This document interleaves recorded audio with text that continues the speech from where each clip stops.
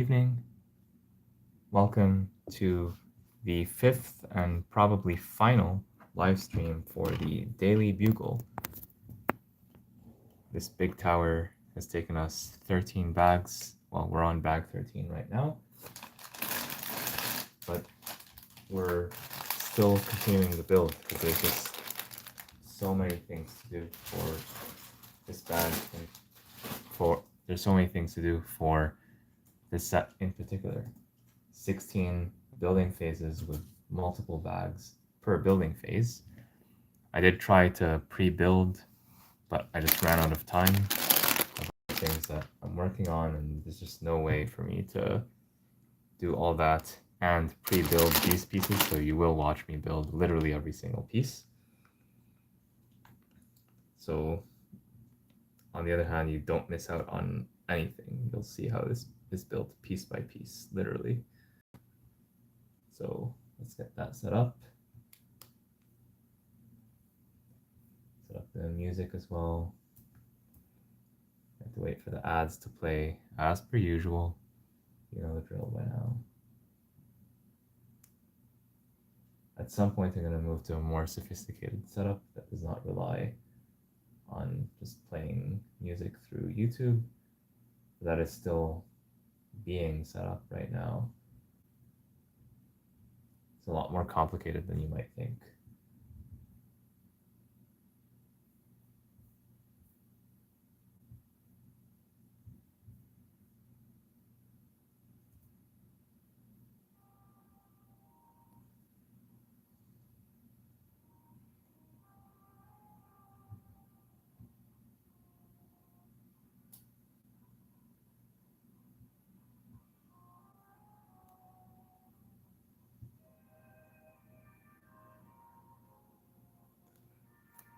So without further ado, well, let's take a very quick look at the minifigures before we start building. We have them mostly in the order that we build them. And actually, we're going to get more minifigures, so I'll just move them a bit. And I'll put them staggered like this just because there's a lot of minifigures in this set, and this is a good thing. Although I would not complain if they added even more, and they actually do have more in the Avengers Tower.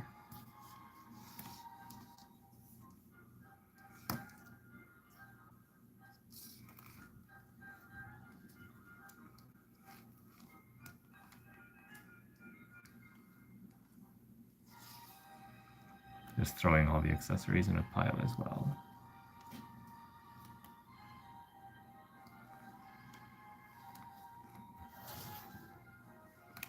Sandman is a bit special. He's always going to take up a bit more space than your average minifigure.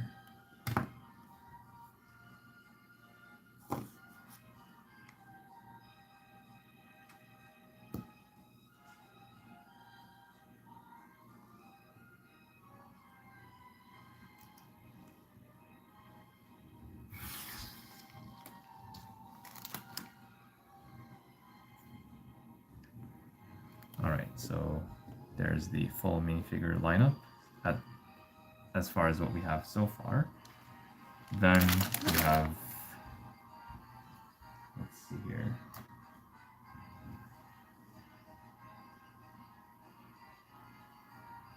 Yeah, then we have this taxi that is one of the side builds.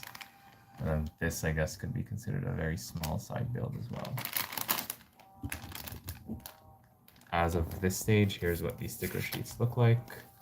So we've applied about half the stickers of the clear-backed sticker sheet, and we've applied most of the stickers on the regular sticker sheet. We just have a few left, and these will be applied pretty soon, but not right now.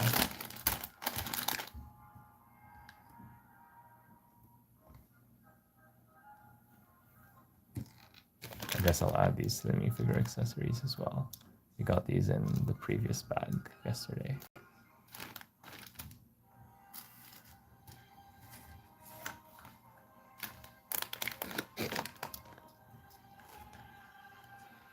Alright, let's start with just this part of bag 13.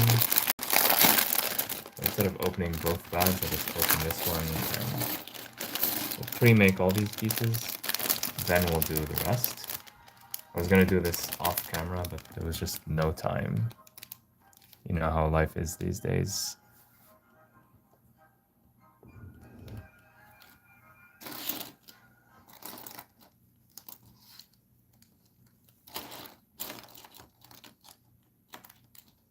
Actually, let me do these first. These are easier.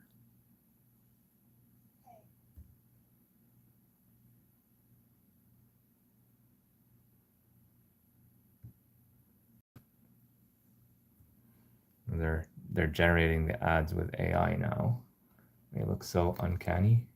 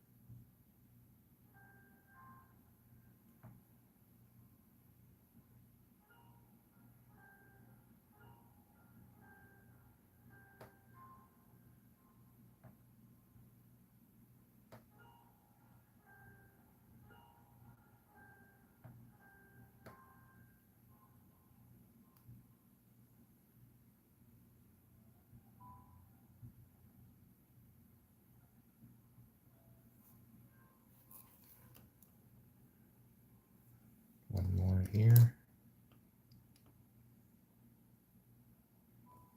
Let's see how fast we can do these. Starting from now.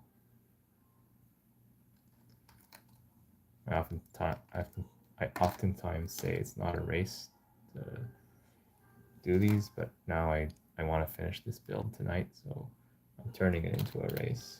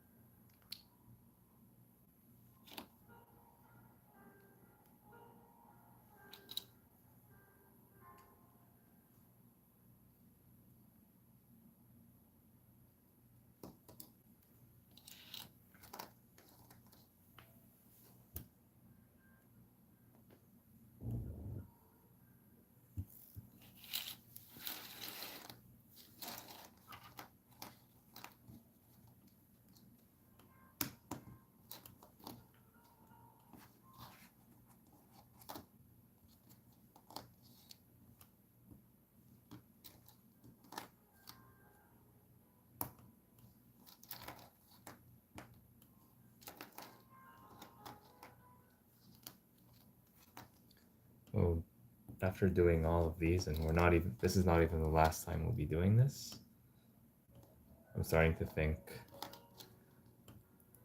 how are we going to do things for the Avengers Tower? Because I do eventually want to build that, but then that one has like a million of these. We have to like do double the work because you have to insert all those glass panes inside. And then you have to attach them together like this. I might just like pre-build every single one of them all at once and just do that offline, because otherwise it will take like ages to build that live.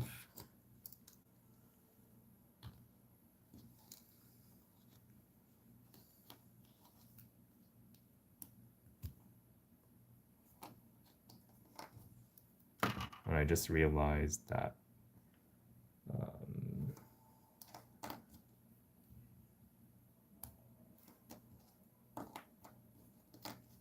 I need to do something very important that cannot be delayed. We'll have to go do that thing, and I'll be back. So I'll be back in a few minutes. There's something I forgot to take care of. I have to take care of it. It cannot be delayed. I cannot do it later. I cannot do it tomorrow. I have to do it now. So I will be back. Sorry for the interruption, but in the meantime, here's a close-up of the minifigures, and you can comment down below which one is your favorite.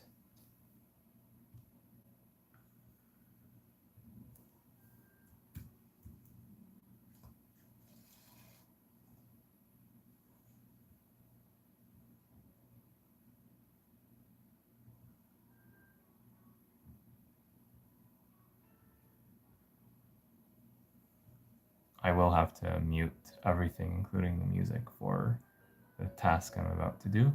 I'll try to be back in about 5 to 10 minutes.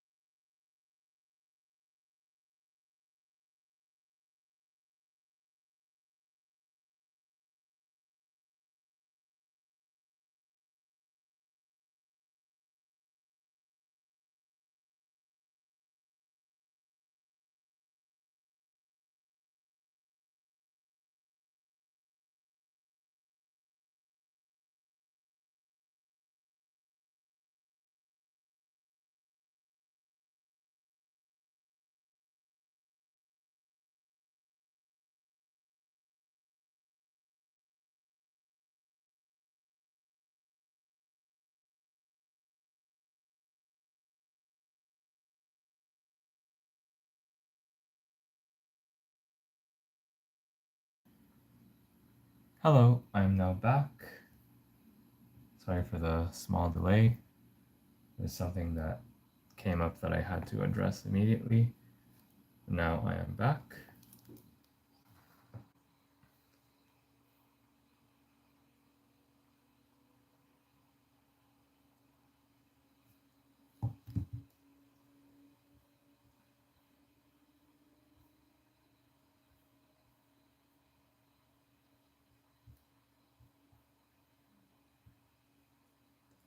So I'm still doing some stuff in the background in order to address the issue that came up.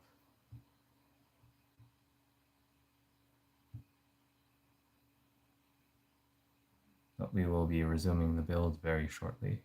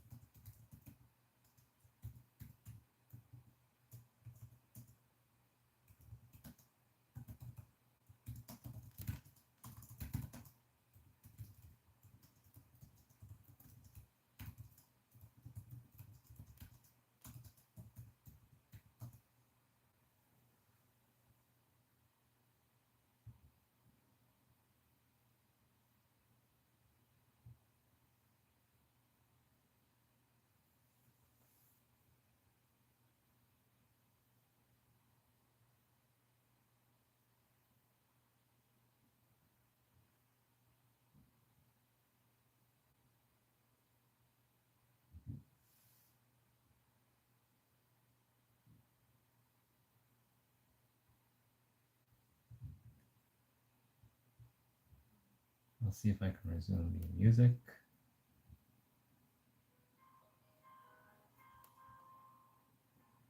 Okay, so at least I can do that.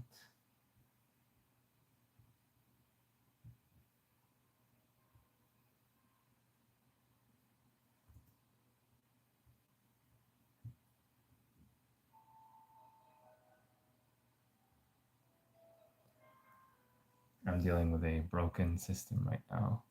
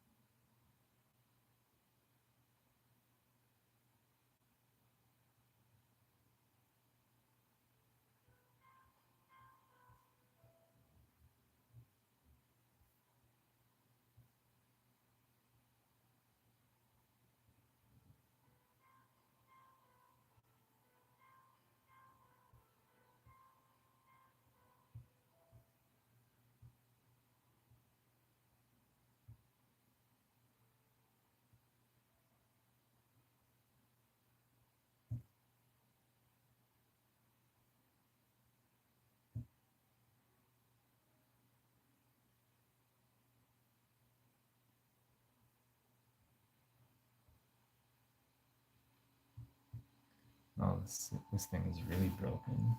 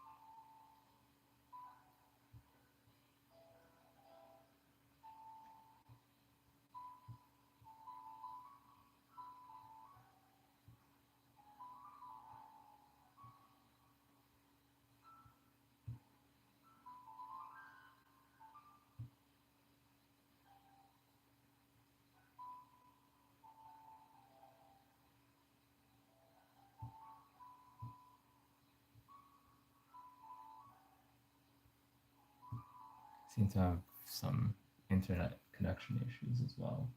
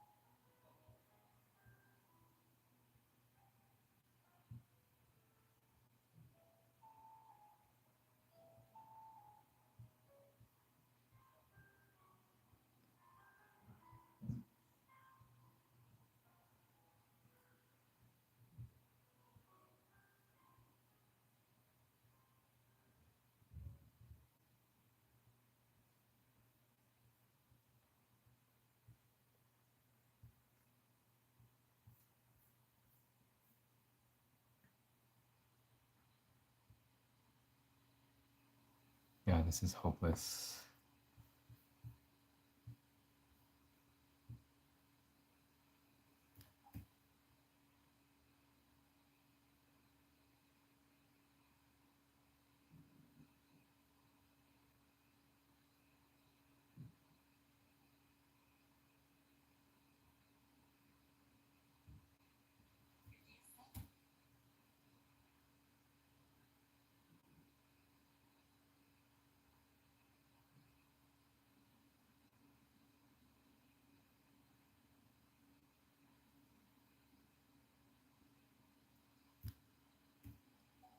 Yeah, I'm really sorry about that. Something that came up that I had to deal with, but I could not even finish dealing with it because of their broken system. It's really, really unfortunate. This is something very basic that they should have fixed a long, long, long time ago. And now it looks like I'll have to make a phone call at a later time to try to talk to a real person because there's no hope of doing this any other way.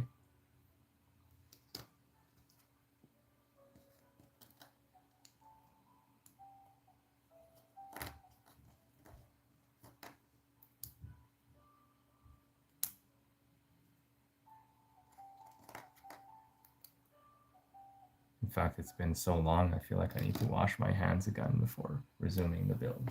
So I'll do that, and just that. Be back.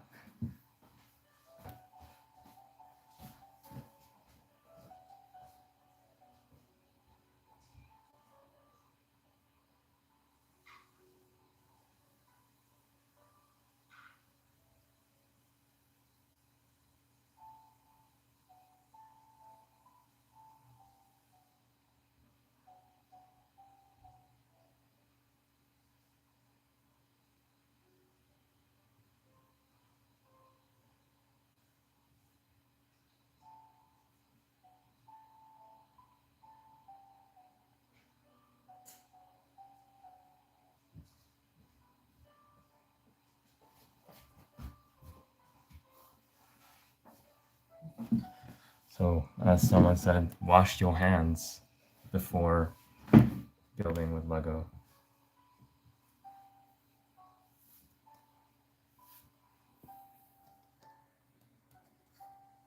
I do not plan on having any more delays.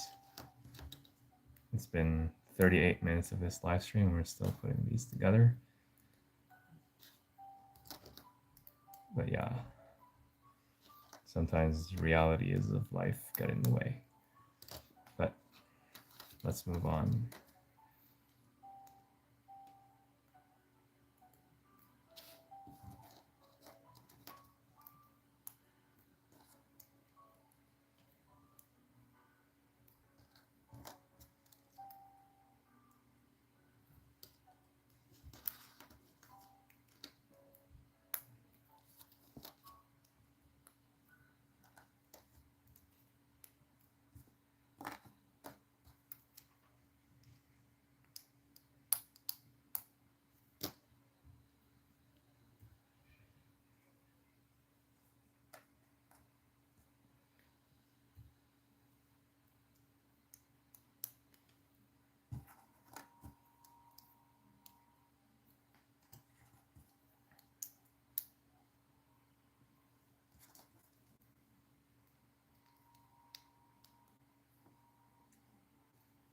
All right, these didn't take that long to do.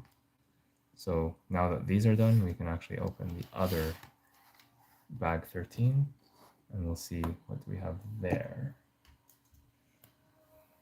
So this is the real bag 13, so to speak. That is more of the interesting.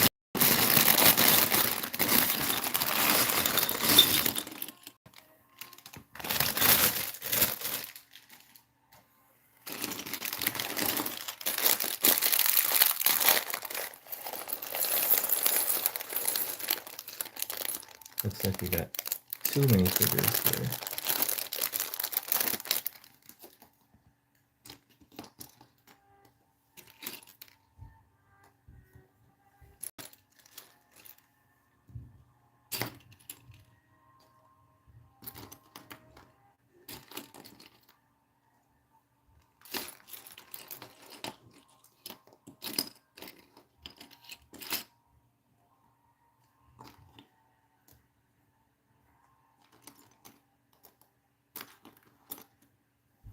probably recognize at least one of these minifigures.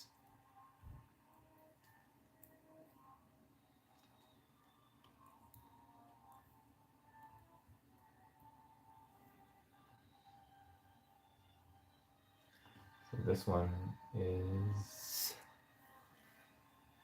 don't know off the top of my head who this one is, so let's check the box for that.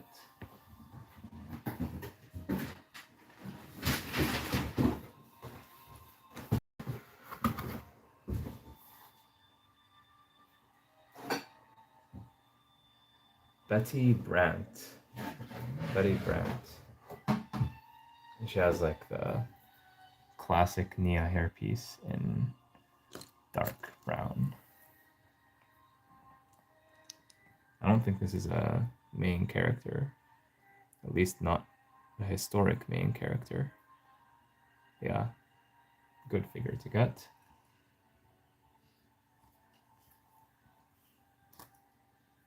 Of course, this guy is much more memorable. He's Peter Parker's boss. I love the two expressions he has. So this is his default one, and then you can also have him like this with like the spider web on his face. Basically Spider-Man makes him shut up. That's pretty funny. And this is Mr. J. Jonah Jameson. Yeah, he's the bigwig of the Daily Bugle. Very recognizable character. I love the mustache. And I like the funny alternative expression they made for him, even though it's an 18 plus set, but who says adults are not allowed to have fun? So yeah, figures, we did the pre-build, so the rest of this should be smooth sailing. These window panes, these ones can only be attached this way, so there's no confusion on how to apply them. Sometimes there's square ones that can be attached either way, if I recall correctly.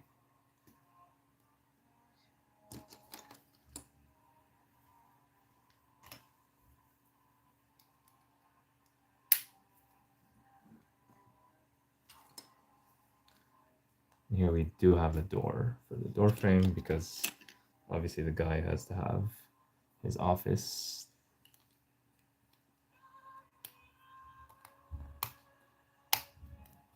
Although as you can see, like the pieces come a bit scratched right out of the bag, which is not ideal.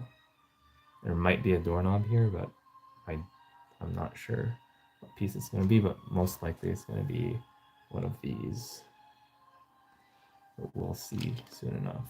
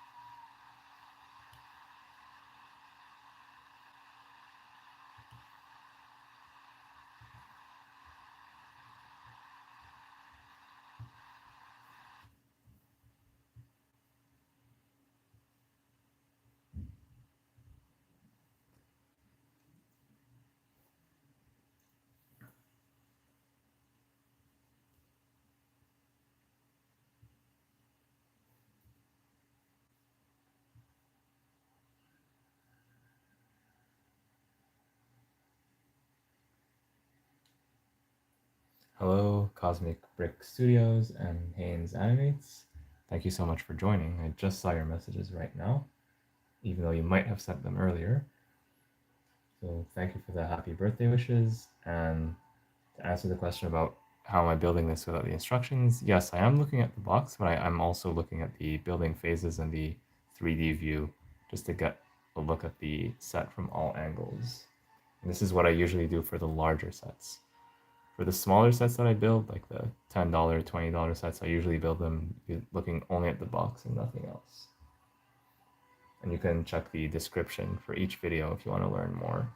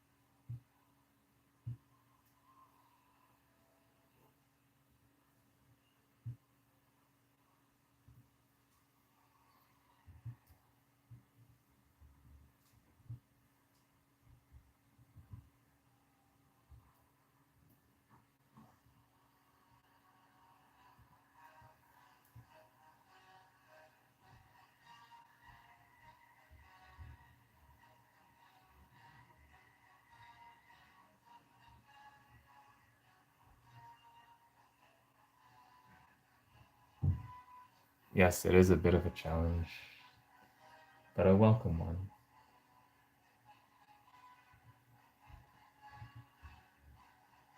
Yeah, I would say if you are new to building sets without the instructions, try with a small little set first. Something like this set. It doesn't have to be this exact one, but something like this LEGO Star Wars set. This has 98 pieces, so a little bit under 100. I'm sure you can figure out the minifigure at least, and from this angle plus this angle that shows it a bit from the rear, you can pretty much figure out almost everything. And then there's stuff from the bottom that you're not going to see, but you can kind of take a guess. So this is how I started. You can check back the history of the channel way back a couple years ago. That's how I started. Then gradually I started building bigger and bigger sets. I find that the 3D view also helps a lot. Like you get to spin the thing around and look at it and basically reverse engineer what it's going to look like.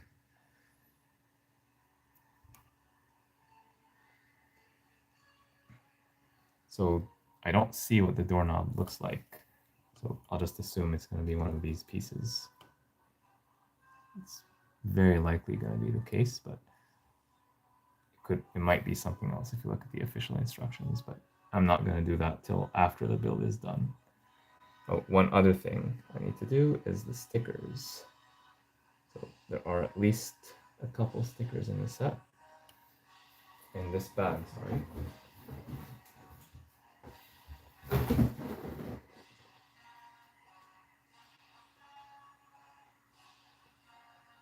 We have the Spider-Man screen as well as the two computer monitors.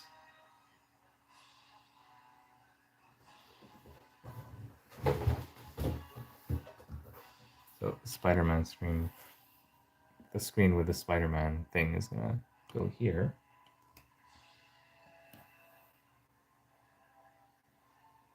And the monitors are these pieces right here. These are very useful pieces. Sometimes LEGO even prints them when something is pretty common.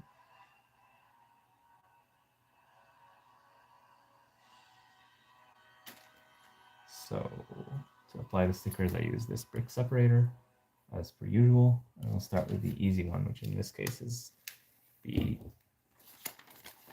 like non-clear back.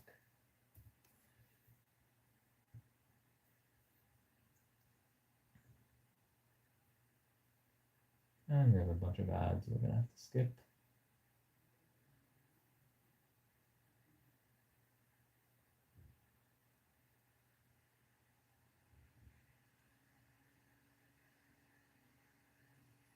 everything has been AI-fied.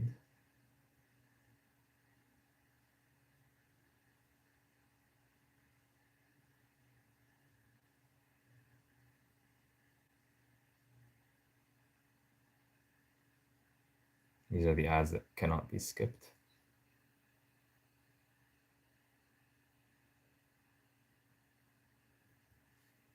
All right. So we have this TV. So this is a smaller version of the large sticker that we saw before on an earlier floor. And this one will be applied like this. I'll try to center it. Yeah, you're never going to get these exactly right, but that's close enough.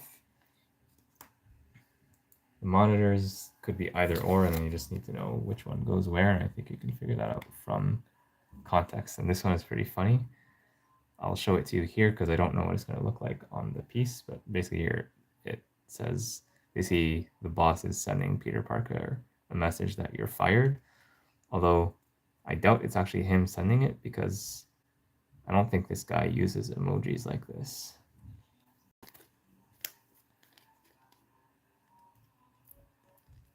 So there's some creative interpretation that's going on, in my opinion.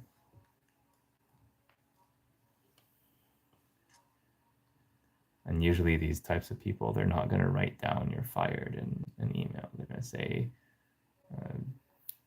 to say you're fired verbally, but then they'll tell you, like in writing, your services are no longer required, or your contract has not been renewed, or something.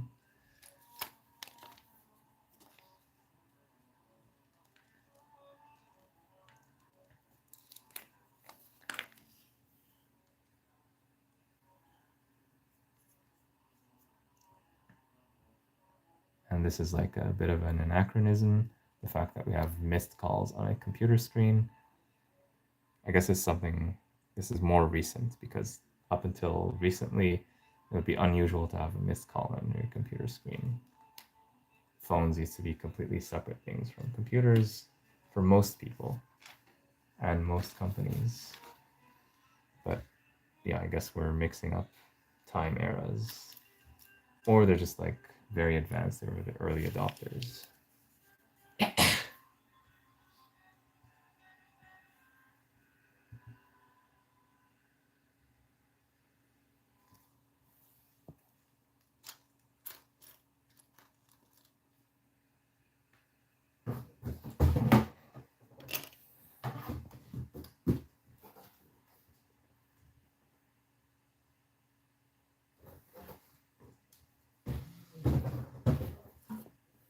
So according to the box, there's this trans red tile that goes here. It's kind of like those old TVs that had like something that looked like this. Probably the infrared receiver. Oh, and this is a metallic silver drum lacquered piece. Huh. Interesting. I did not know that we would get this piece in this color. This is special. This is nice.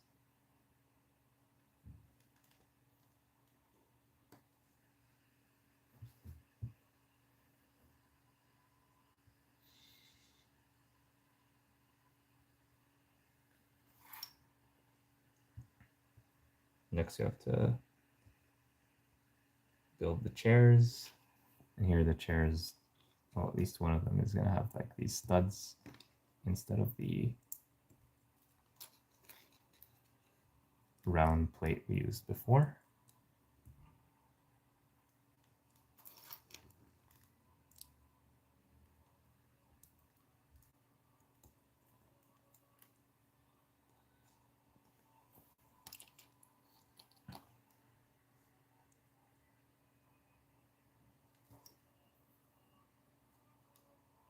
I think the same would apply for this chair, but I'm not sure. I'll wait for a bit before figuring out what to do with it. We know these go here.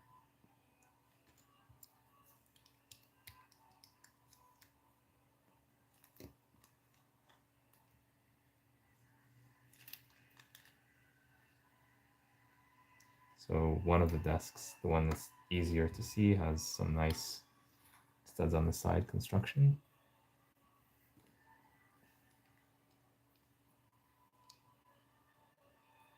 Where basically this is the top.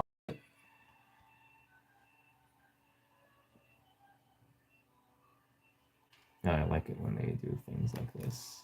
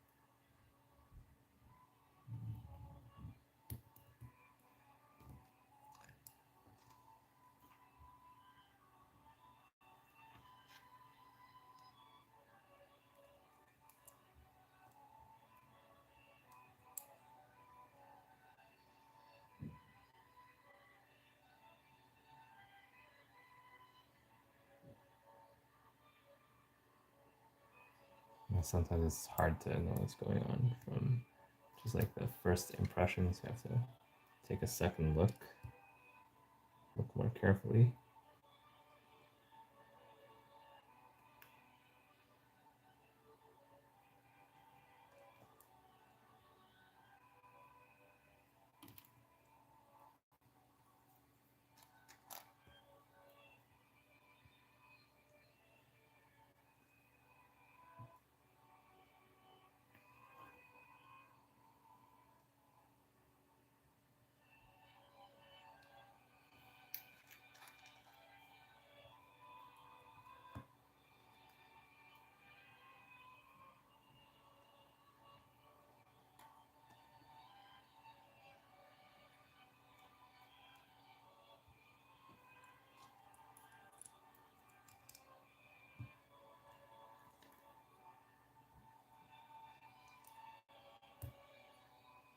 And that's definitely an interesting desk.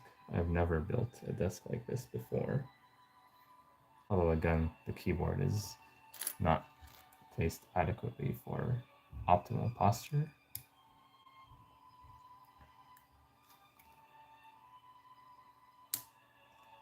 So yeah, there's what that looks like. If they had a way to angle this a bit, I think that would have been better. It will just allow the designer a bit of creative liberty. I don't know if I could have done any better myself when designing this. So yeah, pretty cool looking desk.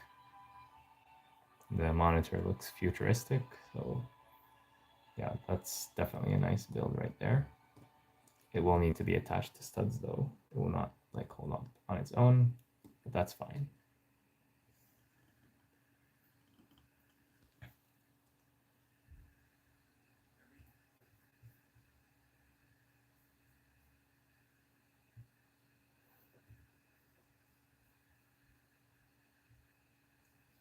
All right, so we've done the desk. Next up, we have another desk.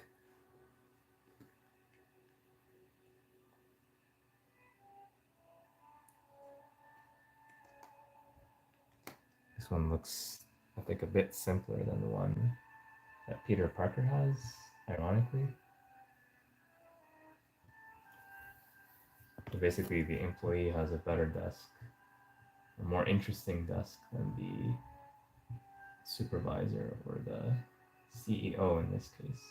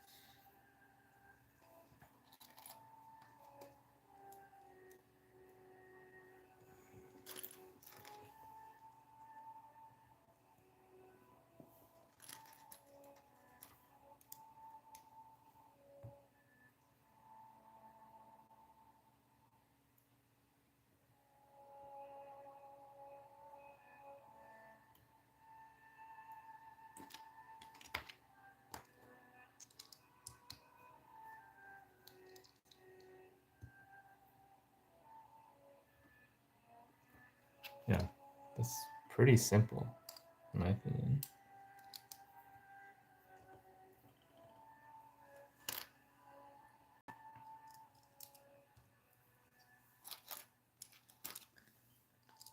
Oh well, we got 2 interesting desks out of 3.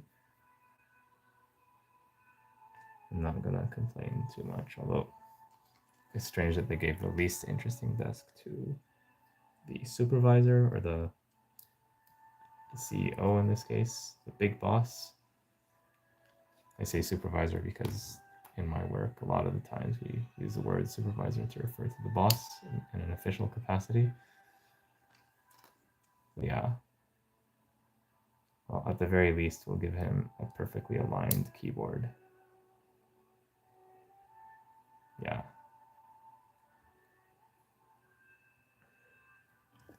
And he has a bunch of like stacks of papers and things on his desk that require attention. We'll probably get around to them someday. That's pretty funny. It's all topped off by what looks to be this business Fisk cover right here. That's pretty interesting, pretty funny. Yeah, sounds like the thing that this guy would read.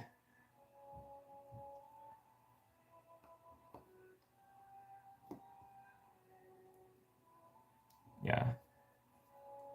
Maybe let's rotate that like this. Yeah, that looks about right.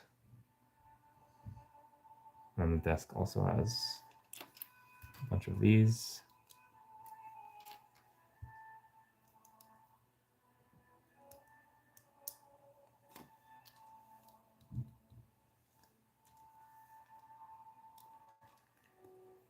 And so does the chair. I confirmed that.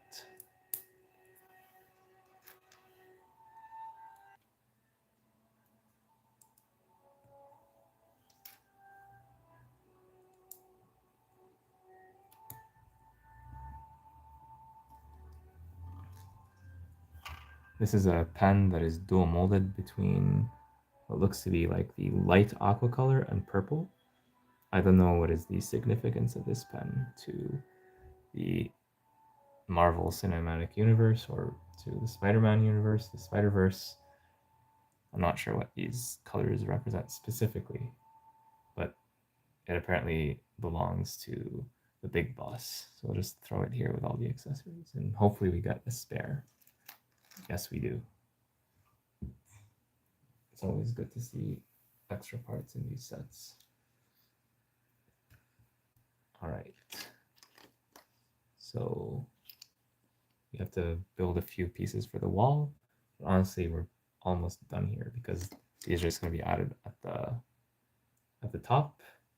These are already pre-built. This and the frames, the window frames, So the final unknown, which I don't think is going to be too complicated, is how do we attach this to the wall. We'll figure that out as we go. So let's just get these pieces out of the way. Wait on, we do have to add this geode. So this geode, I love this piece, by the way. It's dual molded between the dark pink and the dark tan. And basically it's showing you this orientation so that when you look at it from the other side, from the outside, it actually looks about right. So, and of course you can flip this around if you prefer.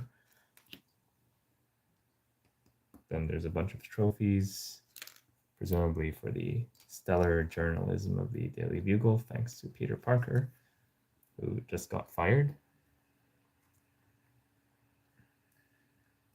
I got a big message from Pirate 1980. Good evening from Atlanta, Georgia. I'm sitting here watching the most incredible, amazing Master Builder while I'm on my 30 lunch break at work, and I'm working till 12:30 a.m. Oh wow, that's quite a compliment. Thank you so much, Pirate 1980. I really appreciate that, and I hope that everything is going very well on your work day. Yeah, I don't know if I would call myself officially a master builder yet. Not to discount myself. I think that I could be a master builder in the future, but at the same time, I have a respect for the title. I know like official master builders who actually went to the show, like they had to work really hard to get there. And I hope to be there one day. I'm doing some small mocks, and I guess I did one big tower, the awesome space tower. But I don't know if I would confidently call myself a master builder just yet, which is not a bad thing. Not a bad thing. So I really appreciate the kind words, Pirates 1980. It really means a lot to me. You have no idea. So thank you again so much.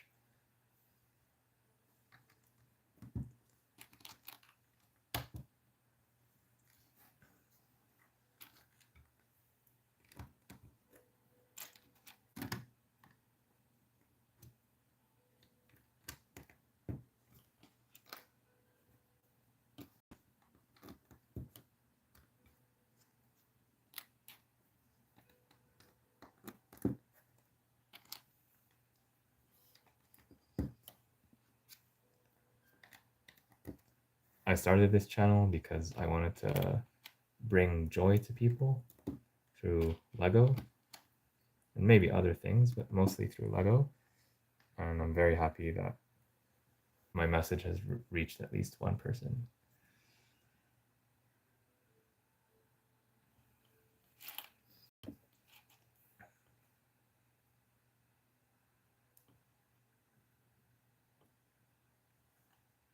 So at this point, we can start putting in the furniture and stuff. So this goes here. This we know goes here. Not really furniture, but it makes sense to put it now.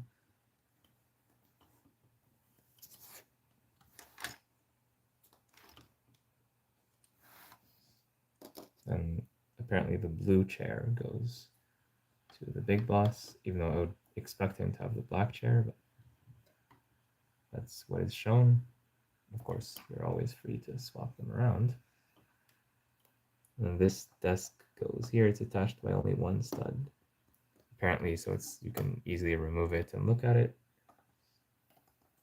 But then this gets stuck there.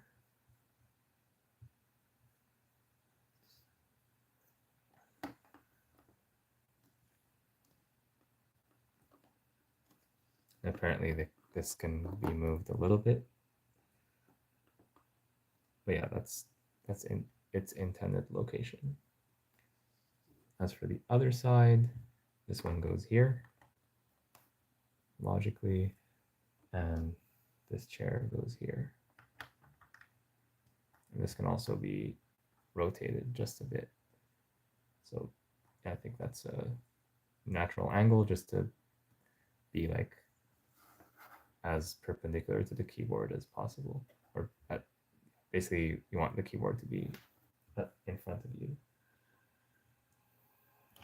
Never neglect good posture. Even modern seasons of Ninjago, they talk about ergonomic chairs.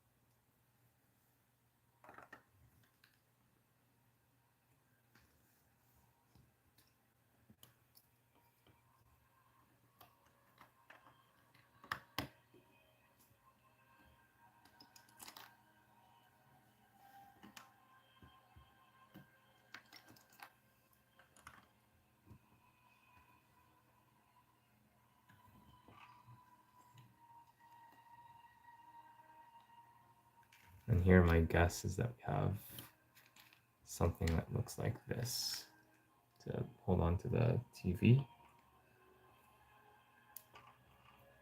It just makes sense with the pieces that they gave us to do something like this.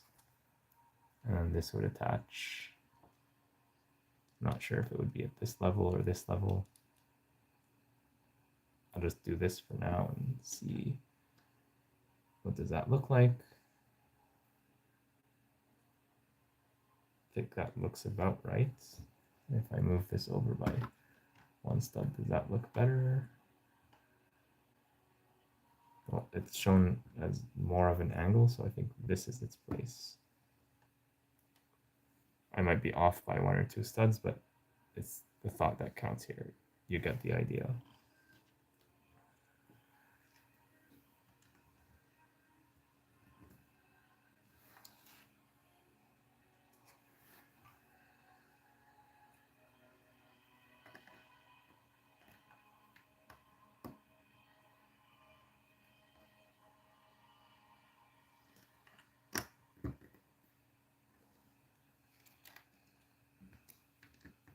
So the inner wall is done.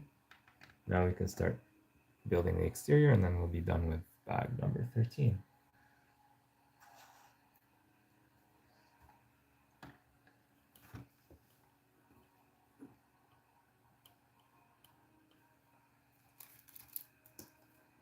And because we pre-built these, this doesn't take that long to do.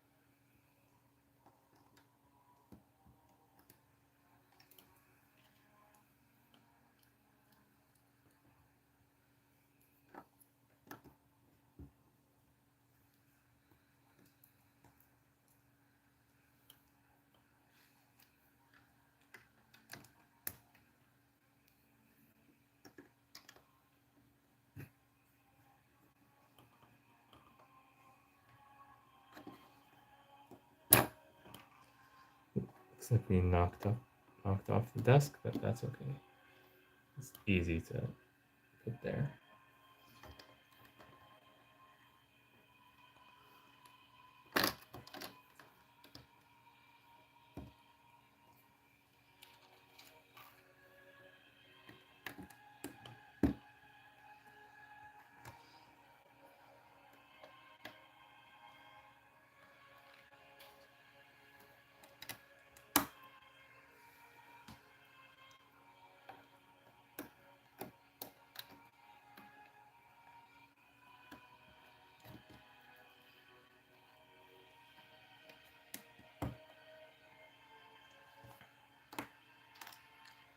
Alright, now I have the columns to add.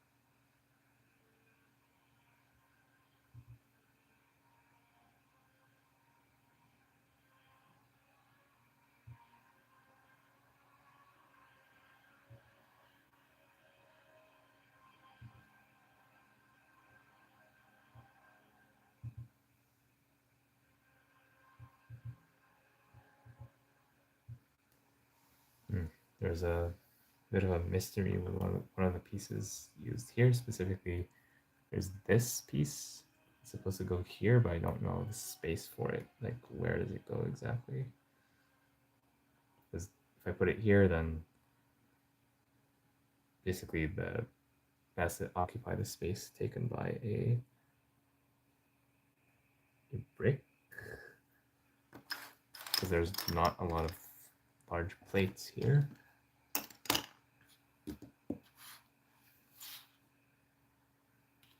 You only have one of these plates.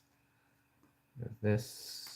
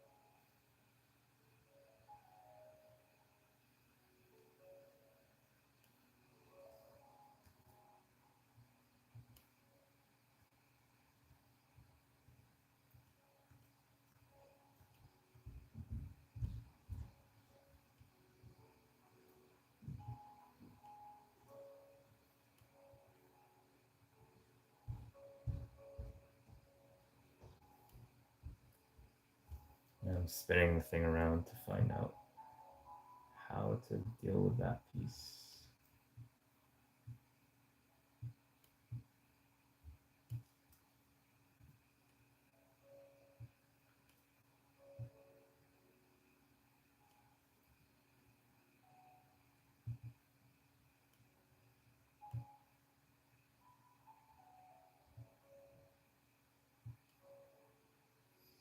apparently I need to... Oh, didn't see this. I have 2 of these, but I didn't realize that. That's just so sneaky. You miss one plate and it changes everything. Okay, with that being said, we know that this goes here. We're going to use this to attach other stuff later. And spoiler alert, it's going to be a vehicle.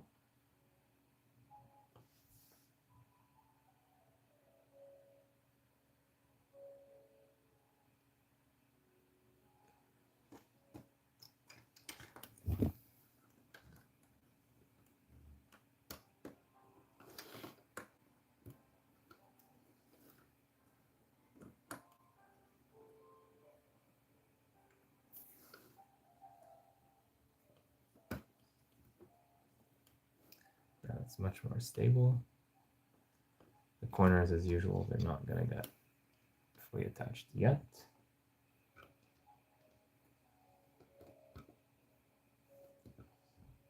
So we've seen this pattern though, so it's not surprising.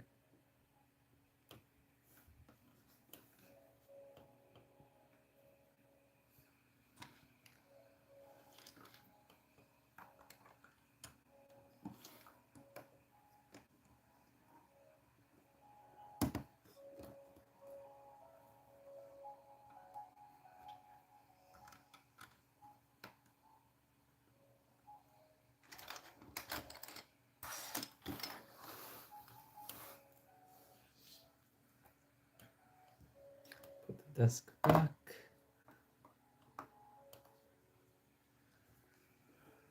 Oh, it looks like we need to fill this as well. We did not do that.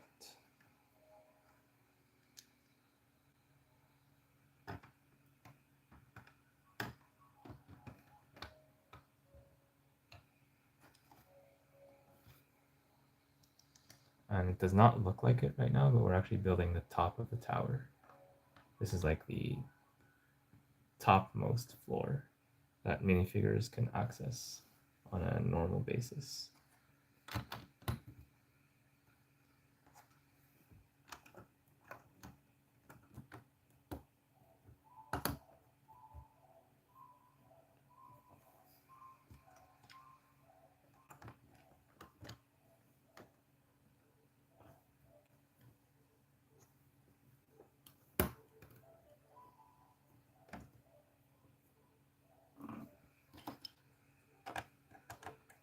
Well, that won't fit. It will fit here.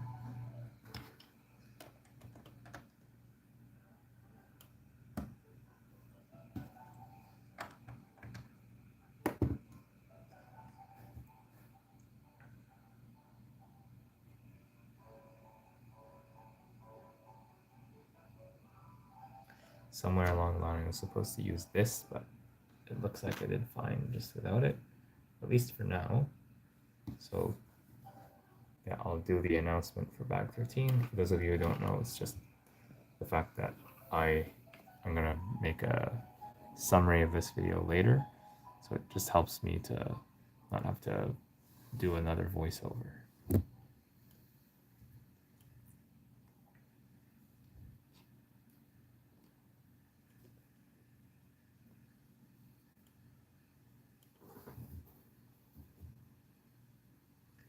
Bag 13 gives us the Brady Brandt and J. Jonah Jameson minifigures, in addition to completing the main facade as well as some of the interior details for the topmost regular floor. So that includes the desks, the trophies over there, and this TV with the drum lacquered silver piece.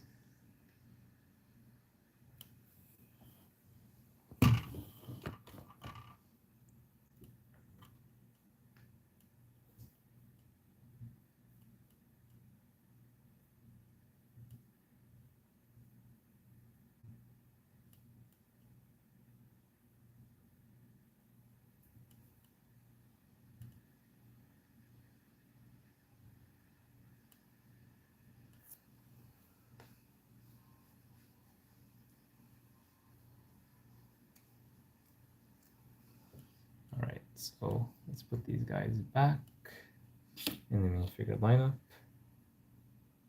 And we're going to set this aside for now as we build bags 14.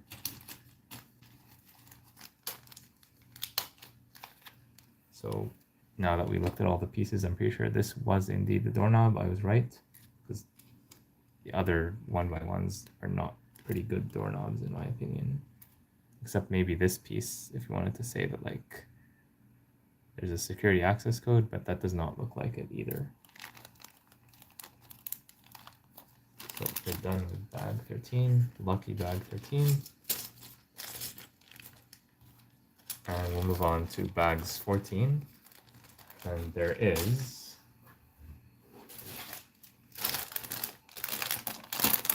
one bag 14. There's not one, not two, not three, but 4 bags 14. 4 of these bags are all numbered 14.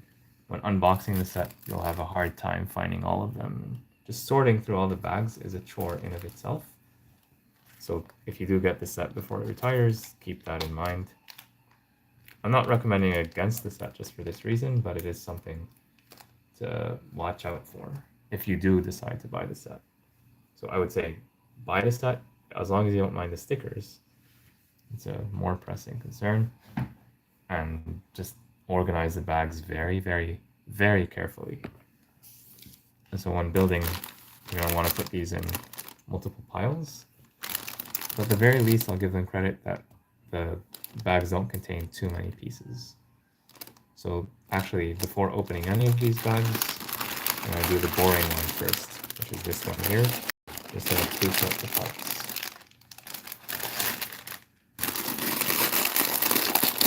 This way, the space will not be taken up by a bunch of these glass panes.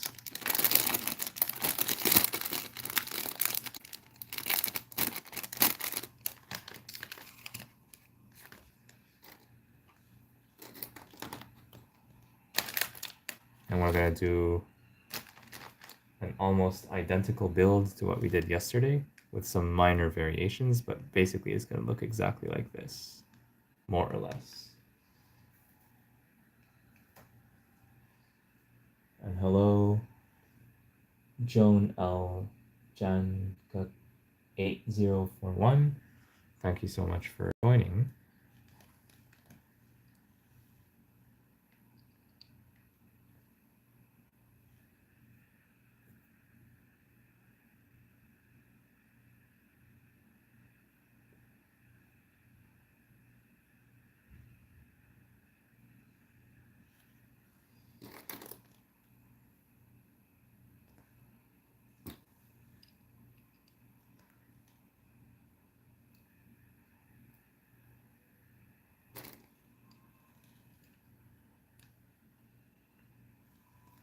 I'm going to do 3 regulars, 5 corners for these.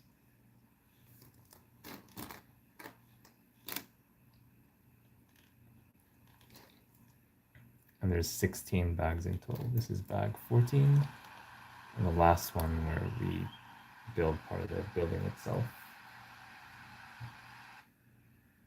Bags 15 and 16 focus on the roof.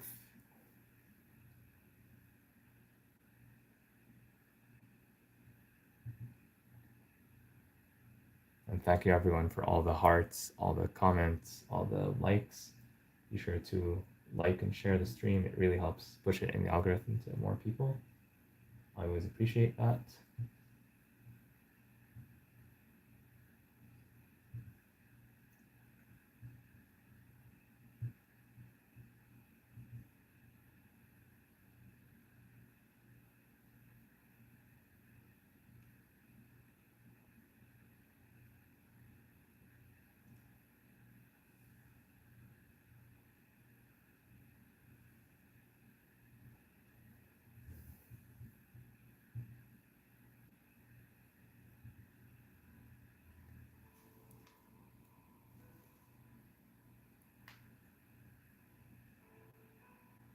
you realize that this set, there's a sticker for the billboard where they spelled the lizard's name wrong. They spelled it Kurt with a K instead of C. I was not aware of that, actually. So I probably already applied that sticker, but I'll check to see if I have it where. Yeah, it must be on something that I already applied. So for small inaccuracies like that, you could either not apply the sticker at all, or apply the sticker and maybe modify it yourself, or make a custom sticker. Anyone in the world can print stickers, you know. I'm not saying you have to do that, but if you're very concerned about accuracy, that's what you could do.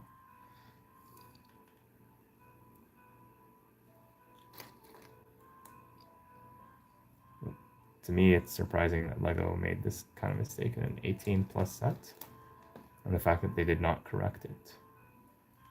Like, the set has been on the shelves for 3.5 years now, something like that. So I know they made mistakes in other sets before, like the Orient Express.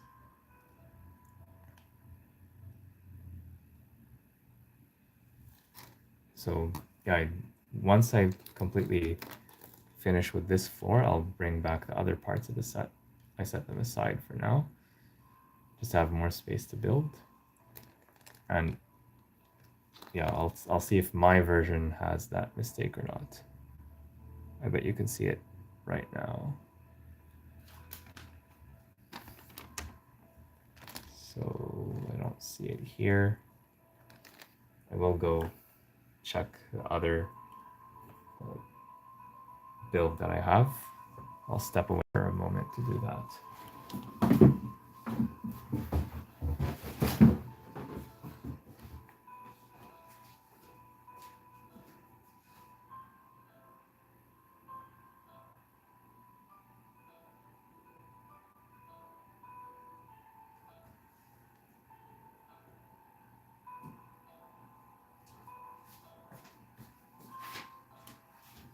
So I actually was able to bring just that part instead of the whole tower, thankfully. And in my version, it was Dr. Kurt Connors with a K.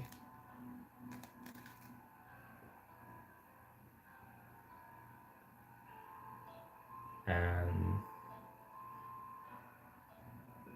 you're saying this should have been a C. Yeah, so apparently they did not fix that.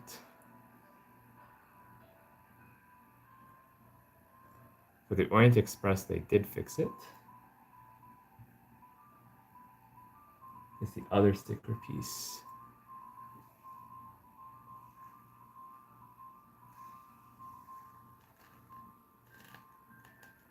Version name should be Kurt Connors.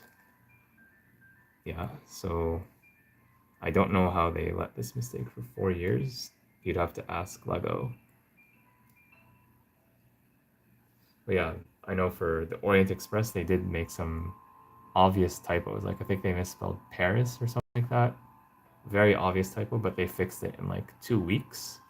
And anyone who got the set with the original bad stickers, they could call LEGO customer service and they would send them the updated stickers for free. So at least they fixed it in that case.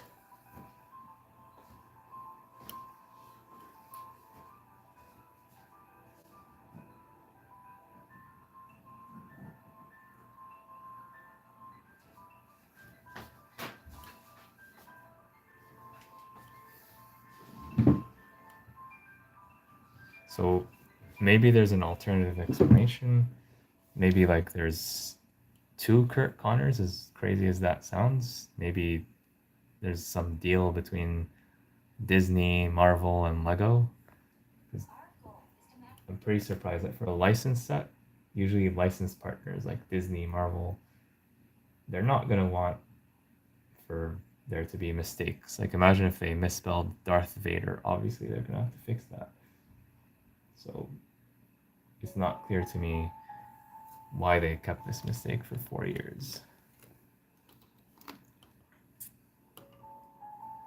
LEGO also has lots of quality assurance, quality control. They, like, if you want to design it, even like a set that has 10,000 copies, like the Bricklink Designer program sets, they used to just like take typo. You think it's a typo from the devs? Yeah, it's possible. People make typos all the time, but then there's other people whose job it is to catch those typos. So how did anyone not catch that? Yeah, so at the end of the day, it's going to be your personal decision on whether or not to get the set. I personally would not refuse to buy a set just because of one typo on a sticker, unless it was my own personal name or something like that. But like, if you like the set otherwise, other than just that typo, then I think you can like modify that sticker slightly, or make a custom sticker to replace it, or even a custom printed piece. And you could print anything you want on that piece. It doesn't have to be that exact like news scene with those 4 minifigures there.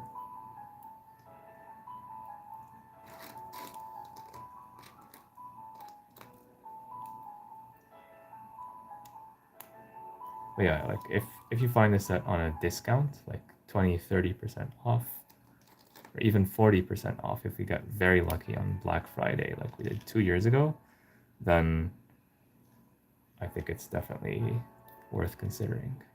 And I say this as someone who does not like stickers at all. And I do believe that LEGO 18 plus sets should not have any stickers whatsoever. We are adults. We're paying premium prices for these sets. We should get premium results. And I will say that there's certain other brick-based companies right now, competitors to LEGO, that are offering sets at a much better value when you look at price per piece. But it's all prints, and they have light kits and stuff like that. So lights and all printing, and they charge like 1/3 of what LEGO is charging. Literally 1/3. So I would say definitely this set over the X-Men Mansion. I built the X-Men Mansion last year, and right now I'm almost done building this one. I personally enjoy this set a lot more. I think the X-Men Mansion is, number one, it's severely overpriced for what it is. Like, they need to cut the price of that thing in half. And number two, I think that it was constrained too much by the modular format. It sounds like a good idea in theory, but in practice it didn't work that well.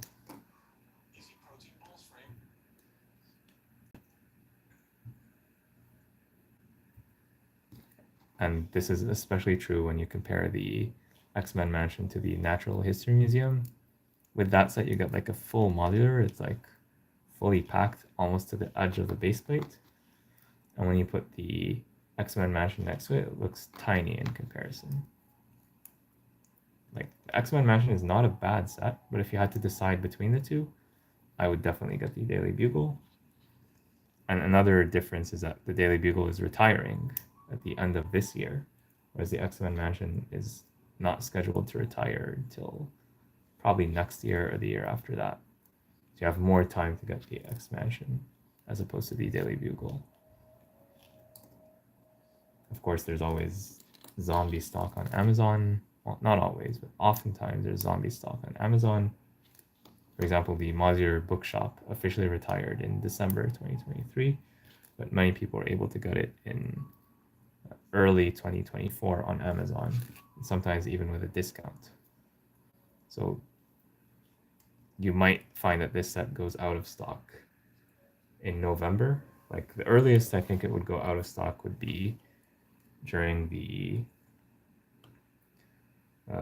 what's it called? Like the Insiders Weekend. So the weekend before Black Friday. That's the earliest that I think it might go out of stock entirely, sold out on Lego.com.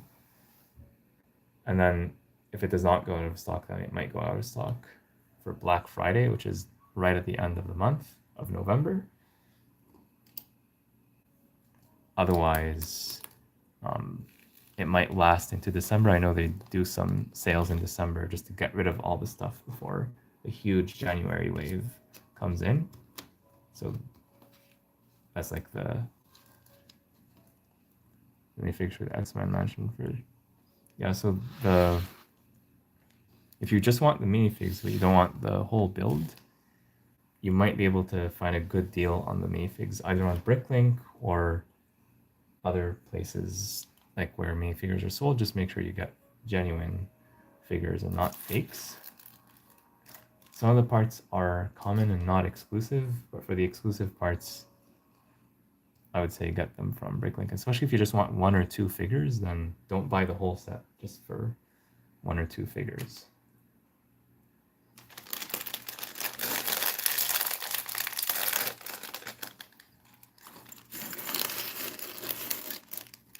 So now that we're done with the pre-sorting, I'll open the rest of the bags.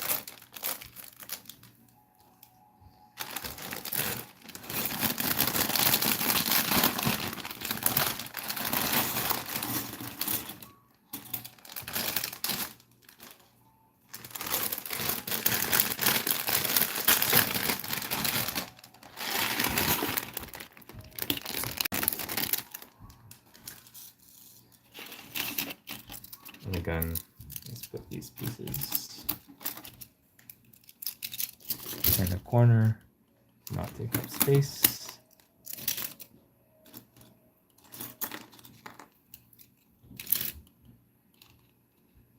We do get some minifigures in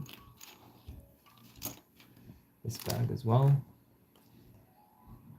These look interesting. Looks like Spider-Ham. Oh, 3 minifigures in 1 bag. What a treat. Dual molded legs. Finally.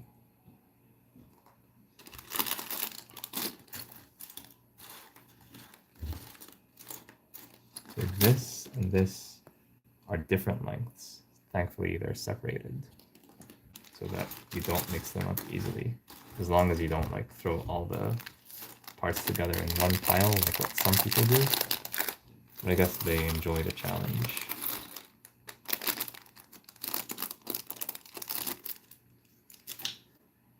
And we got this thing.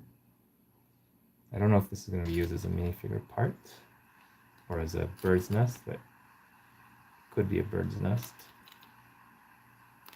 Short legs, which I don't like because they do not articulate.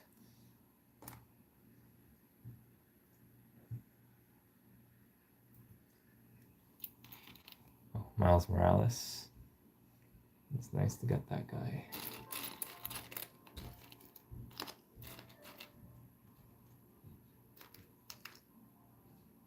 Alright, so let's put the minifigs together.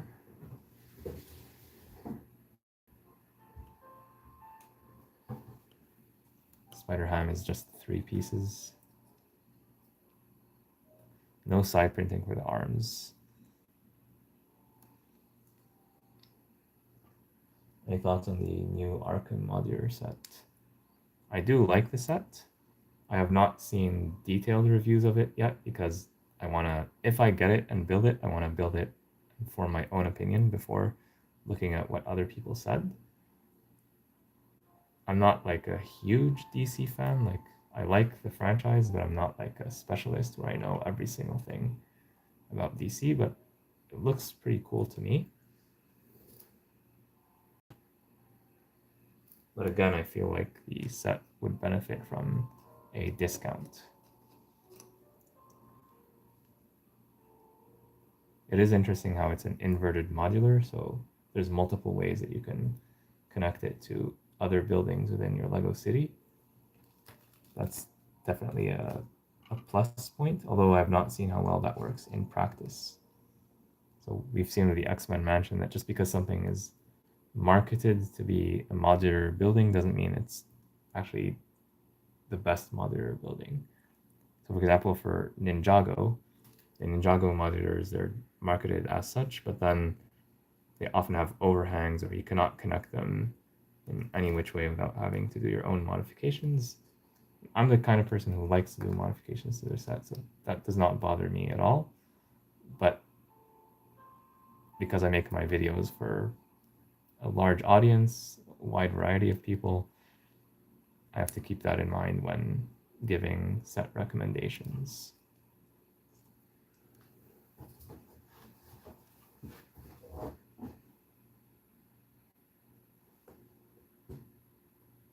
Looking at Venom, he actually has a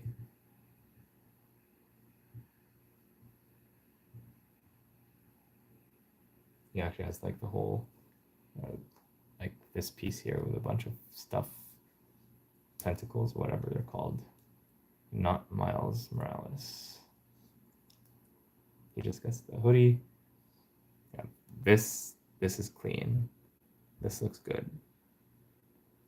Yeah, this is an excellent minifigure to get. I wish they did a bit of side printing, but other than that, it's very, very good. They could have given us an alternative head piece as well, just to have him in civilian clothing as well, but what is here is very good. As for Venom, he actually gets this thing. So before I put it on, here's the back printing. It's nice, clear, and simple. Makes sense, but you won't be seeing it most of the time because he's gonna have all those tentacle appendage thingies, whatever they're called.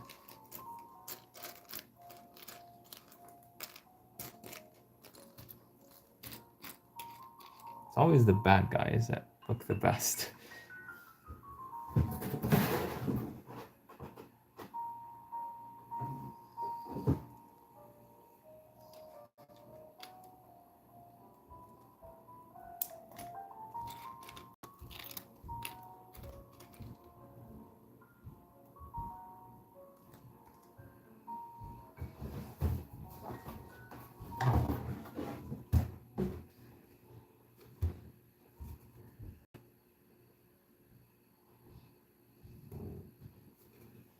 I'm looking at the front of the box to figure out how to build this guy.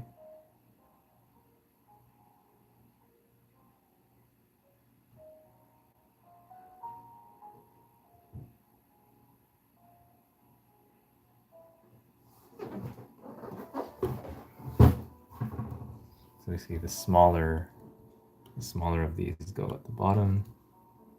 The larger ones go here. And then there's dinosaur tails at the bottom.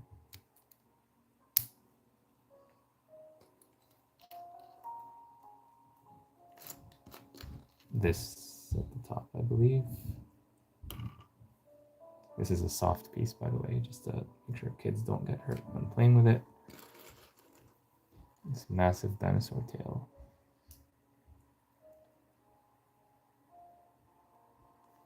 Yes, it's basically the reverse of the Carnage minifigure. I guess it's a different type of evil energy.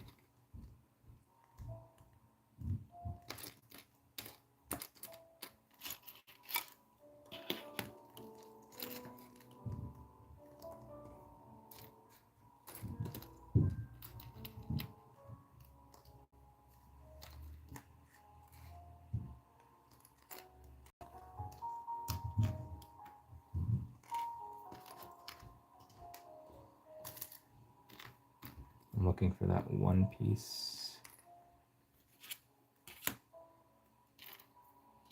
So I'm putting all the black pieces in this pile to try to find it. Yeah, this.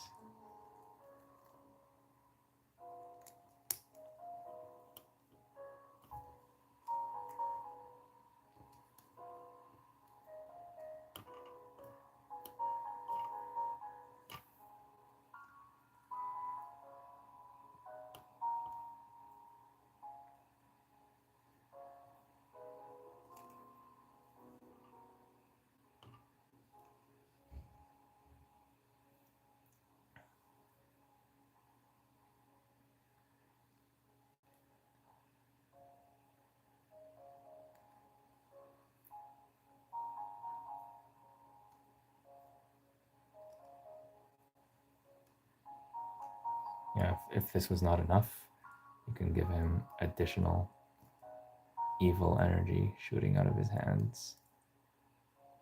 These horn pieces. These are originally used for cattle and things like that. And the medieval themes.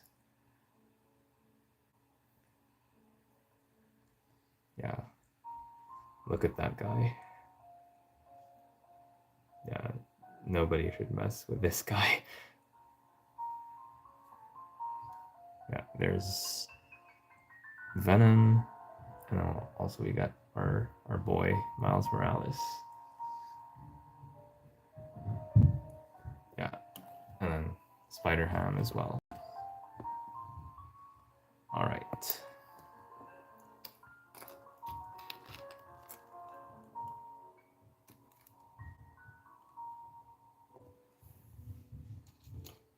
Next up, we have the turntable.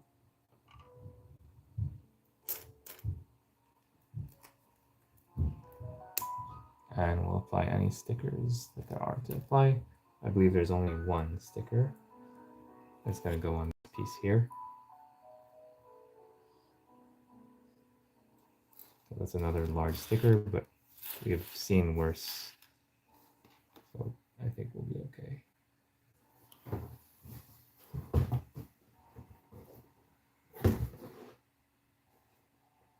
So the studs actually go on top this time.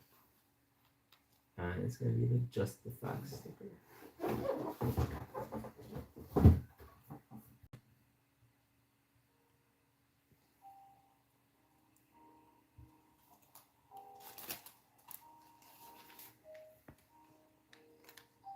So this goes here.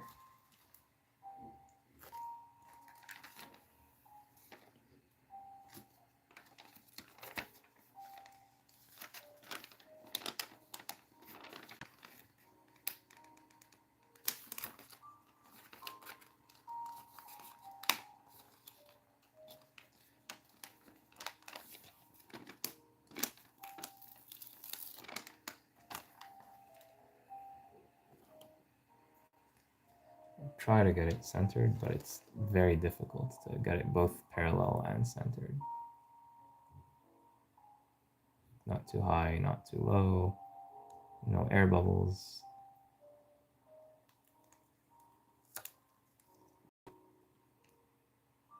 Okay, that's not too bad, I guess.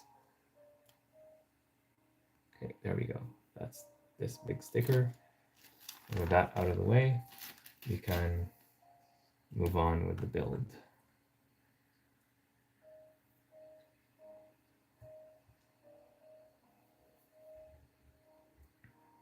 So most of this is just going to be similar to what we have here. So I'm using this as a reference, but then there's going to be some minor modifications.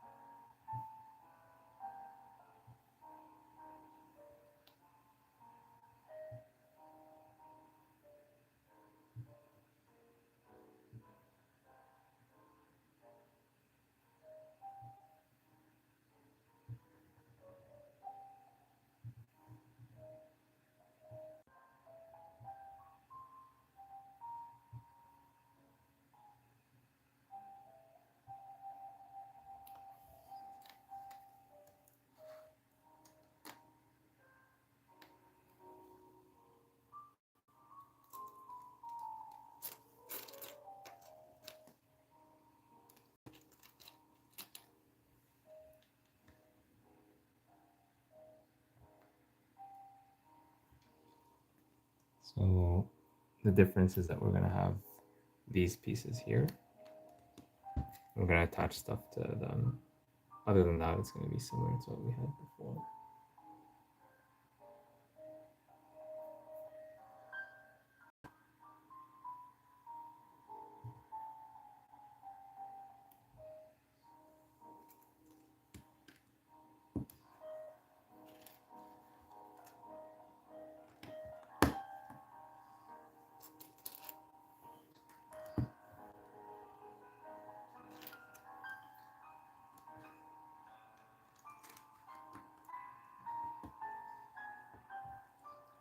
Four of these.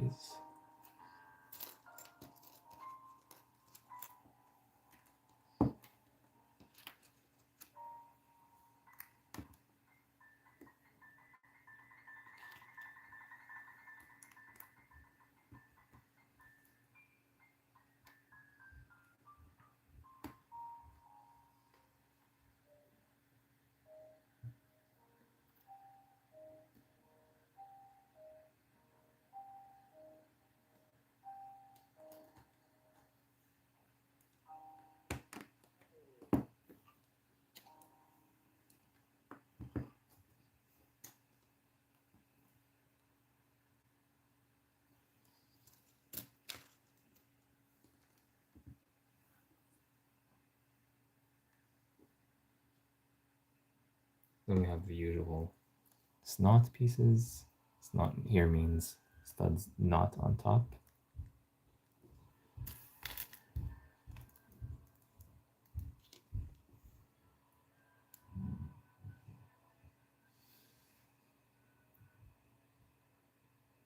Or actually,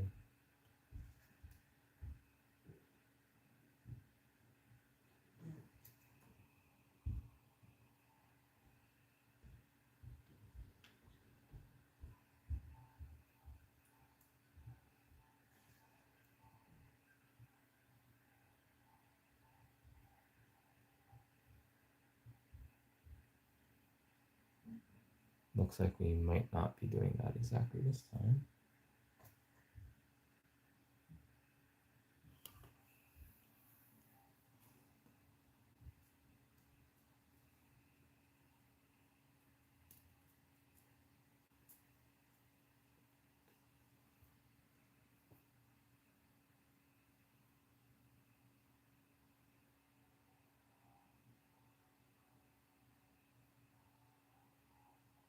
Oh, it's because we're higher by one plate. So to explain what I mean, here we had like these snot pieces in dark bluish gray after 2 plates, but here because of these pieces we need to have 3 plates. So to avoid having like, you can't have like a negative of something in Lego, so you can only have positive stuff. You cannot have like negative space, so they're just avoiding that entirely by using like a couple plates to stack the usual columns here. Okay, yeah, that makes more sense. But we need to have enough of these pieces for that to work. And I believe we do.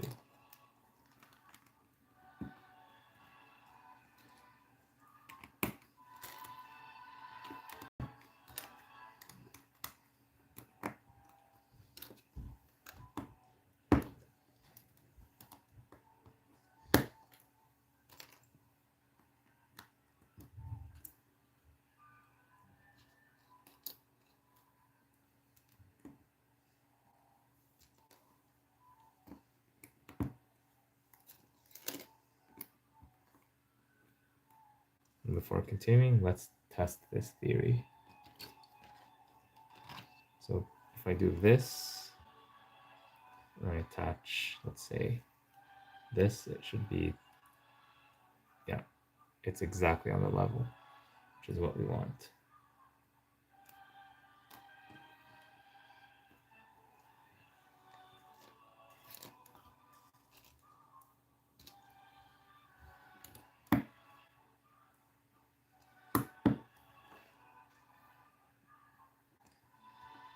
Okay.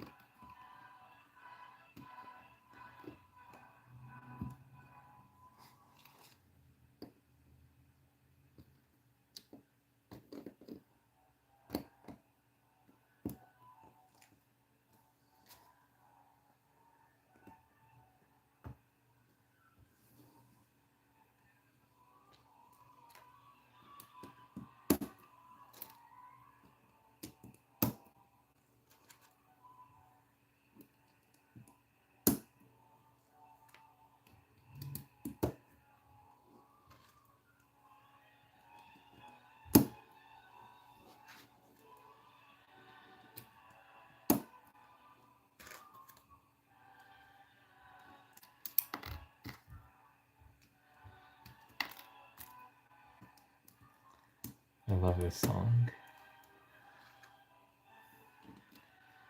It makes me feel fancy.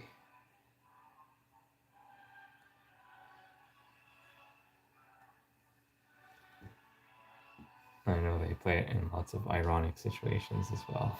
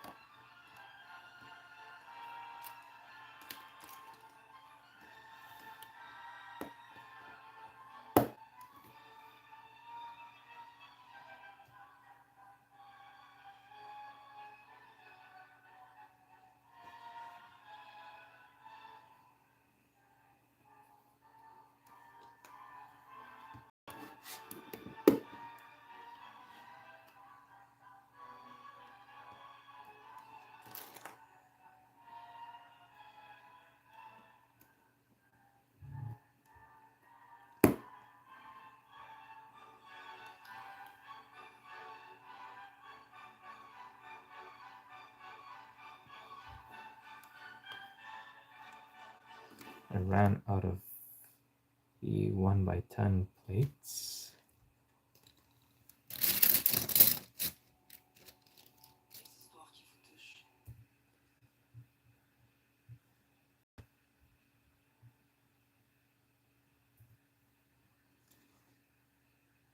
So what I'll do is I'll leave this blank for now because I don't know what to obviously use the leftover plates to fill this, but already we made some pretty good progress on it. So we'll put this to the side and we'll deal with the rest.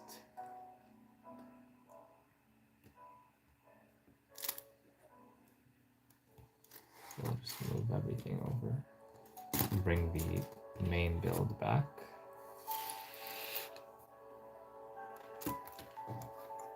Which thankfully is not that large compared to the massive 32x32 base plate.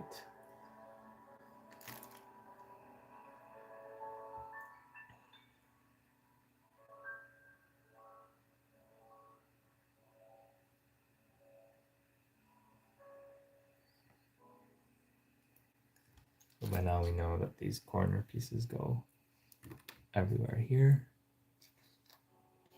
We'll start with them.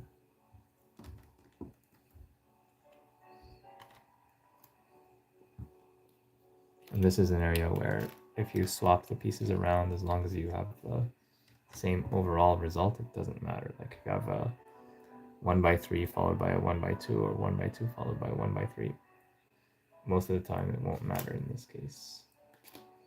As long as all the pieces are held together in a way that logically makes sense.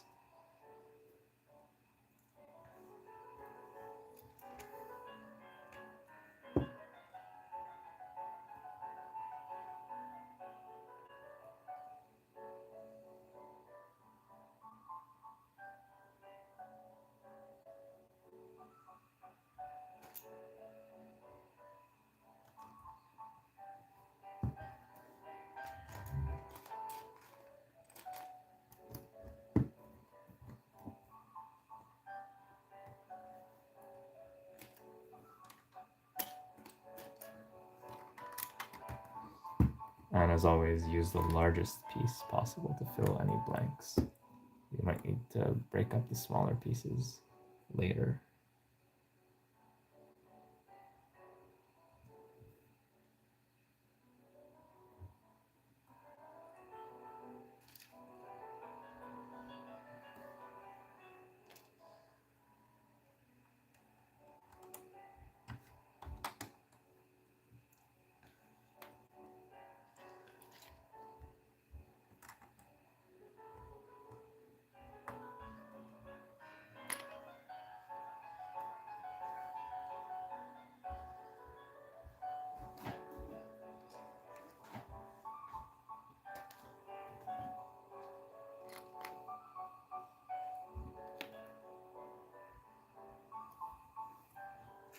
So if I recall correctly, there's a 1x3 here. And then that would require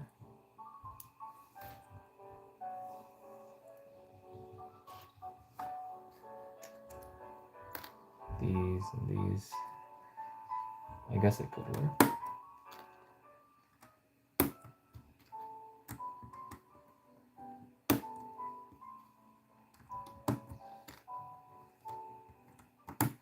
Which leaves this to go here. Okay. Yeah, I'm pretty confident that this is close to the correct solution, if not the exact correct solution. As long as we have enough place to fill this, we have a 1x6. The rest is just tiles, by the way, so it's safe to do this now. I just need a 1x4. I think I have one. If I don't, then I have a 1x2. I either need a 1x2 or a 1x4, or two 1x1s. I think we had a bunch of extra pieces from, yeah, there we go. So we'll just do this. This is probably not the best solution, but it works. And with this we can move on.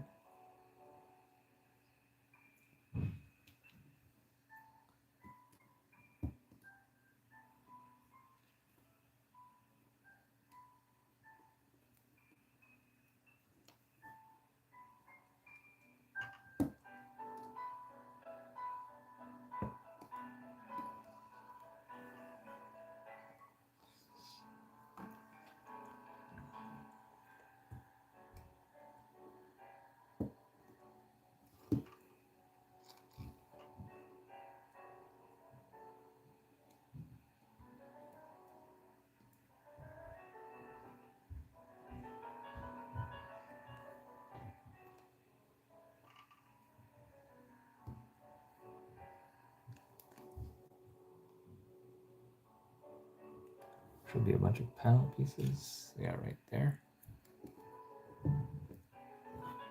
There we go.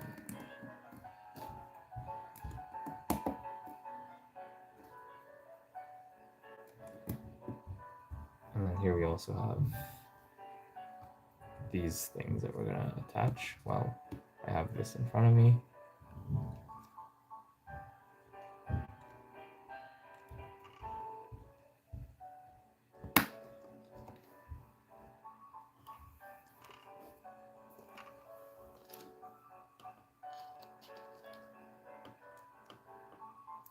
These actually go this way. Satisfying click.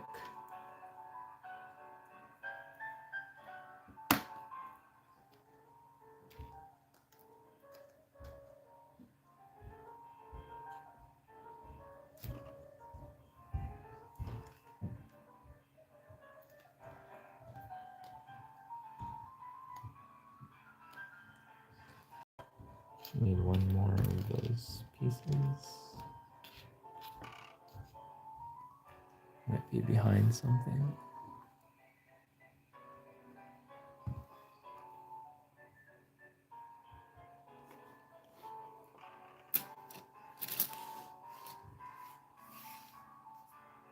Well, we'll add this when the other thing turns up.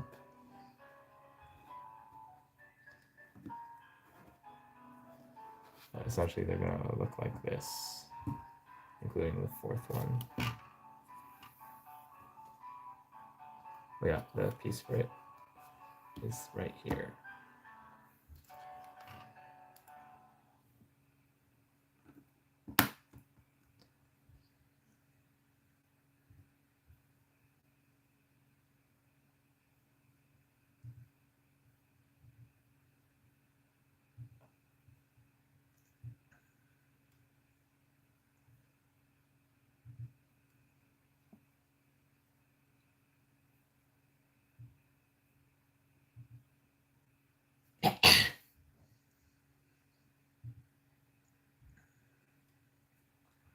Right, so again, while we have this, let's attach these pieces.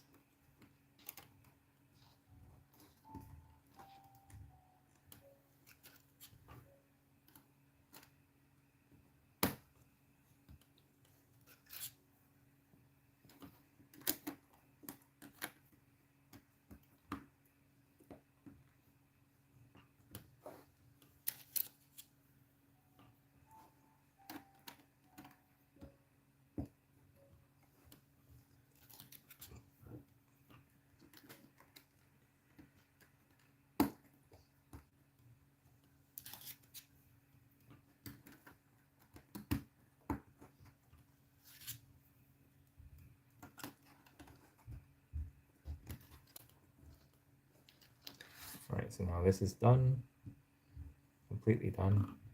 We'll set it to the side and continue the build of whatever we need to do with the remaining pieces. Basically, we'll have to tile off this right here. I have like a bit of an overhang, just like before.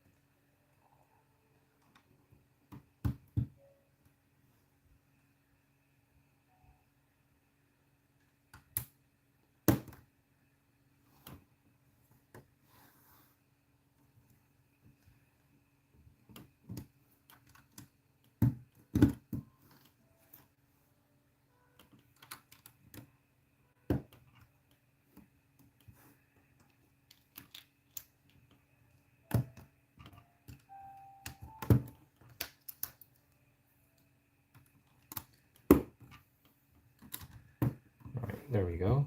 So we're done with all of this. Now the question is, where does the other stuff go? Okay, yeah, we have a bunch of attachment points here and here. So I think it's a good idea to apply these first.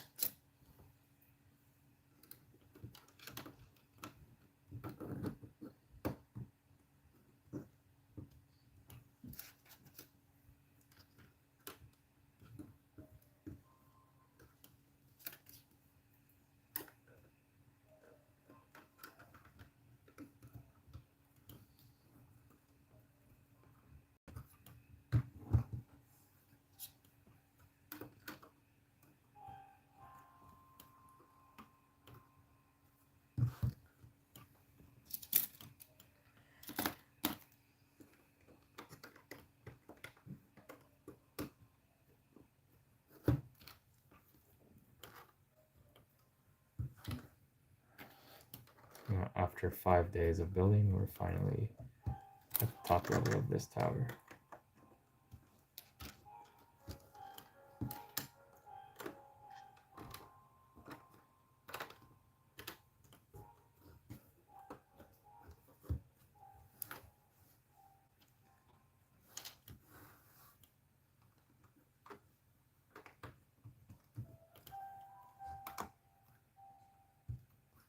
All right, there we go.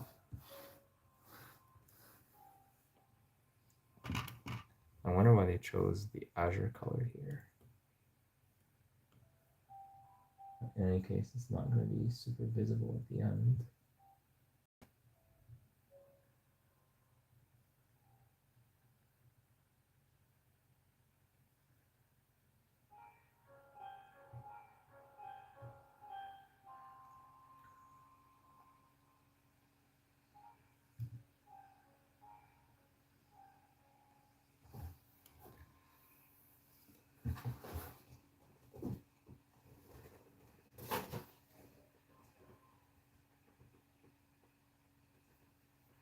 So looking at the back of the box, you can observe that this piece has these pieces on top of it in these locations.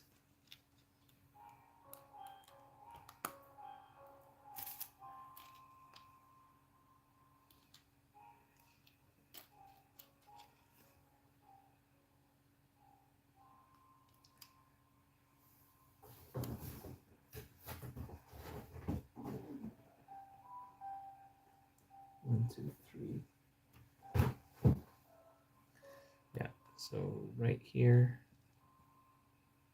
and mirrored on the other side here.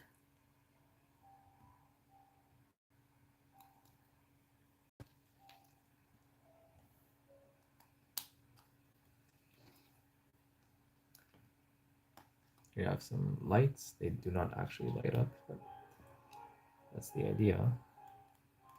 I wish LEGO would give us light kits, at least optional light kits to light things up instead of having to rely only on the aftermarket. And then this thing looks like it gets attached to this, and it would make sense to use these pieces to do that.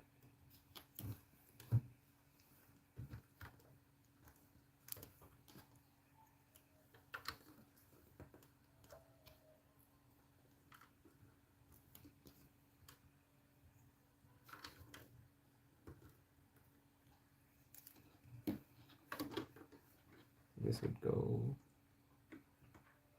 right here, I guess.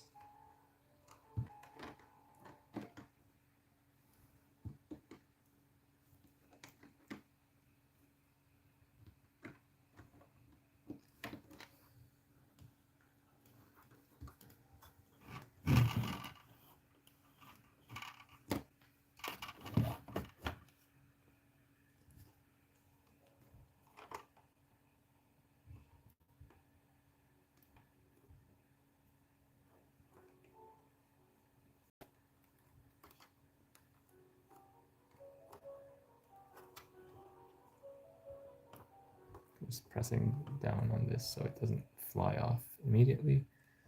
You can see it's not, there's still like a small little gap there. It's very hard to see. Oh well. I just do this, it's not going to fall off super easily, so that's just the way it's going to have to be. Angle these up a little bit. Now we can focus our attention on, okay, so it looks like there's going to be a bird's nest.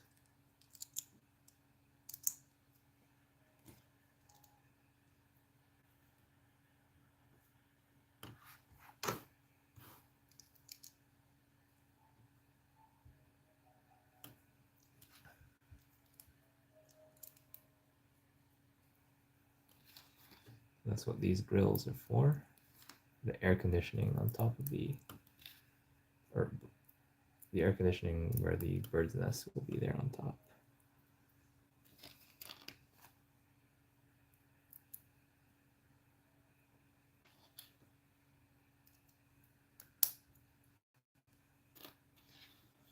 And basically this piece will be held in place by the bird.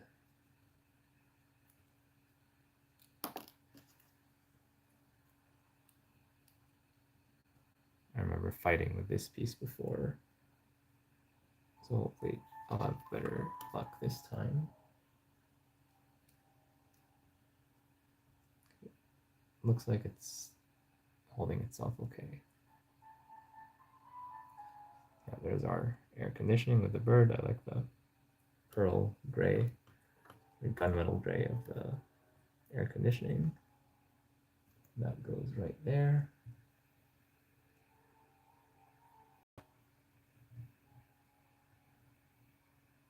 Or you might be able to move it down one. I don't know which one looks better. I think this looks a bit too cramped. I prefer to move it up one, but it's a question of personal taste. Yeah. Yeah, that looks good to me. So I think we're done with bags 14. Once again, I'll do the announcement and we'll move on.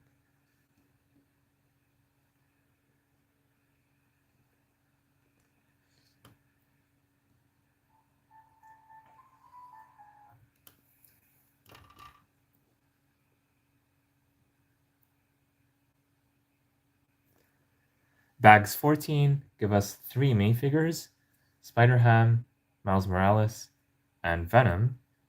And we also finish the topmost part of the topmost floor, the main part of it. We tile it off. And we also build the front facade, which is very similar to the one we built before, but with these pieces extra.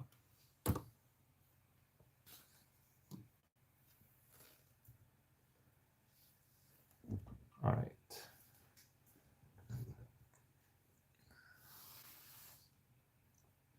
Now we move on.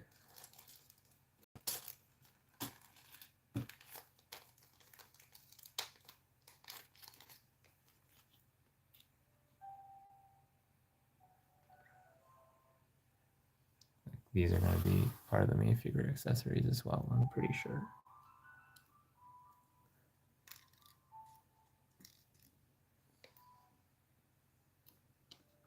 These are extra parts.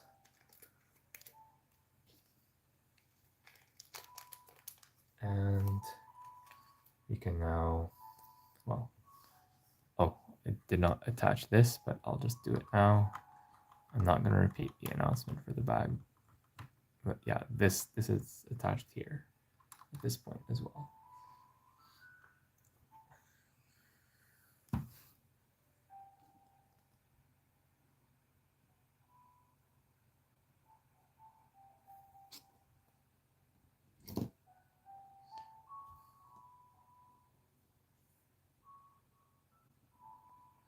All right.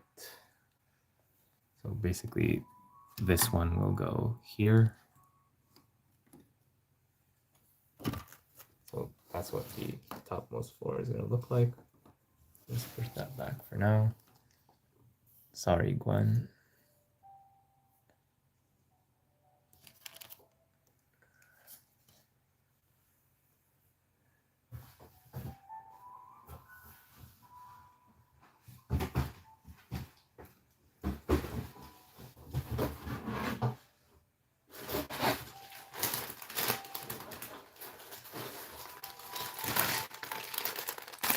Bags 15.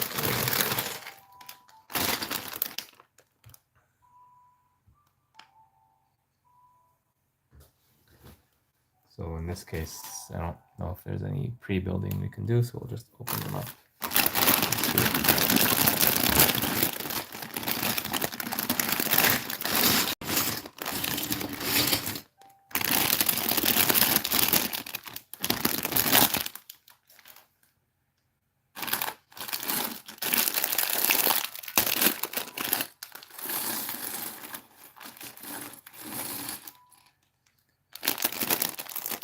That's a lot of stuff for one bag.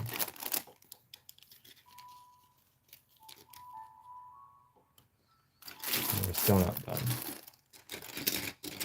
We have a bunch of these splatter effects.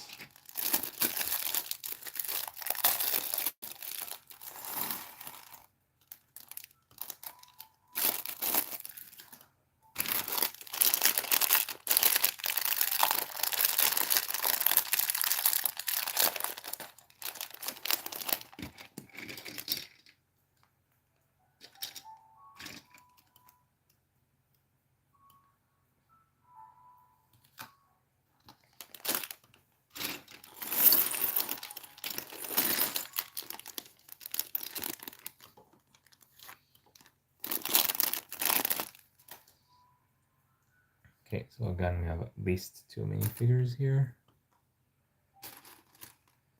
Head, legs, unprinted.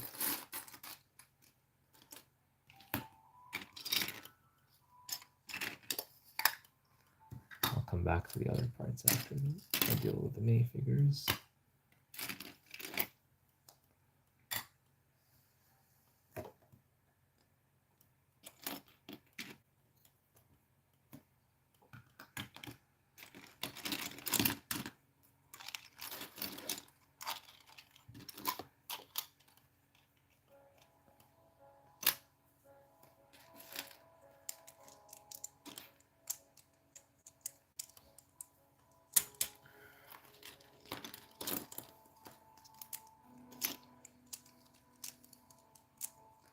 my intention is not really to sort the parts, but just get them out of the way.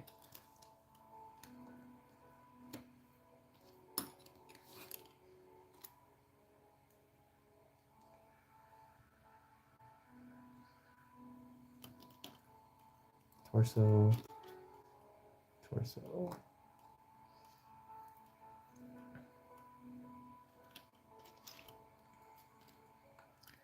Hairpiece.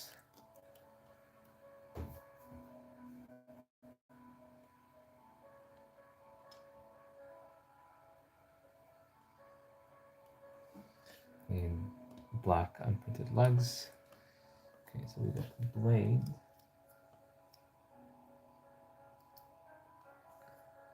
Oh, the silver is nice here. It's a nice silver color. When you look at it from just the right angle, it looks pretty convincing.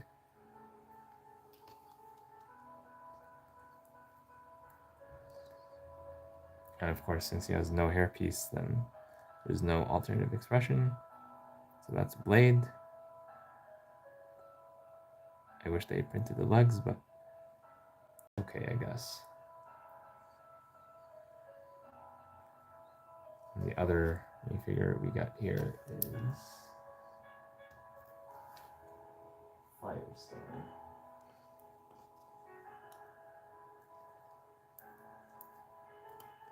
She gets some very thick printing on her face. It looks like she's a comic book character more than a movie character.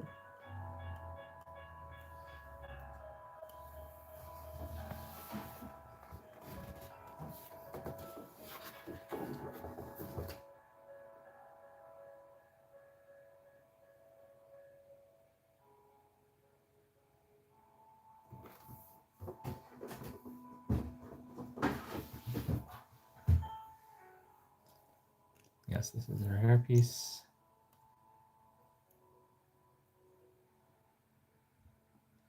And Blade is gonna carry a blade, believe it or not. Here's a look at the back printing before I attach that.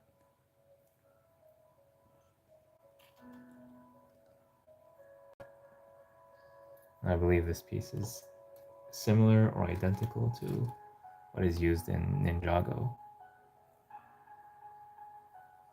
We're probably gonna get an extra sword as well. Yeah, we get an extra, which is good.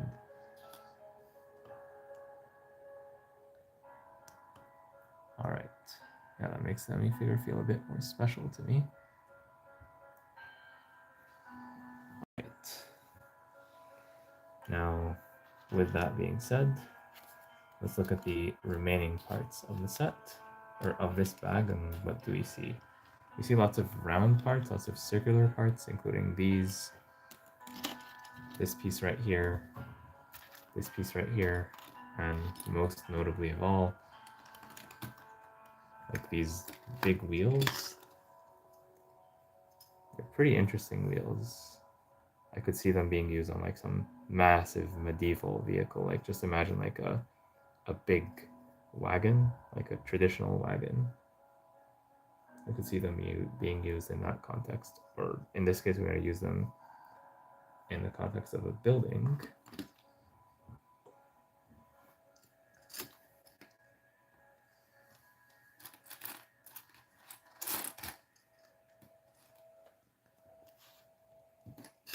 And speaking of Ninjago, we also get Master Wu's hat in light bluish gray.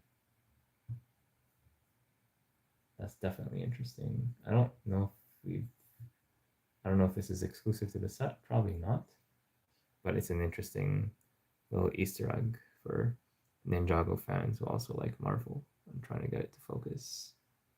Focus, come on. Yeah, there we go. So yeah, that's Master Wu's hat, or Sensei Wu as he used to be called.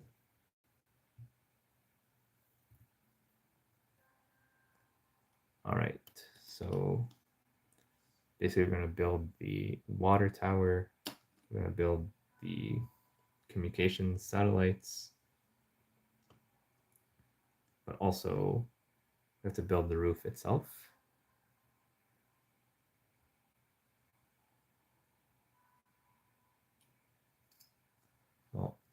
we'll start with the most obvious thing first. So this tower, well, these two pieces, they're not going to be attached directly. They need something to... That's not good enough. Let's try this.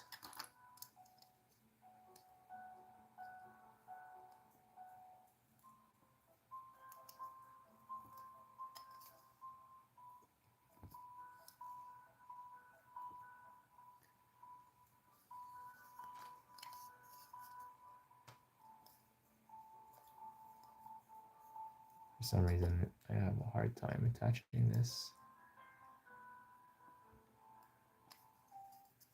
Maybe I'll try doing this first.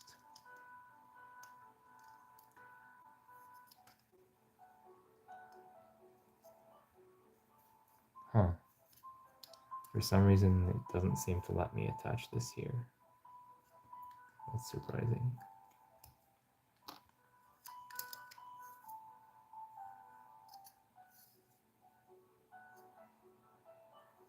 It's very surprising indeed.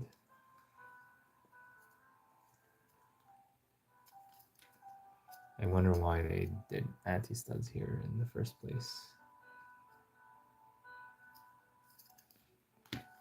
Am I making a mistake? No, you really cannot attach anything to the underside of this piece. How about a single stud?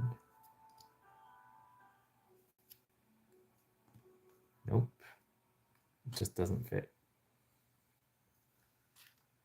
Very strange mold. Well, in this case, we have to resort to alternative measures.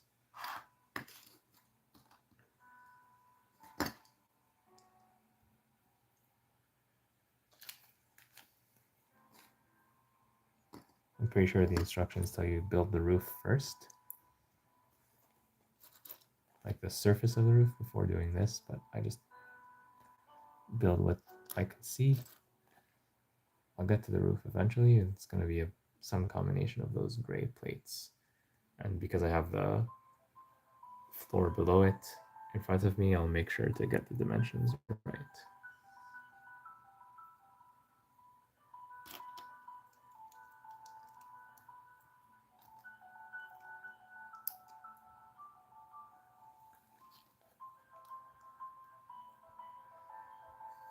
Okay, this goes here, then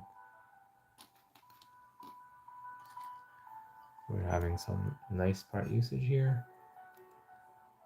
Basically, these window frames are going to be used to attach this piece.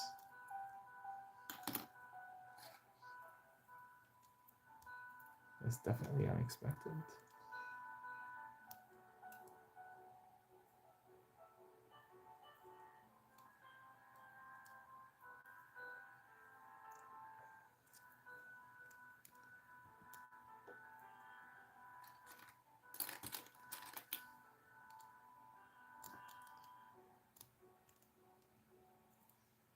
All right. And this kind of looks like a tree just because of its color.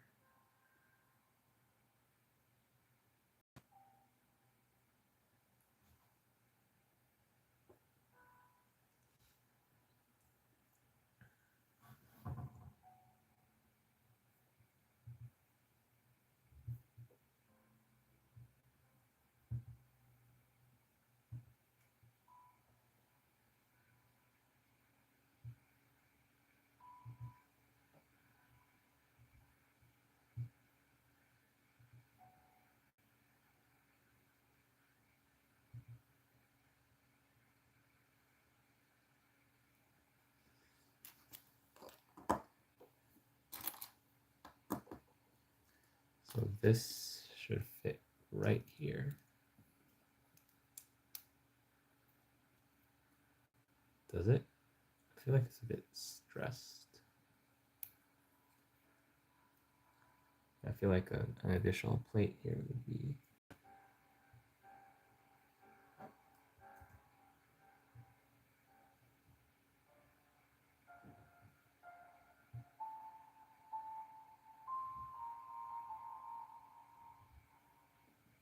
Do we have 2x2 plates or similar? Yes. Yes, we do. Yeah, this feels a lot better to me.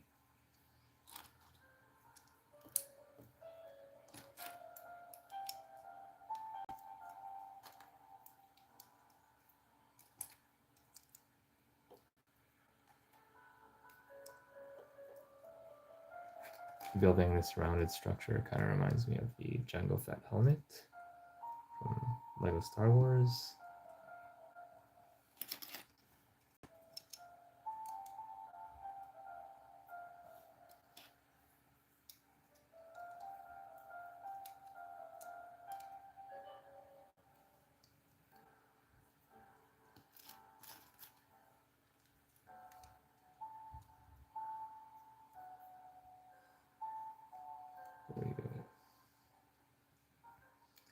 And then presumably we're gonna have to put this to hold on to these because we cannot attach them using only studs. So we're gonna need something that lets this axle go through. This piece is the only one that fits the bill. Plus it's blue, representing the blue of the water tank. So I think that makes sense to me.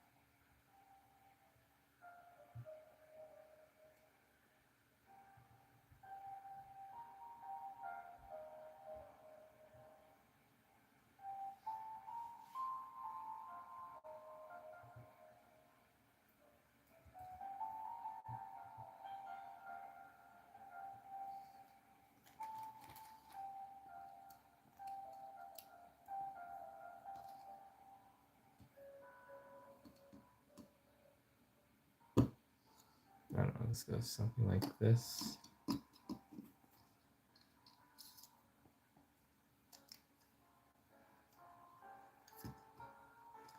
And this also goes here.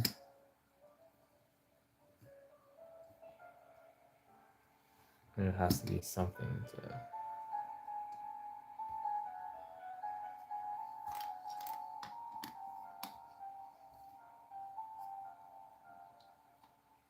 There's not as much space as I thought there would be here.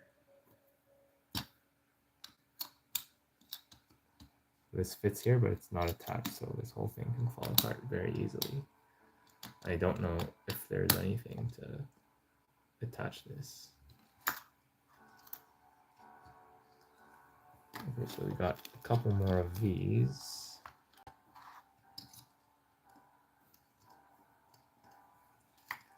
This one's not going anywhere just because of these pieces. This one, well, maybe this one is actually installed upside down like this. Could that be the case?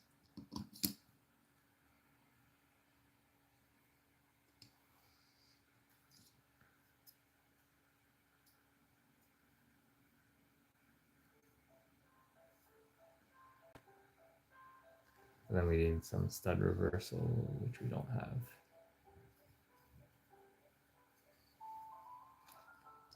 So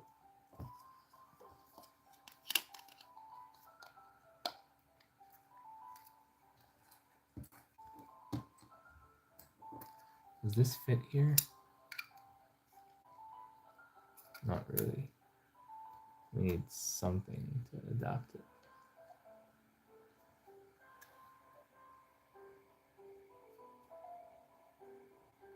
Maybe a stud in the middle.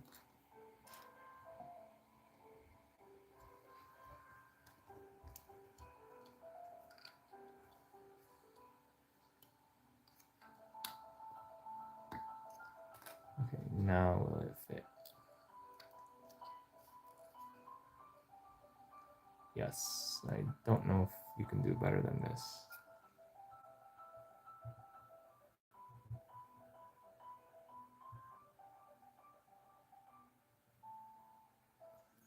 so this part is done. Just plug it in here, and I guess we just push down hard.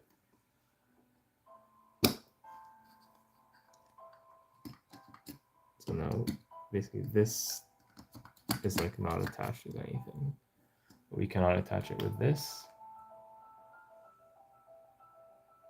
So I don't know how this gets attached in the end. But actually, there's some Technic pin or something that can fit here. There's this. So that means there needs to be a bar. Yeah. Or wait, are we using this bar anywhere else? Yes, we are. We cannot use this particular bar.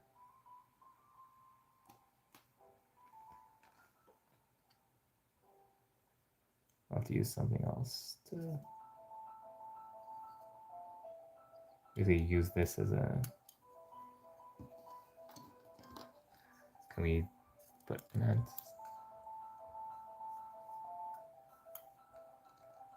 Okay, so we've managed to reverse the studs using this technique, and this axle will fit here.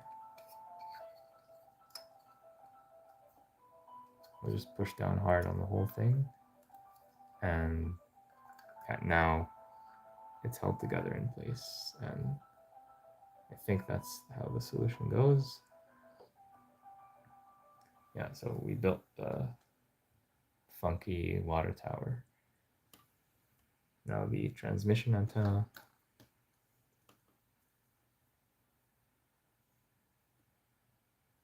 I like the pearl dark gray used here, or the gunmetal gray.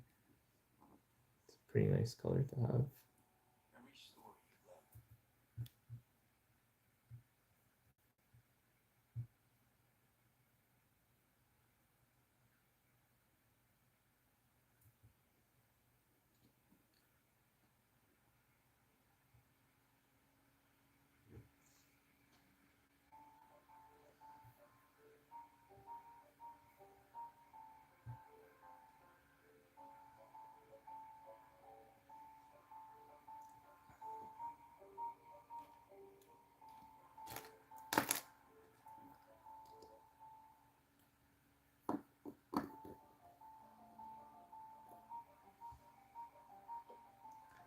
So I'll actually just do the build of this, and I'll attach it here, just to make it easier to visualize. This is the top one in my mind.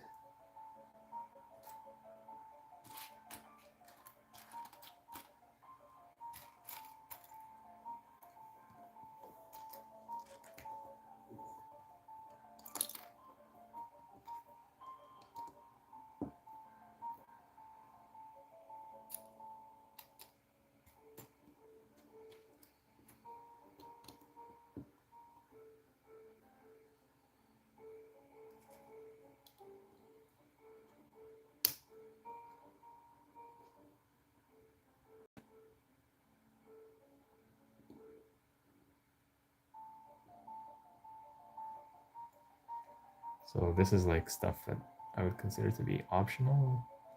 So I'll actually remove this for now, but I'll talk about it later.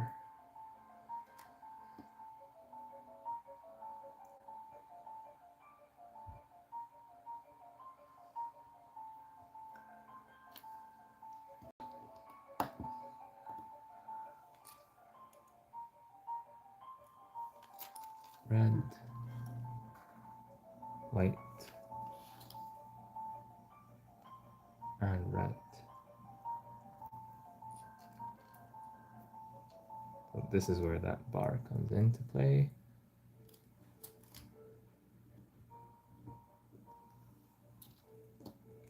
Luckily, we have another one of these.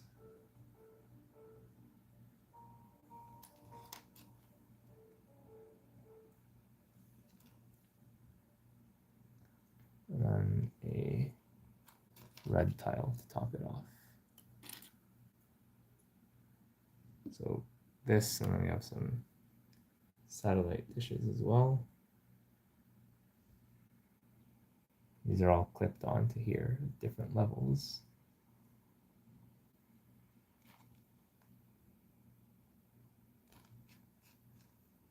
Using, for example, these pieces.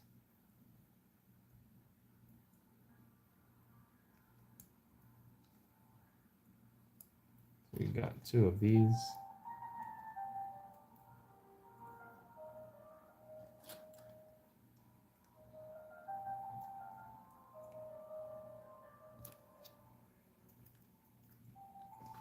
And we got this piece.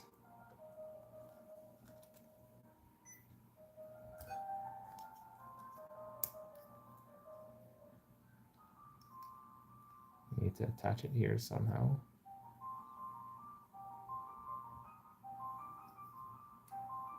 This is one way to do it.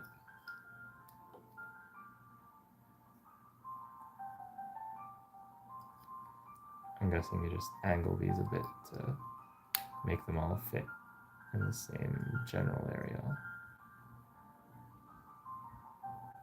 Or lower them.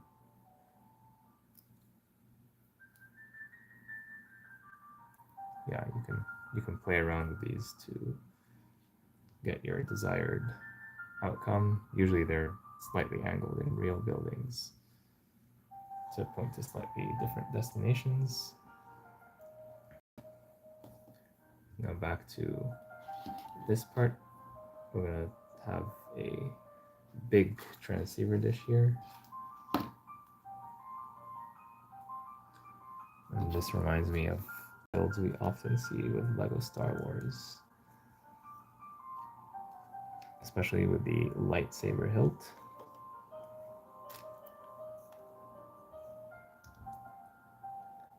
Yeah, it's a nice part usage right there.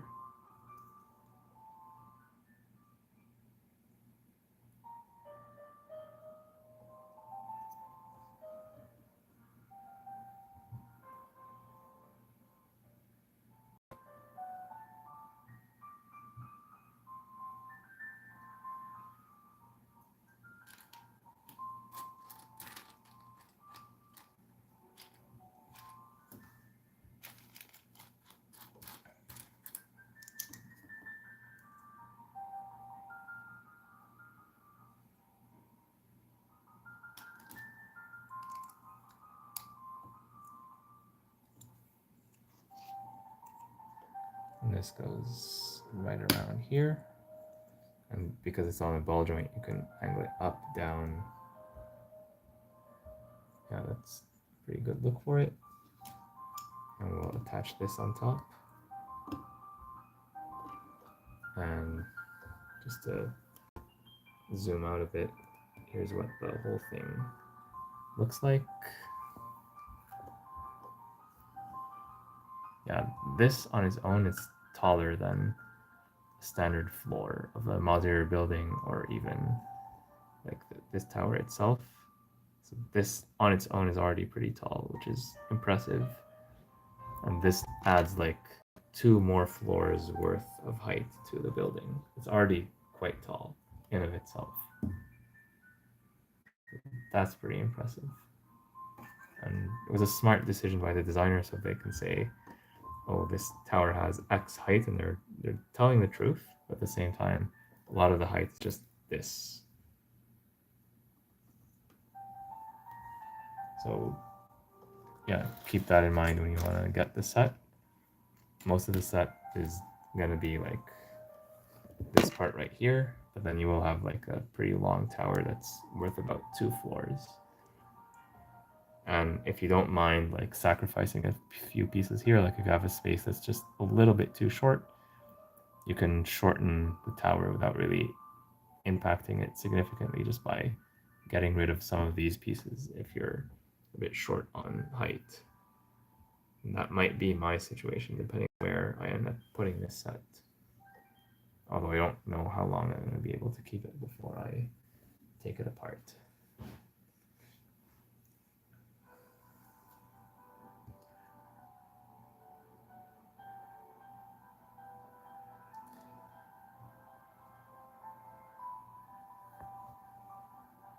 Yeah, now we need to figure out how to build the roof.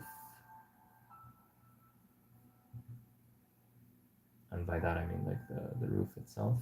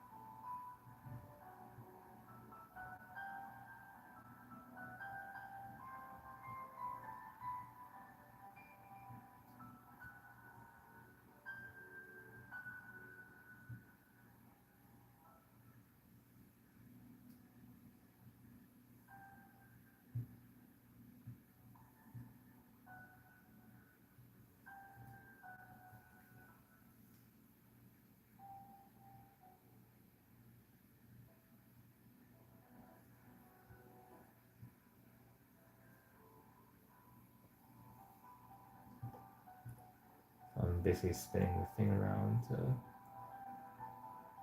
look at how it's built.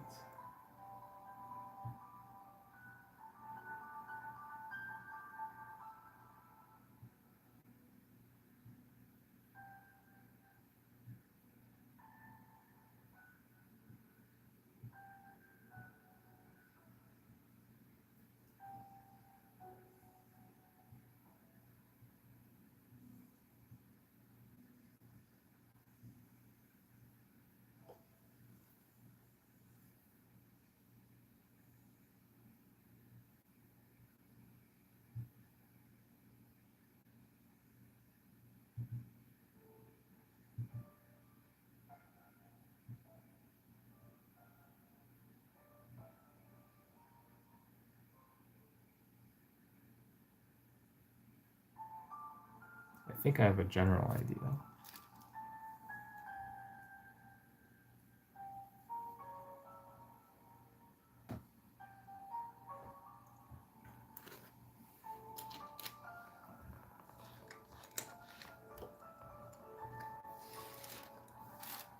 I'm gonna do something like this.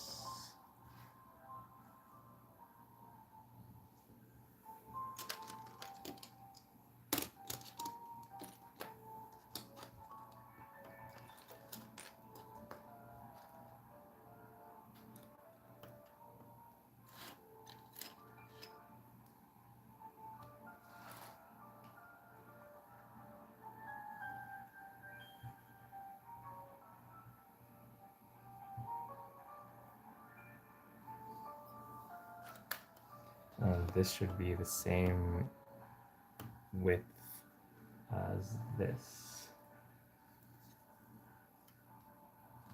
Yes. All right, so that is the general shape.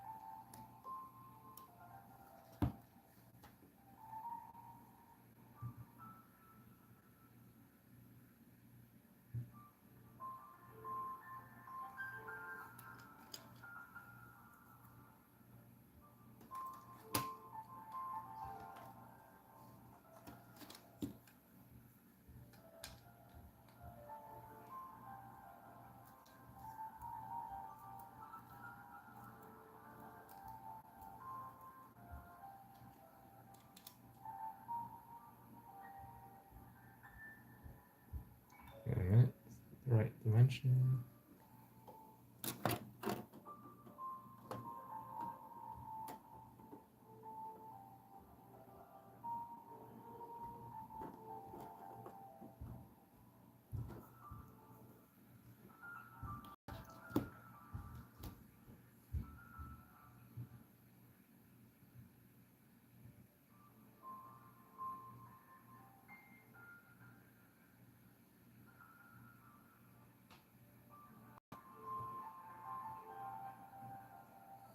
Well, looks like it's an 11.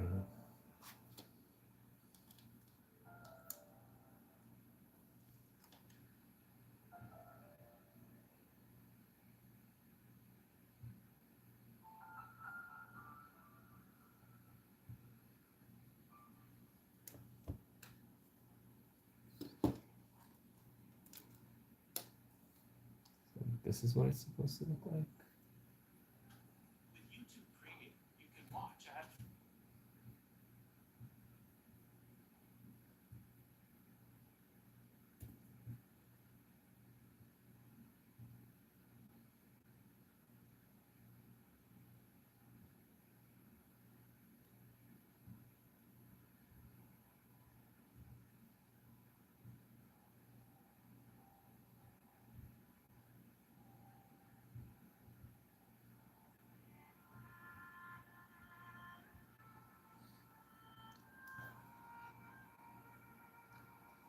We have a 1x10 and a 2x10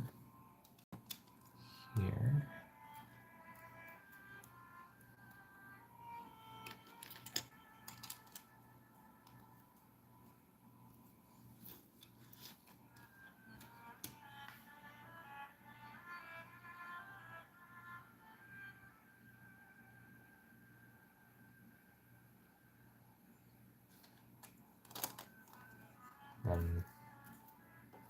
Obviously these two.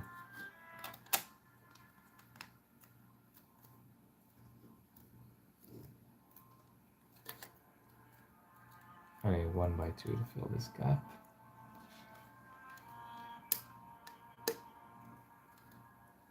So overall, this is the same pattern as we did for the previous floors. So not too complicated. And the plate here in the middle makes it such that when you press pieces down on this thing, it's very stable. So definitely that was a good design choice.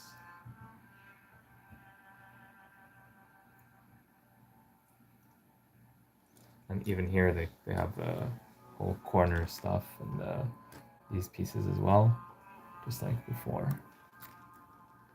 Just like before.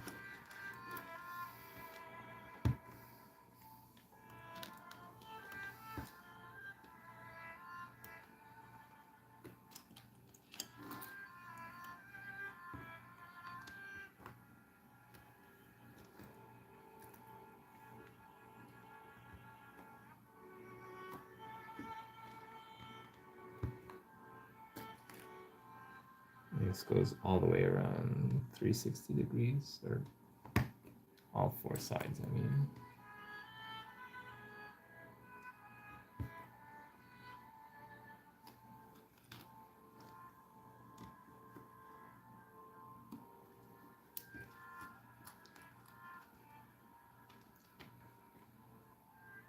I'll give the designer kudos for consistency.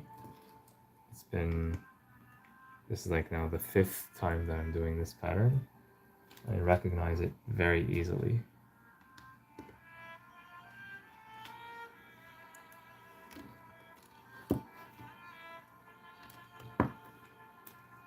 And we're on bag 15.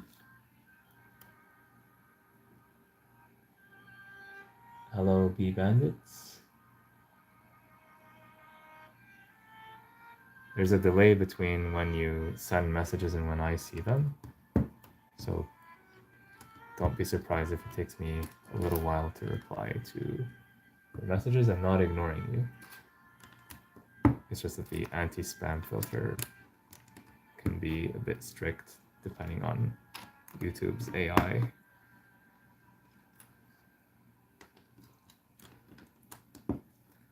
Yeah, this is bag 15 out of 16. We're building the roof and we're almost done with the build overall. I can't wait to see what the whole thing looks like. I have not put all the floors together yet because we just finished this one. And one of the ways I like to judge a Lego set is did I learn anything when building it? If I learned something, then I would say it's a successful Lego set. Even if it's a bit overpriced, but I think if I learn a lot when building the set, then that can help offset like some of that cost, in my opinion. This is my personal opinion. I do feel like I learned a lot when building this set. Sometimes the solution is not additional complexity, but embracing simplicity, consistency, doing the same thing over and over, but getting better and better at it. Like this, the way they designed this set, and I have not looked at the instructions, and have not used the instructions. I feel like if you did use the instructions, this would be a super easy set to build, even though it has like almost 4,000 parts. Just because it's just so consistent.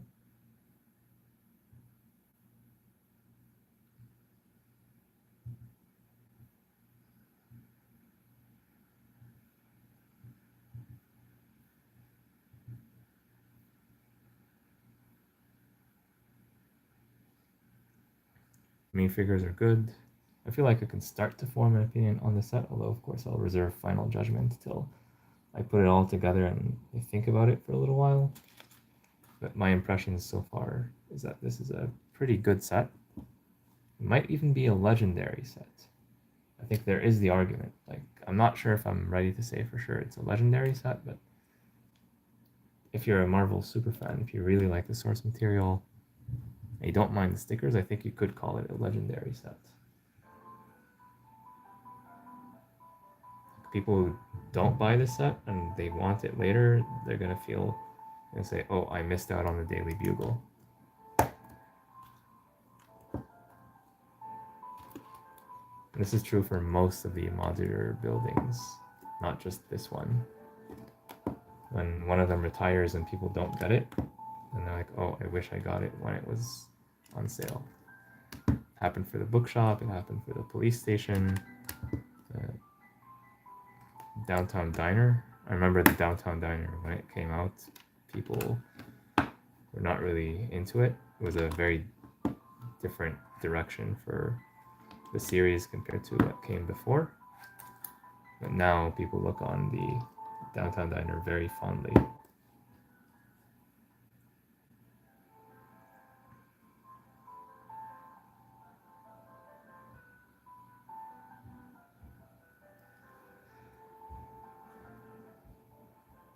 You know, a bunch of these panel pieces.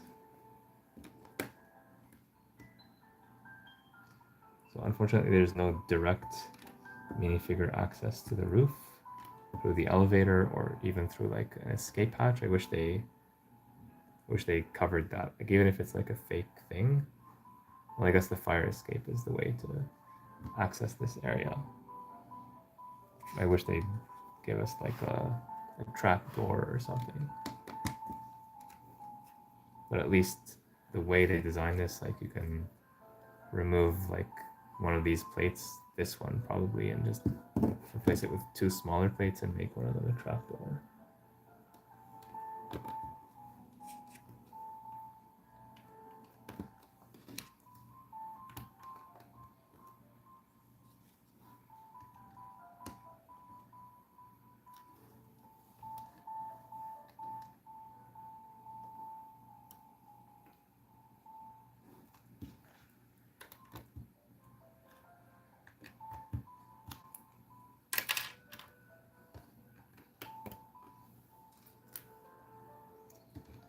It's very satisfying to put the finishing touches on this set.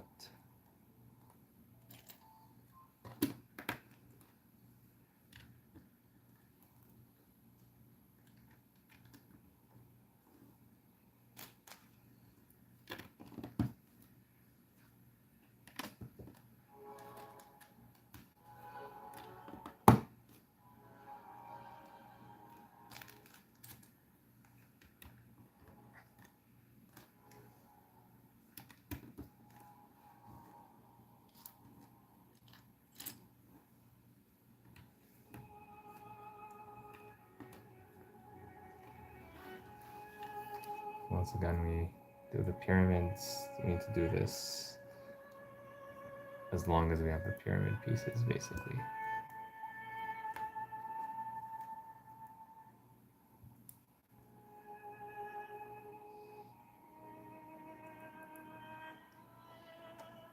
I'm happy they did not make us do this for every single floor. These are a bit tedious to apply, but we do it like for once in the middle and once at the top, so not too bad.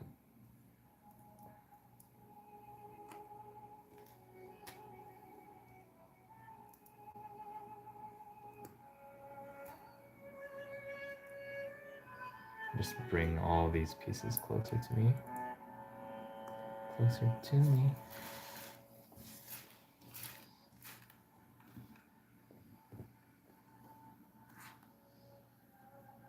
Just so I don't have to reach all the way there each time.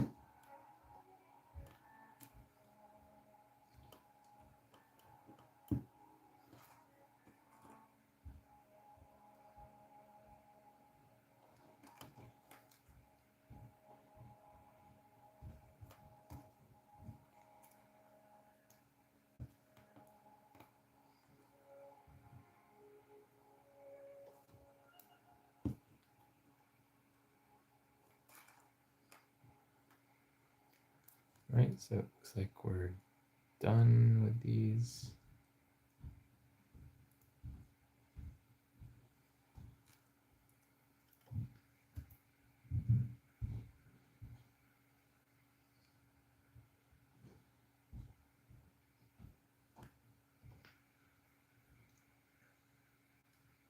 Let's see. There's an ad. There's another ad. I'm very happy that this ad in particular is muted.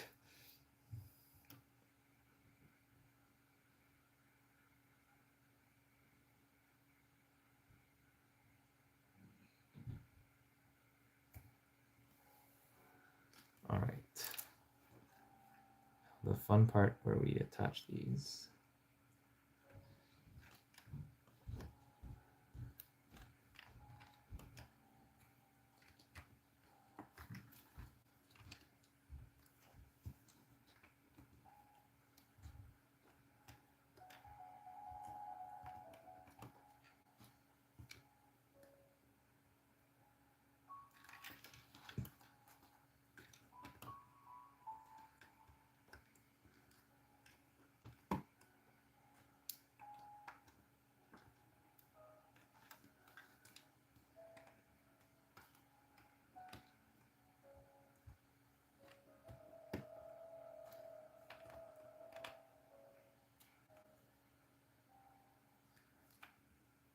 Now let's see, are they properly aligned?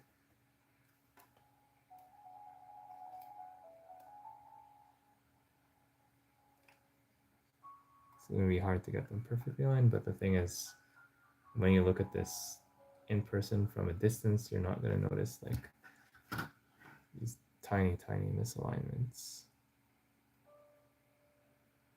It's hard to get this perfect, especially when building live, and I don't want to take forever on just these pieces, so I think this is definitely good enough for now.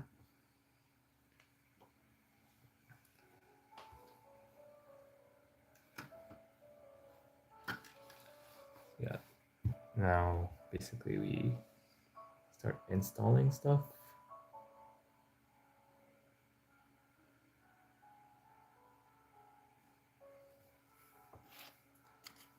We have just a few pieces left, and all of these are going to be used by the minifigures, or there's a display that is available by default for the Firestar minifigure, but I don't know if I'll do that now or leave that for after the main build is complete, because I want to focus on that today.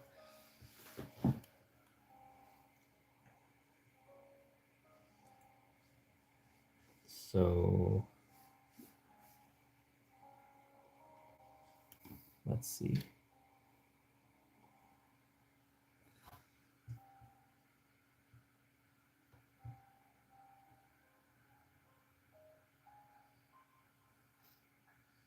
We also have to prepare for the Daily Bugle name.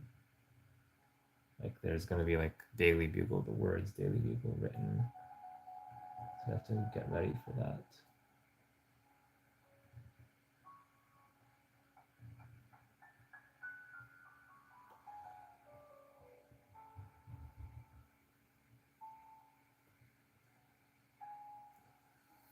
So I guess starting from here,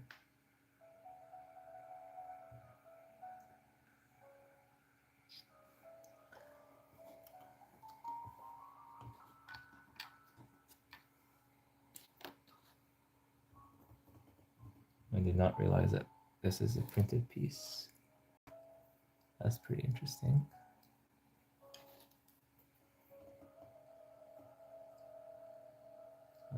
That's definitely very interesting.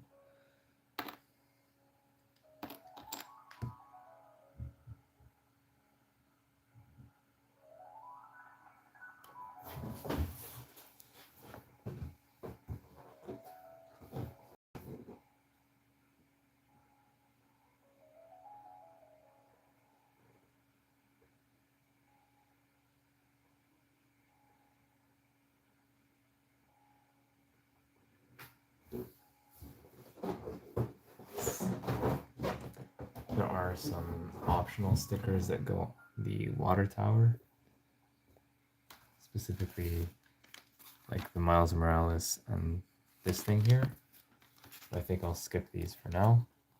The color matching between the gray of the sticker and the gray of the tower is not exact. Plus I might want to reuse these pieces for other purposes, so I don't want to put stickers on them. So the big TV screens, I feel like if I don't put those stickers on, it would negatively impact the way the set looks, just having like a big black tile there. But those smaller stickers, I think they're optional. Of course, if you buy the set, if you want to apply them, feel free to do so. I won't be applying them.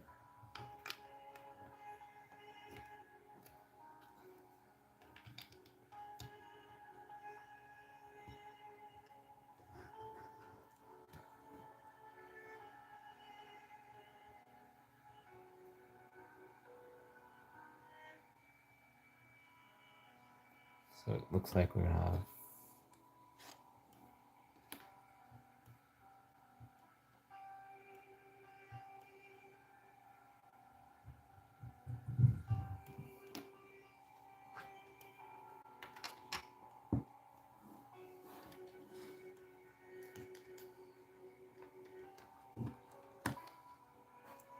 basically this area where we're going to attach the Daily Bugle sign.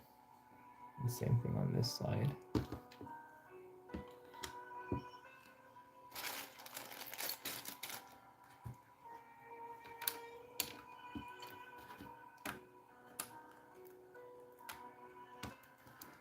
And from the outside, this looks seamless, which is good. And I guess this piece goes somewhere in here, maybe. We'll find out soon enough.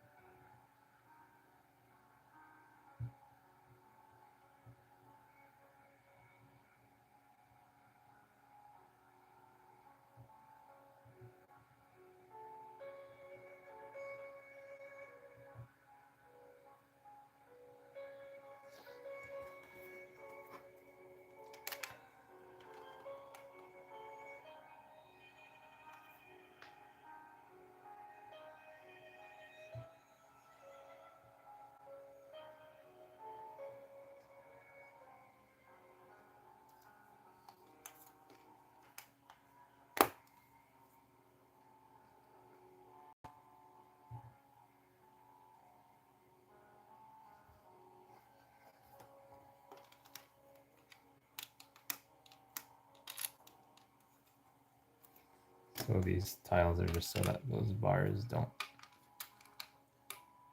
keep scratching on the studs.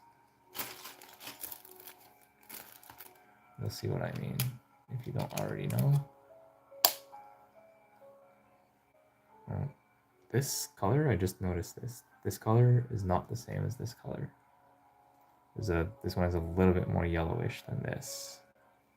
I don't know if it appears on camera, but it's a mild difference, not very large, but still worth pointing out. Now this whole thing, if I just press down, it should attach. And it does. It's not going to go anywhere. Then this, I just attach it here. And it goes all the way up.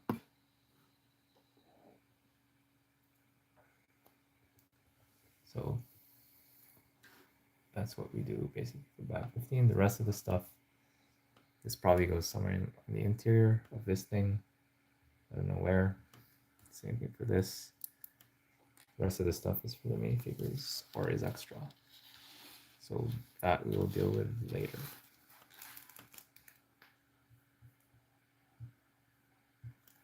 I'll just zoom out to give a summary of this bag.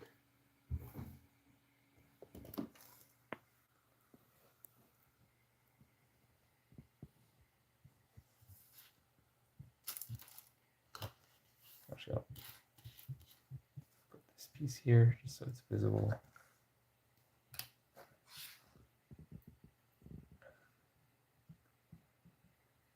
Bags 15 give us the Blade and Firestar minifigures, as well as building the main part of the roof, including this water tower, this communication antenna. And let me repeat myself, do it better. Bags 15 give us the Blade and Firestar minifigures, as well as the roof of the set, including the water tower and this very tall communication antenna. And we got a bunch of parts right here that are intended for use by Fireblade to have her like jumping off the building, but we'll see that at the end.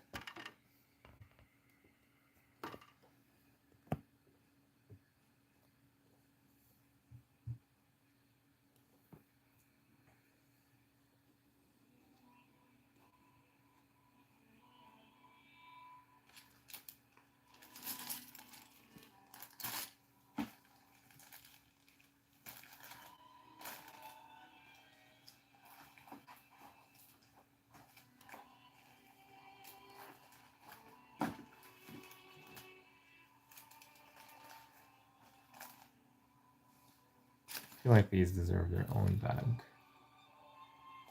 Or I like I should just dump them back in here.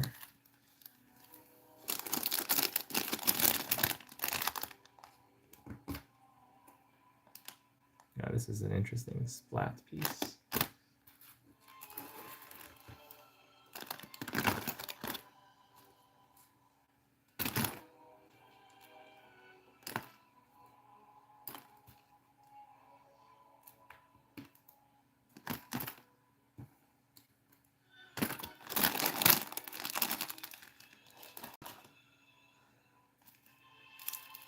And this are the usual standard extras that you get in this bag.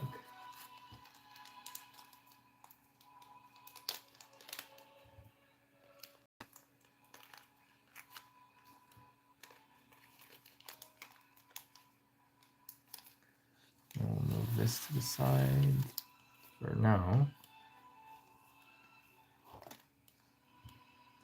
As we move on to bags 16, the final bags of the set.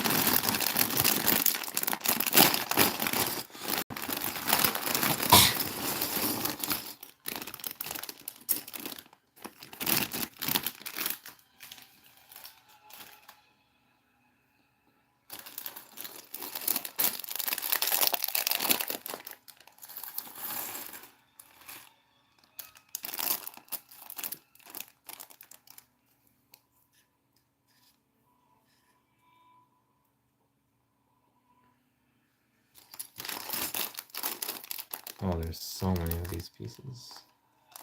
I think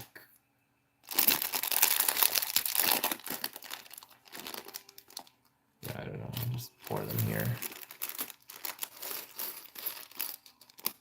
I'm gonna be spending a while just building the minifigures of this bag, the collection of bags.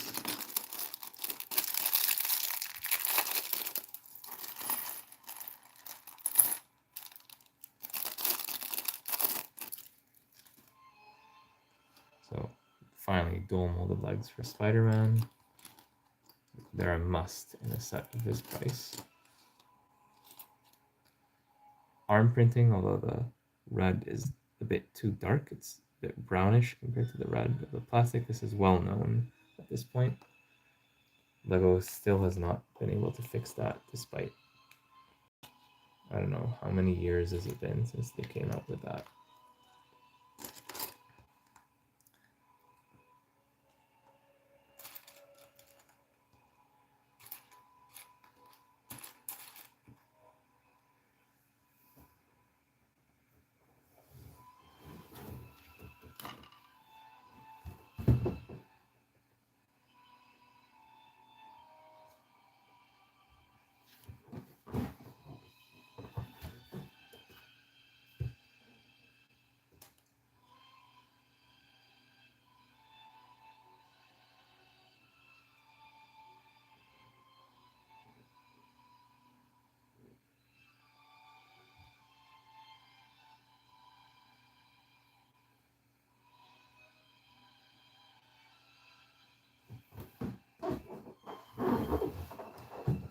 So we'll start with Spider-Man because he's much easier minifigure to assemble with only 3 parts.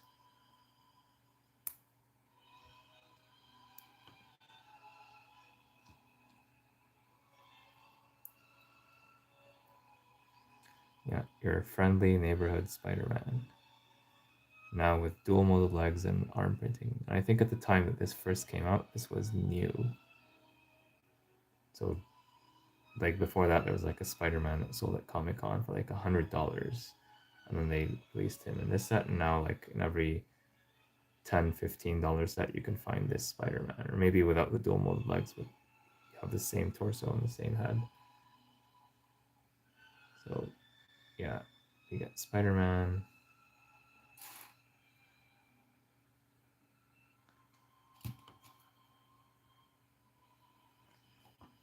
trying to make everything fit within frame. Then we have the Doc Ock, also known as Dr. Octopus, on the box, but people call him Doc Ock,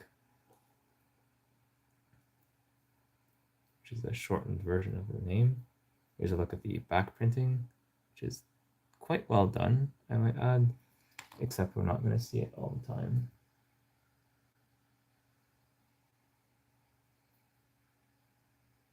Actually, this time, I'm going to build the stuff here first, and then I'll attach it at the end.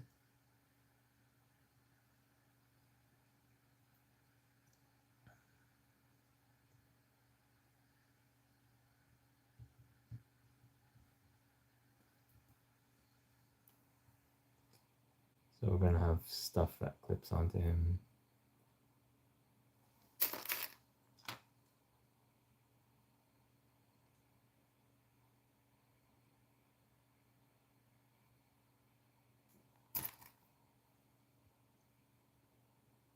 Basically these.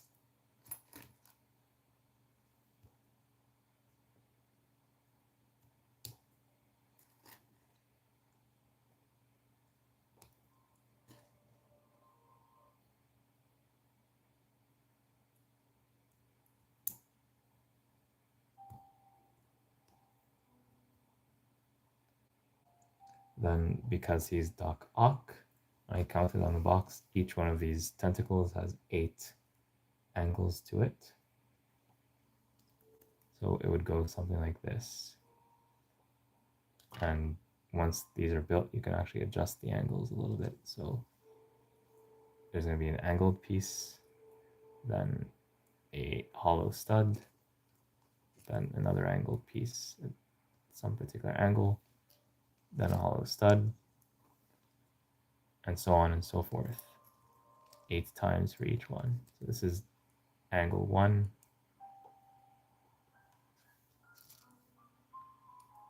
2,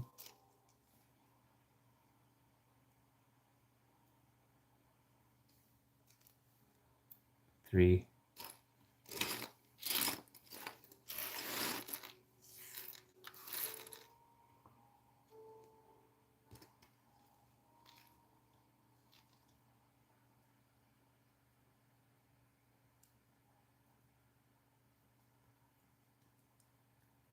4,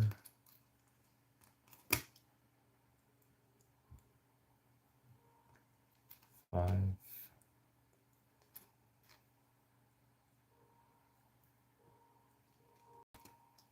6,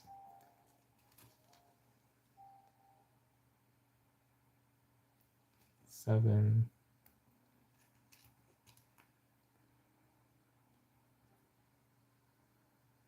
8. I think for the last one, there might be like some different thing like this.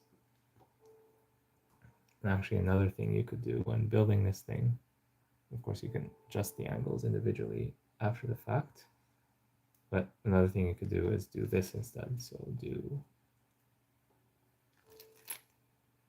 apply all the pieces at once for one level, and then you count it. This would be the first level,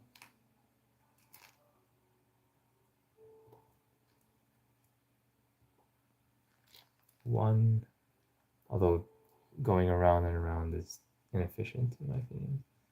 So I'll just do it the way I was doing it before. So 1, 2, I'm just applying these randomly right now. I'll adjust them later. 3,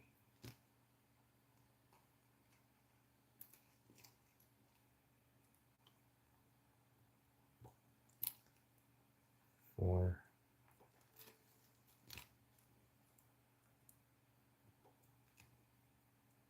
5,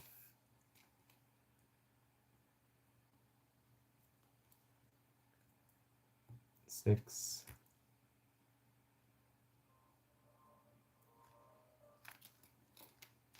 7, and 8.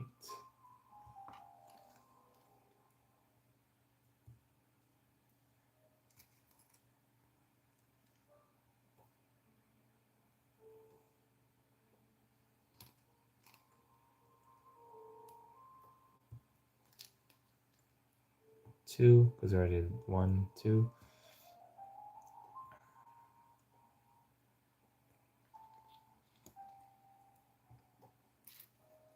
3, 4. I'm just counting in French to be a little bit different. 5,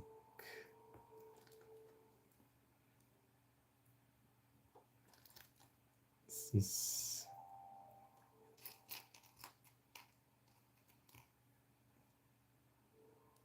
7,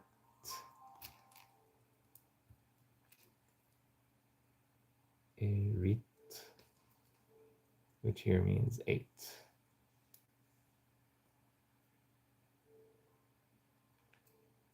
Now, last one. 1,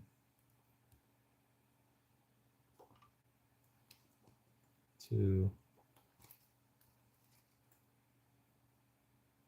3,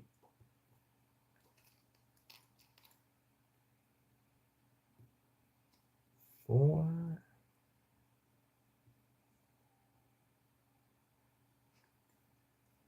Okay, I might have been off by 1 when counting these. That would have been ironic.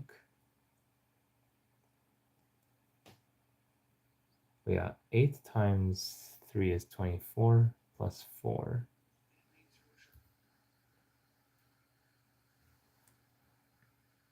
24 plus 4 is 28. 28 divided by 4 is 7. So that means each one has 7, not 8. For a total of 28 instead of 32.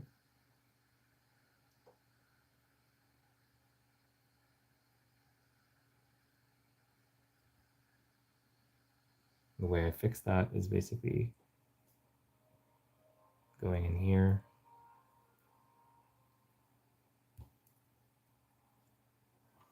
and removing a couple of these.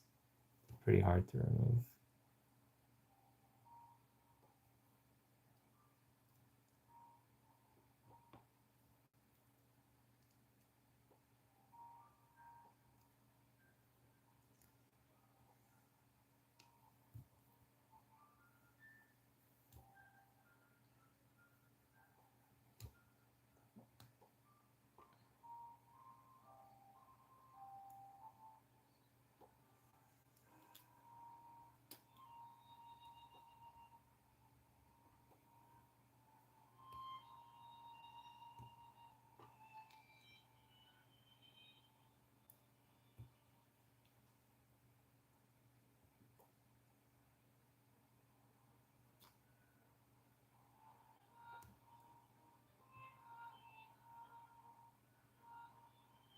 This is done, this is done. I need to remove one more from here.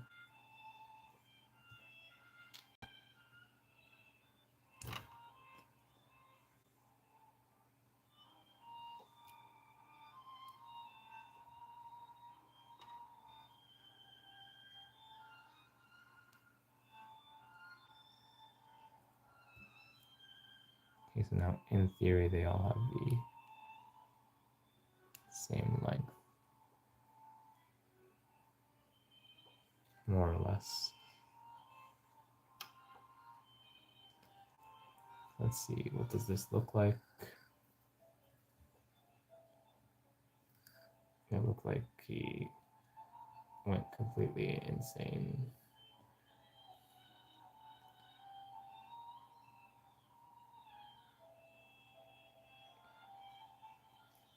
Oh wait, this is the front. I want to make this go this way overall.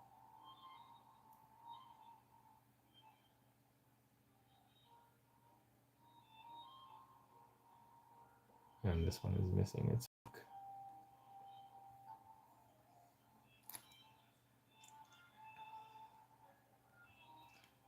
And so is this one. All right, so now I think we can finally put together Doc Ock.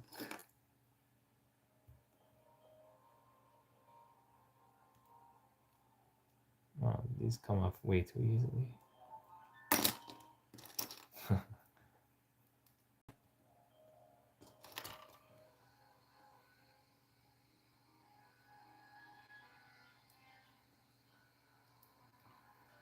Here's a look at his facial expression, as well as the alternative expression.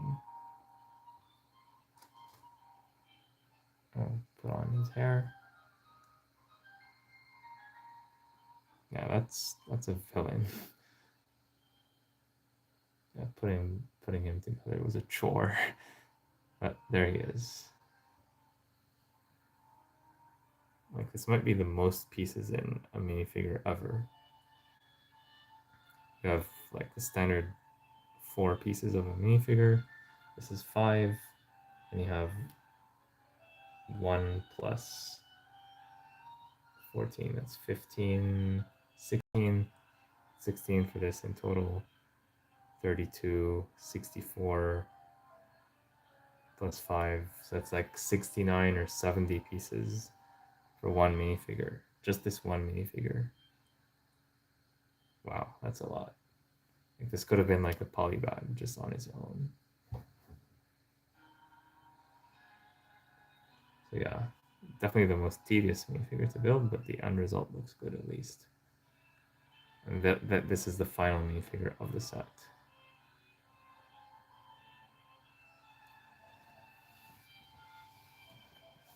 So after this, we have a small side build, which is a vehicle I don't fully understand.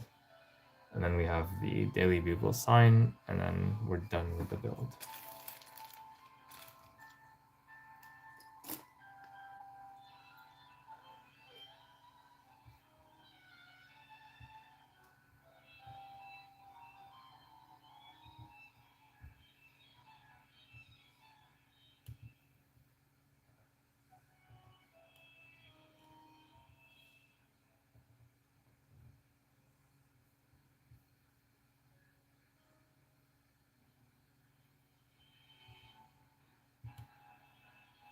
So let's start with the vehicle.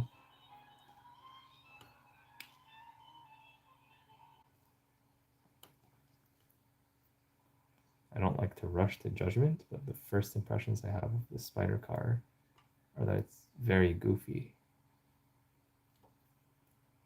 Like, it looks like a 4+ set,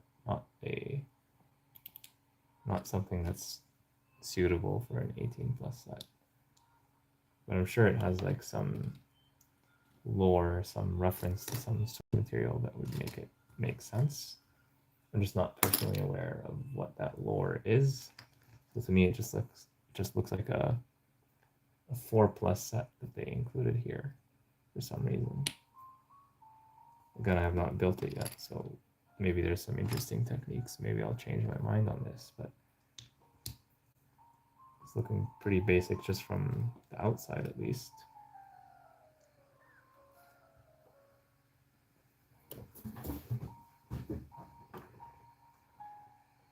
It's barely visible. The front of the box, the back of the box, it's much more visible there. We do have some stickers we have to apply.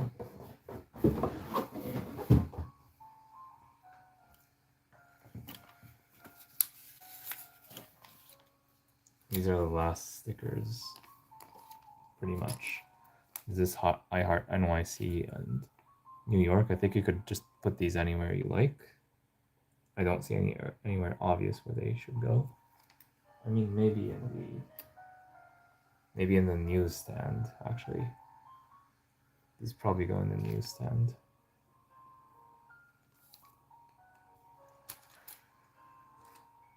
Yeah, we're gonna put these lights here as well as these here and here.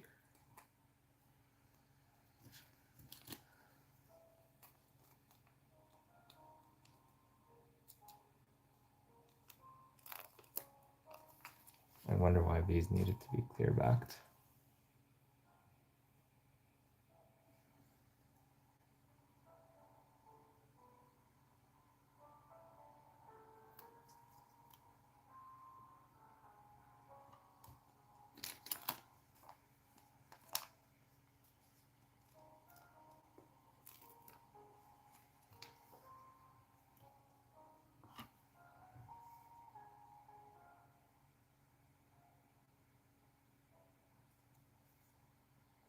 Oh no, I was wrong. These go on 1x3s,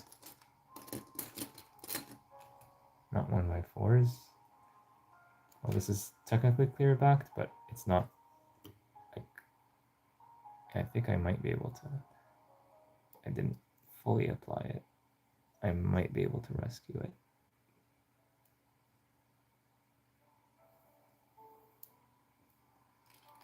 We'll see if it sticks on to 1x3.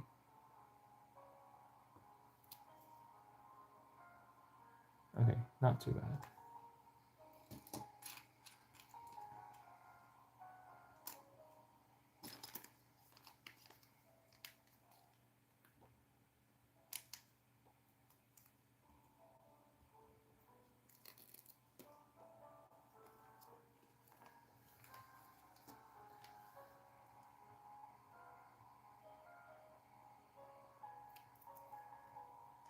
There we go.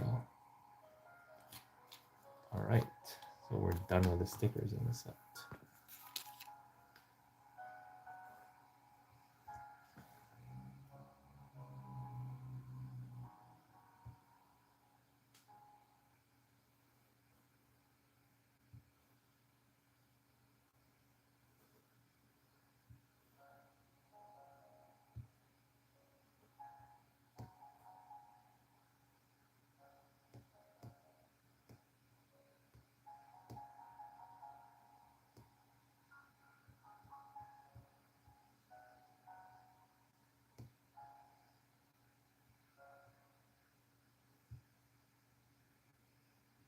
There's one picture on the LEGO website that kind of shows the car from underneath.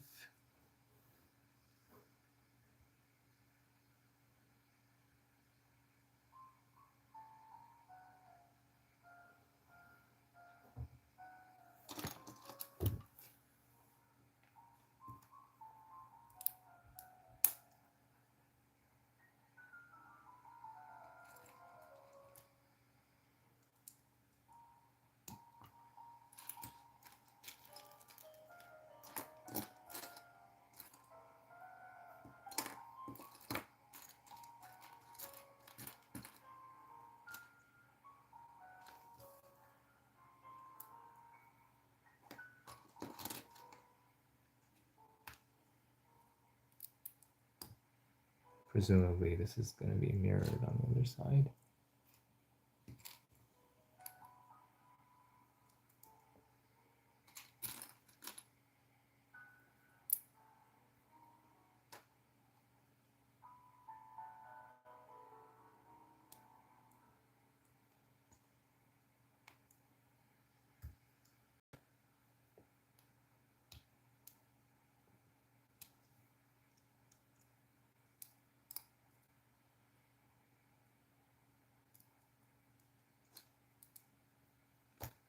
Yeah, that's mirrored.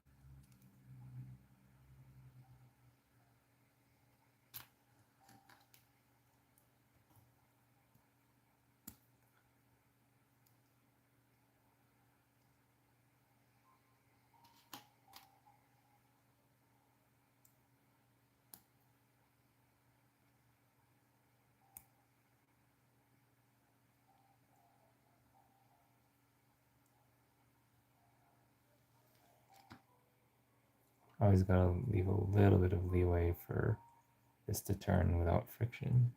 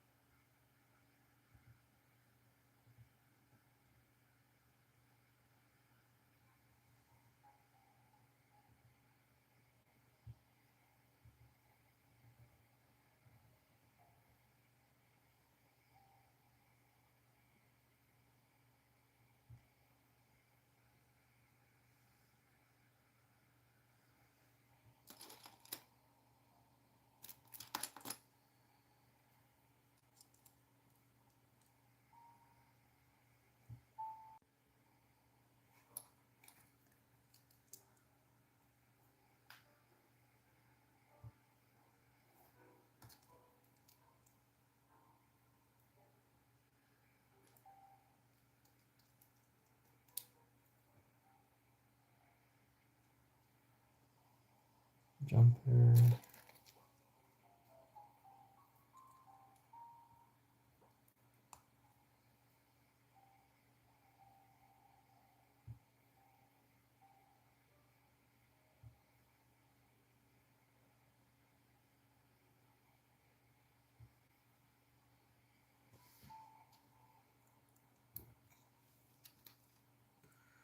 This is probably the exhaust.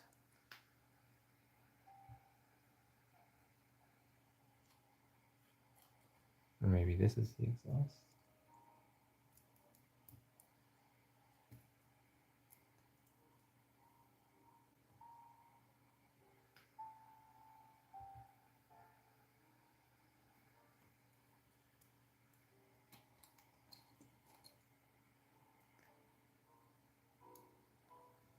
I like this piece because I use it in my logo of my channel, Versatile Fun Designs.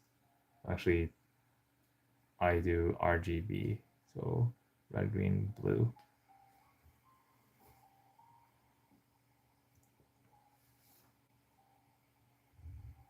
But like, if I don't have like the V-shaped piece, I use this as a placeholder for it. It's kind of like a U, kind of like a V.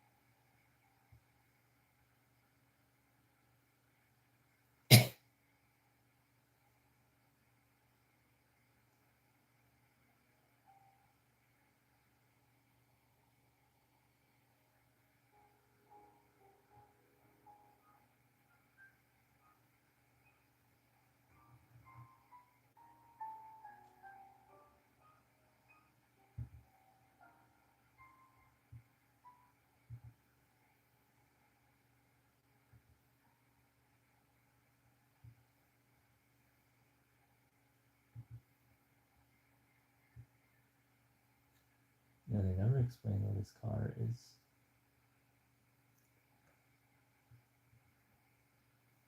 Like, basically suspended in midair. What's the deal with that?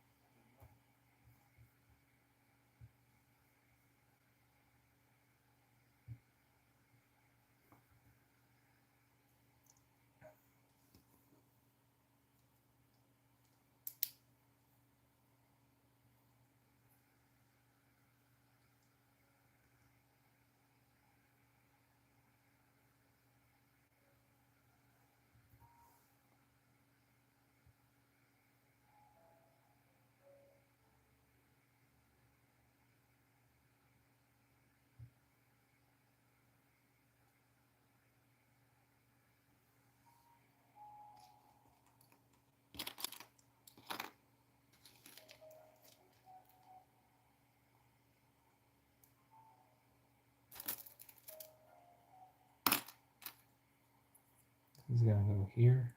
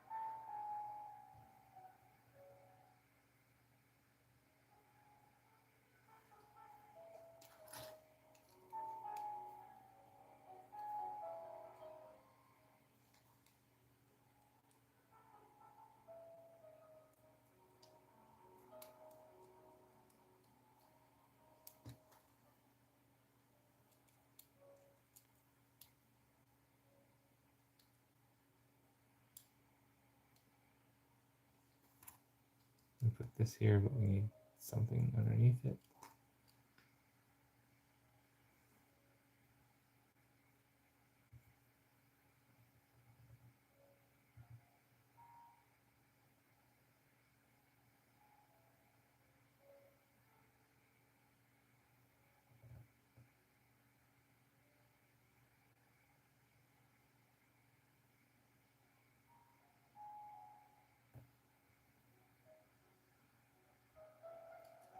The steering goes here.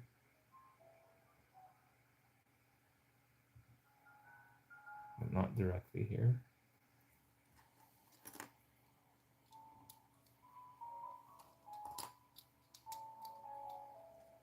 I think 1x2 makes sense here.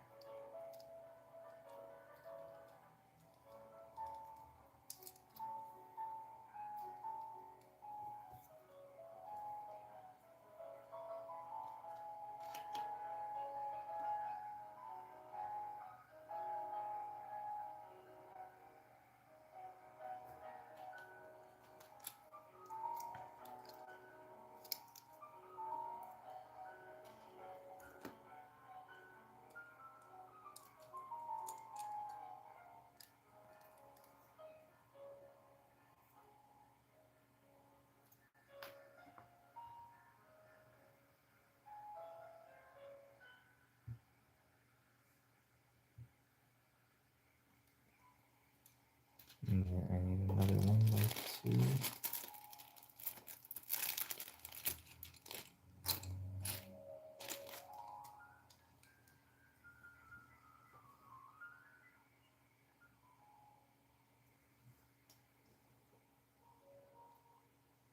I do not see another 1x2 here in blue.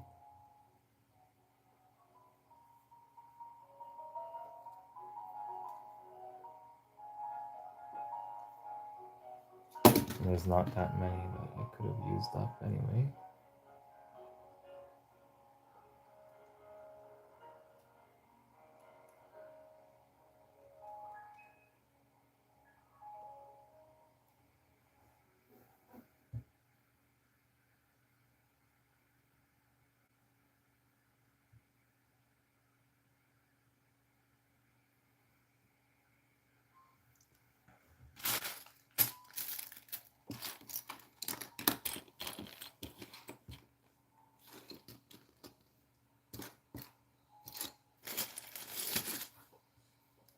Are not that many 1x2 plates here in blue. In the whole set there aren't that many blue pieces like this regular blue to begin with.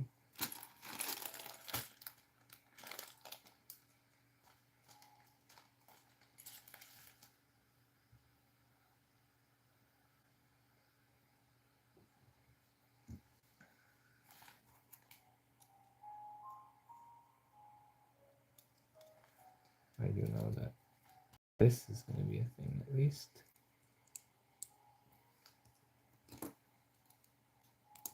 This is going to go here. So just that one piece that's missing, but it's not even visible that it's missing, so.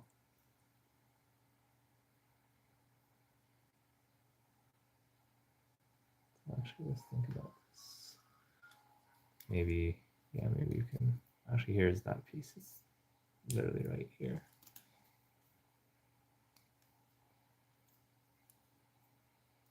I like the blue and red color combo. It reminds me of Spider-Man, but also Kai and Neo and Ninjago.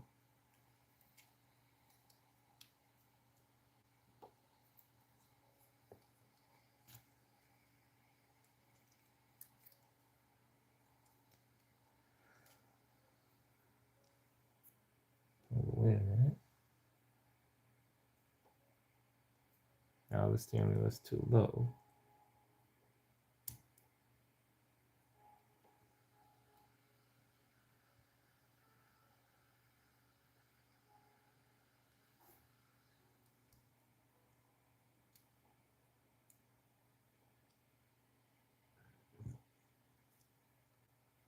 Oh, we're gonna use some pieces that are gonna get covered up to put the steering wheel somewhere, so maybe we'll just use a couple of those pieces and call it a day.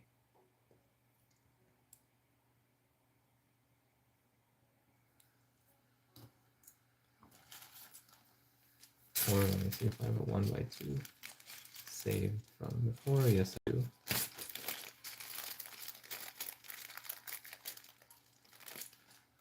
When you build a large set like this, you often have like pieces that come up. So we'll just put this there. No one's going to see this because it's going to get covered up by this.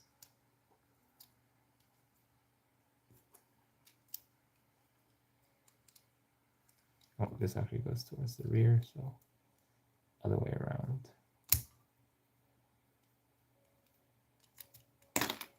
Oh, yeah, like that.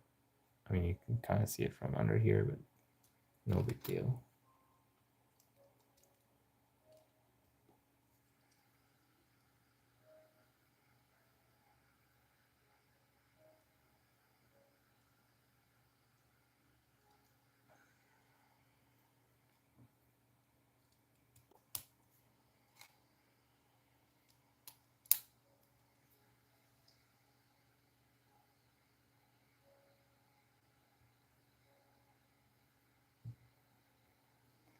And we're using the nozzle or gun pieces to create the windshield, or the frame of the windshield. That's definitely nice part usage.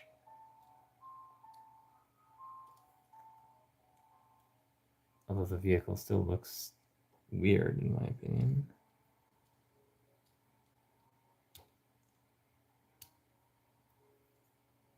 Yeah, what's going on here?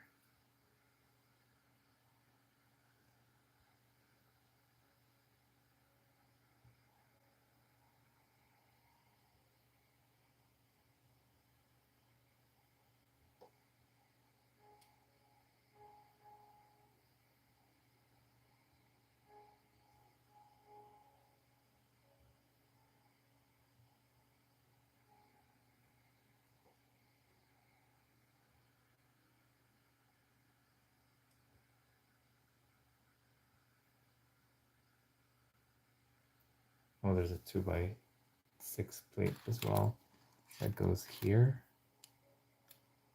Oh, so I guess these go under, not over. That might explain things.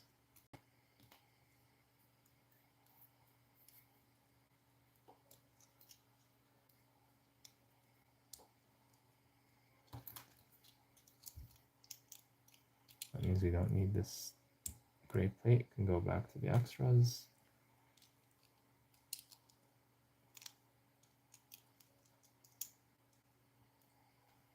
These go under, not over.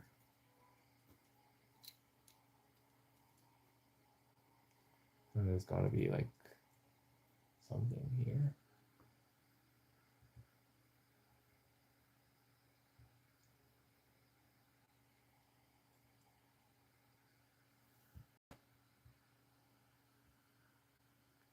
Probably this black piece, because we're not using black for the sign of the Daily Bugle itself.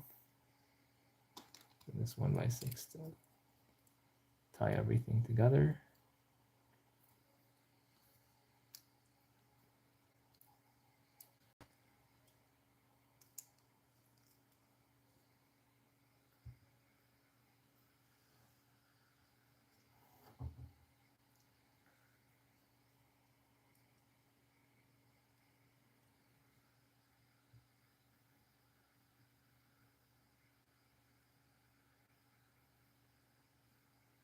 And for the rear of the car, we have these two.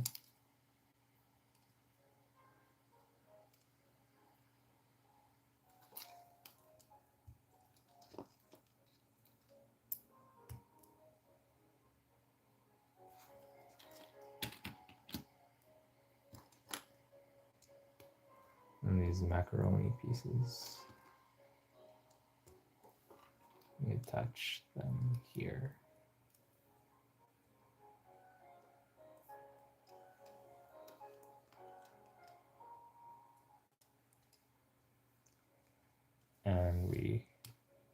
attach the wheels like this.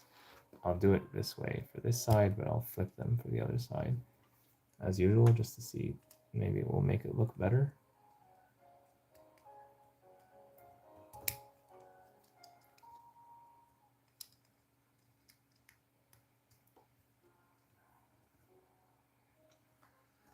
And then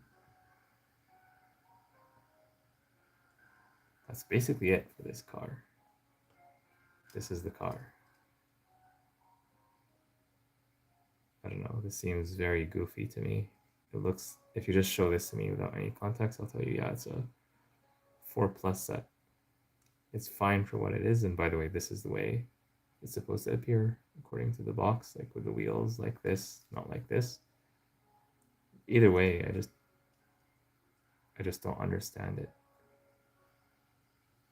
So either this is like something that's canon, so like it's this way in the movies or in the comics, so they did a faithful replica, or it's from some video game, and like it's the 20th anniversary of it, so LEGO is targeting those adults that played that video game, or like the designer had like some extra part budget, so they put like a canceled 4+ set in the build. I have no idea, but this just does not speak to me personally. It's weird. Yeah, back in my day, Spider-Man did not need a vehicle. He could use his superpowers to just like sling webs all the way across all the 5 boroughs. But yeah, well, I'll do more research into this car to see why is it like this. And with that, we'll move on to the final part of the final bag, which is the Daily Bugle sign itself.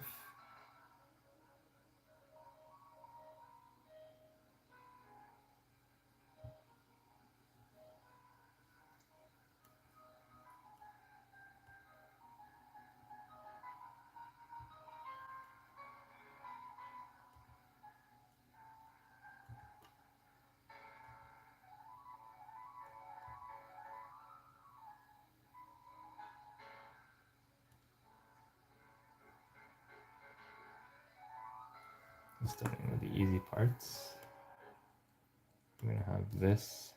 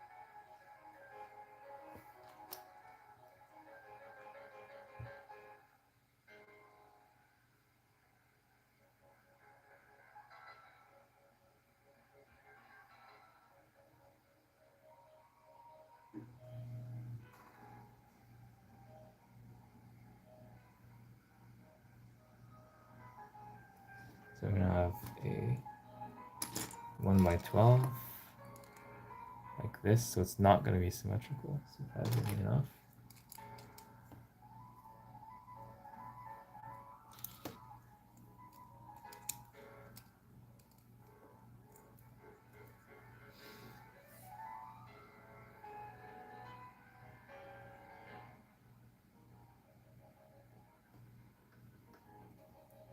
Jumper.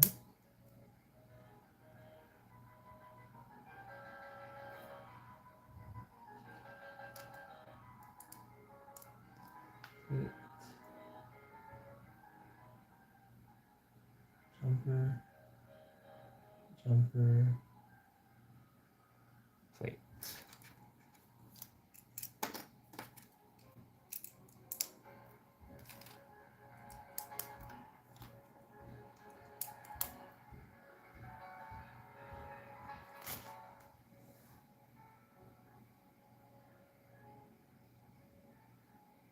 On the other side, jumper,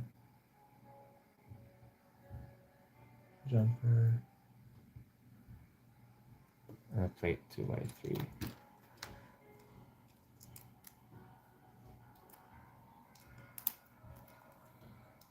There we go.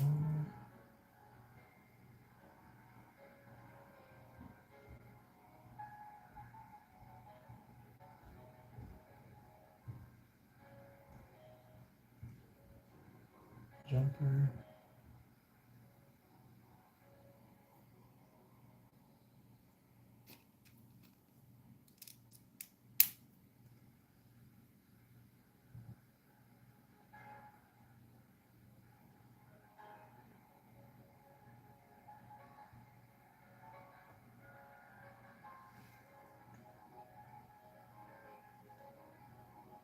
Jumper, 2x3, jumper, 2x4,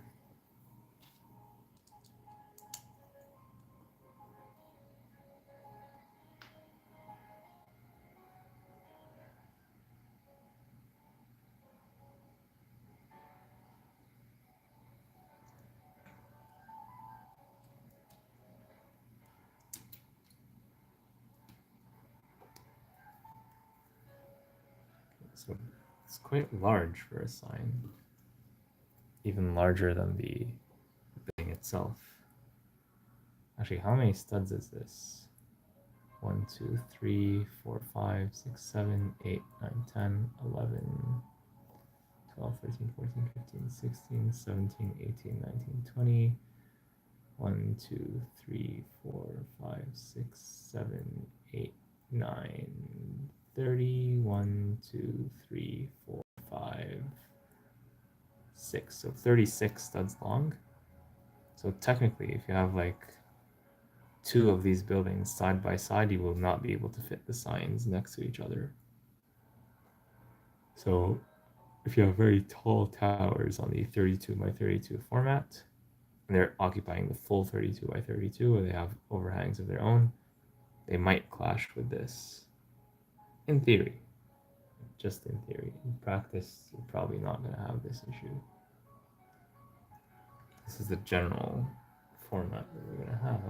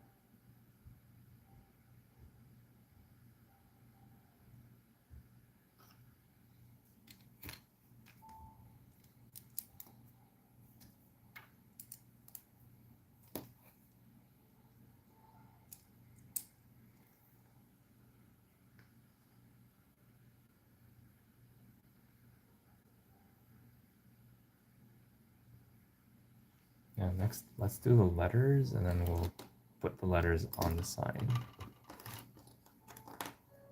And I love doing brick-built lettering. LEGO used to do this way more often with their modular buildings, but they stopped doing that as of late. I think this is the last modular to have brick-built lettering of any kind. So D.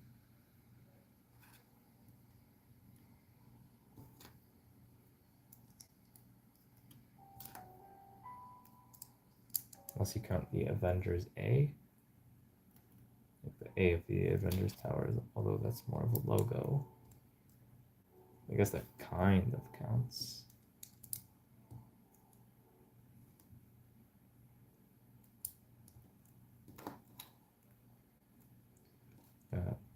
I is very simple.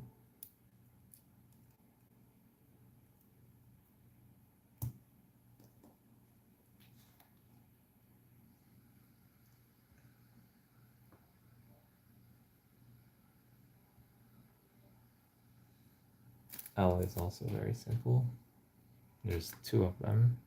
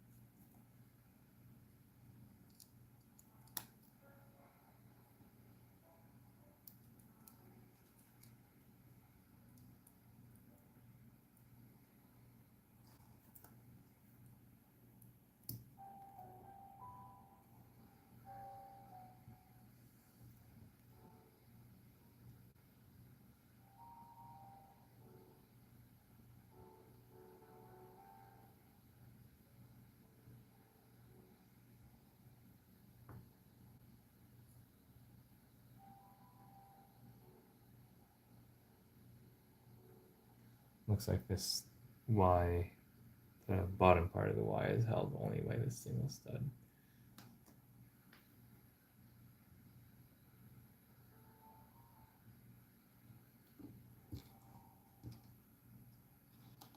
For the B of the bugle,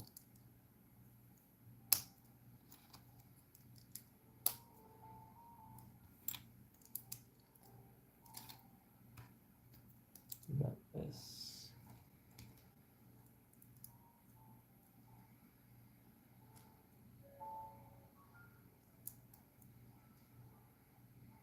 Definitely interesting choices for how they did these letterings.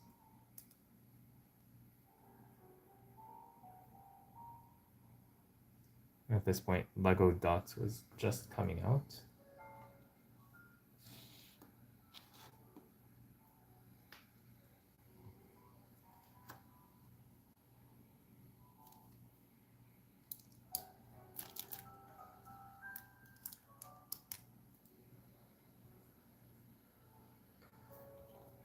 I don't think I've covered any LEGO Dots sets on this channel. It retired just as the channel was starting. I have some of the smaller dot sets.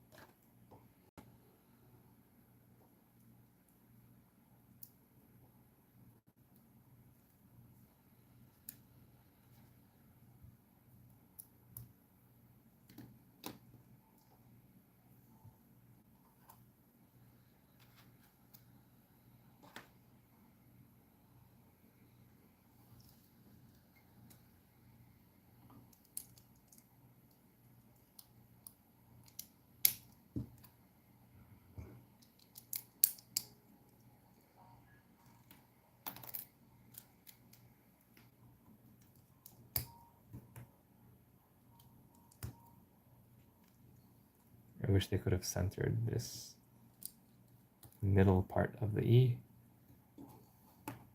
But there we have it. That's the Daily Bugle. The letters. We still have to do the bugle itself.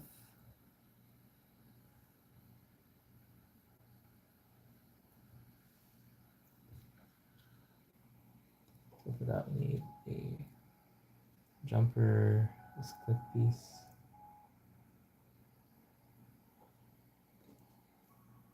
The red lightsaber hilt from Star Wars.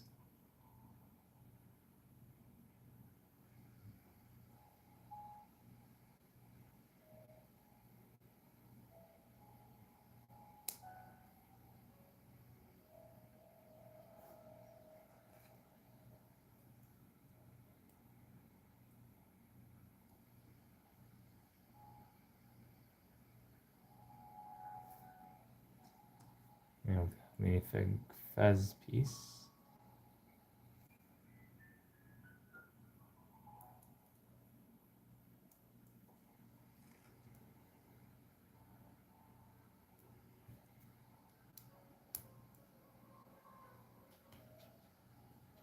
Followed by this.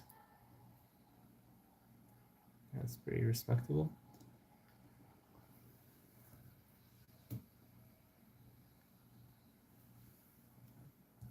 And we have this.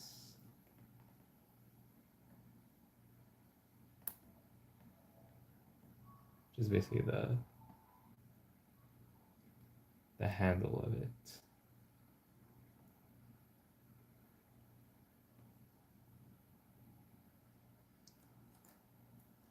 All right, so we have a few more plates left.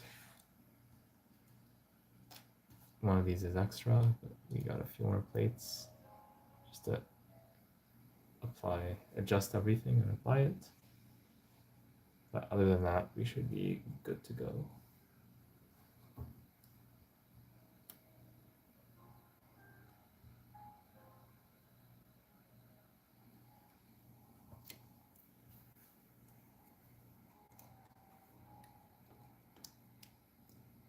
So this is satisfying to do.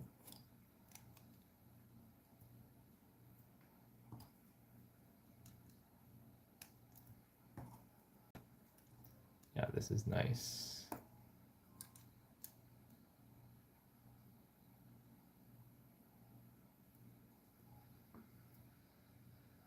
We even have like some overlap between like the L and the Y. Not really overlap, but like there. Yeah, it feels like this Y extends beyond, but it's just an optical illusion. Or is it? Oh no, this has a jumper, so it's actually half stud offset. So yeah, there is an overlap here, a genuine overlap. Then in the middle we skip 2 studs and do this.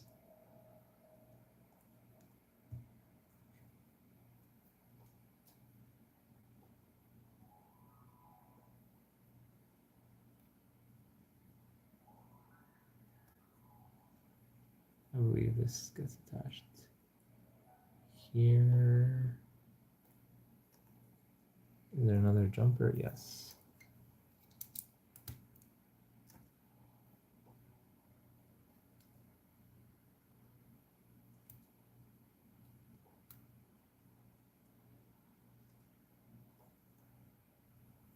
Actually, this is too close.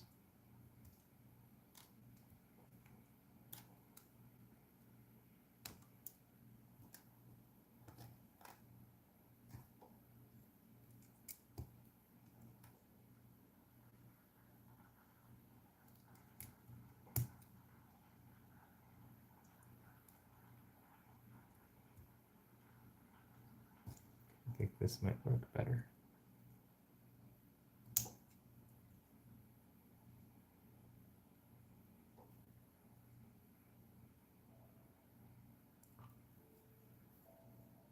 Yeah, much better.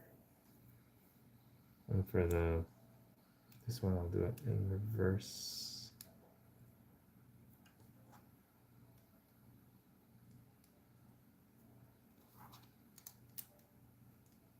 It is obvious where all the letters are supposed to end up, but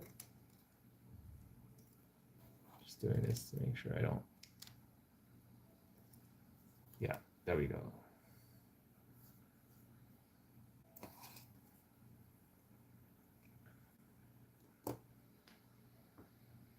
And I feel like it's easiest if I just take the roof.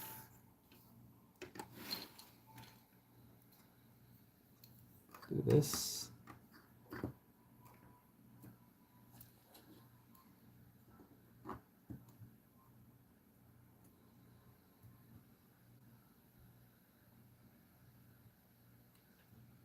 And the bracket here aligns roughly with the I, letter I.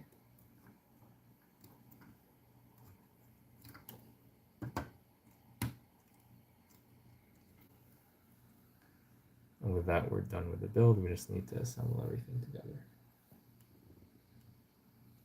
So I'll give a summary for bag 16. Also clean up a little bit.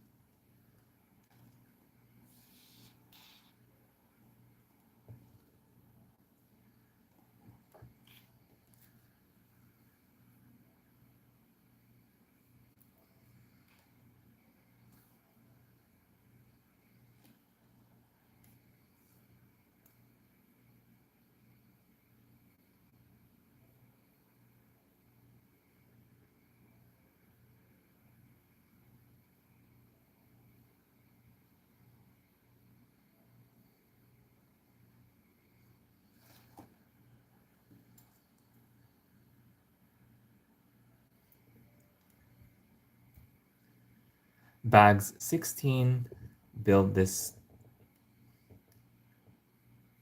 Bags 16 give us the Spider-Man and Doc Ock minifigures, as well as build this goofy looking car and the Daily Bugle sign. And with that, we are done with the build. We just need to put everything together.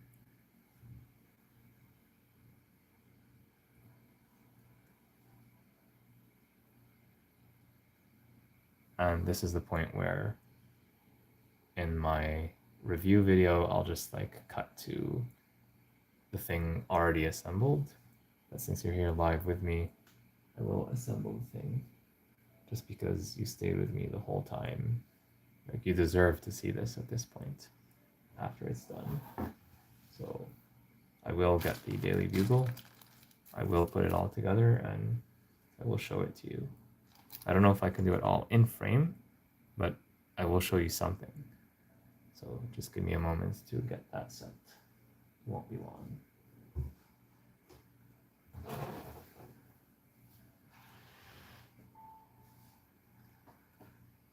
Actually, let me make space for it first.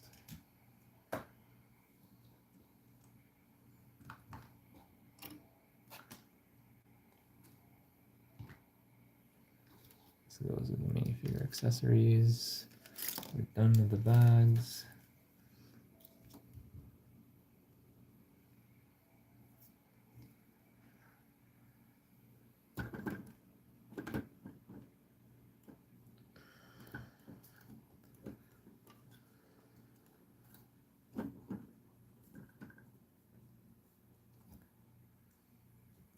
Here's what that looks like while I'm getting the other stuff. Sit tight. I'll be right back.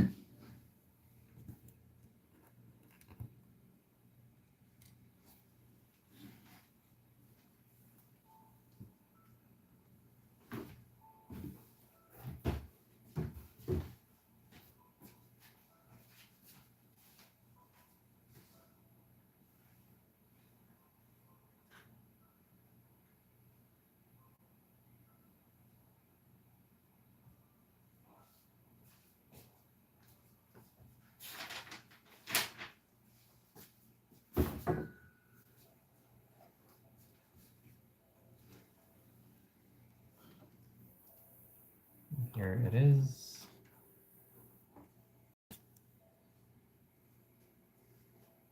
There's more to come.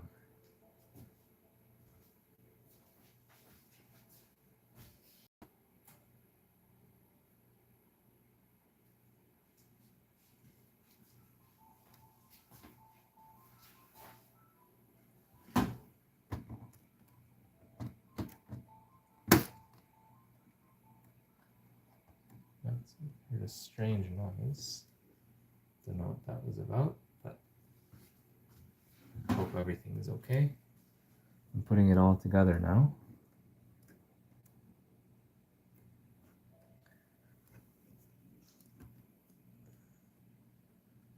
Okay. And close the front part, the front facade of the third floor. That one is not well connected.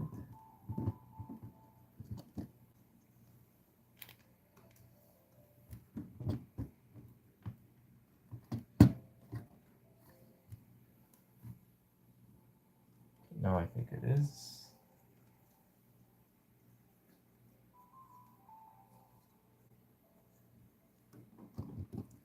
Okay, reattaching the front facade.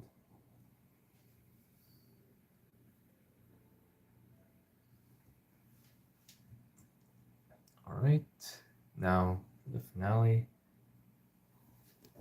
I'll try to make you see this, but it's just very hard to get the angle on this. It's just very, very high, and I need my hands to lift the things.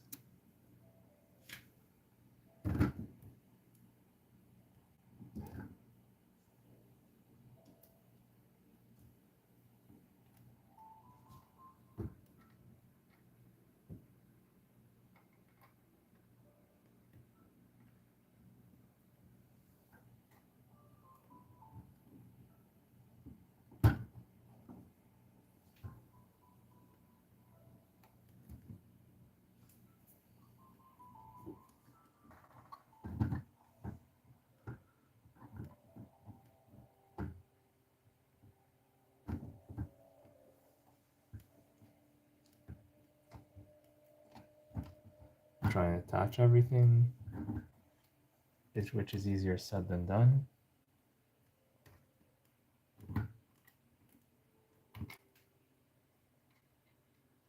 That bird on like the air conditioning just keeps getting knocked over all the time.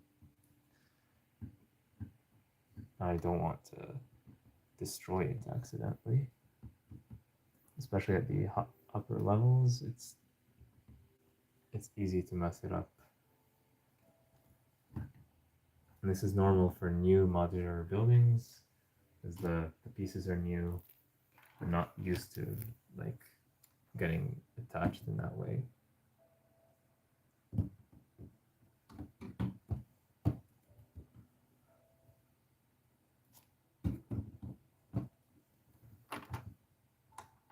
I keep knocking things over as I try to put this thing together.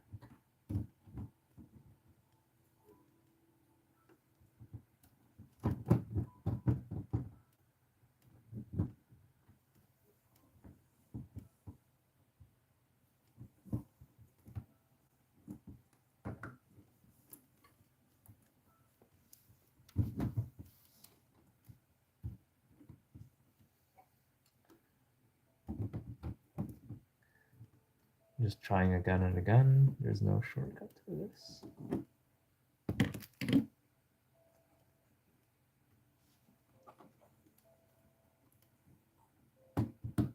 Sometimes you just gotta stretch it a bit. Yeah, like what I did, like what I did just now. Like literally stretch the pieces around until it works.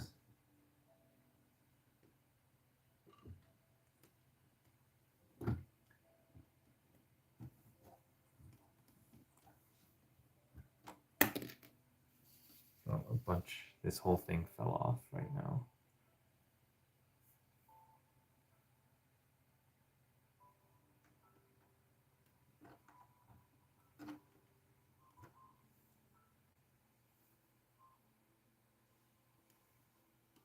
Well, it looks like I was off by one when attaching it.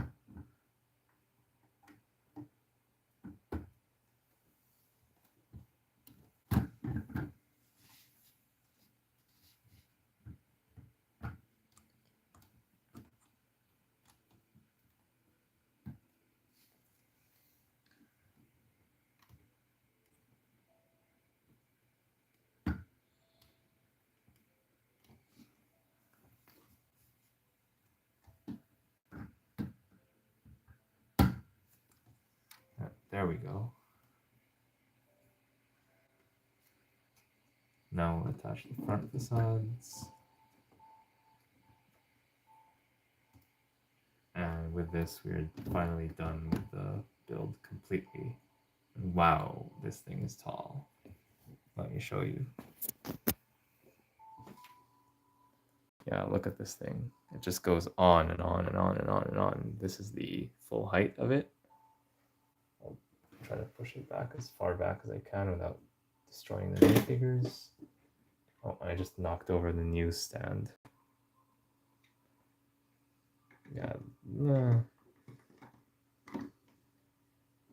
that could have been held together a bit better, in my opinion. It's very flimsy, but essentially,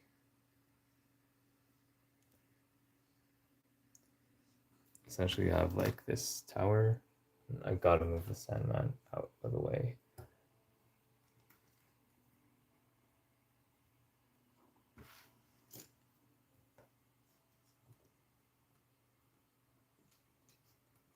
Yeah, like I can't push it back much more than this, but basically a recap of what we have done.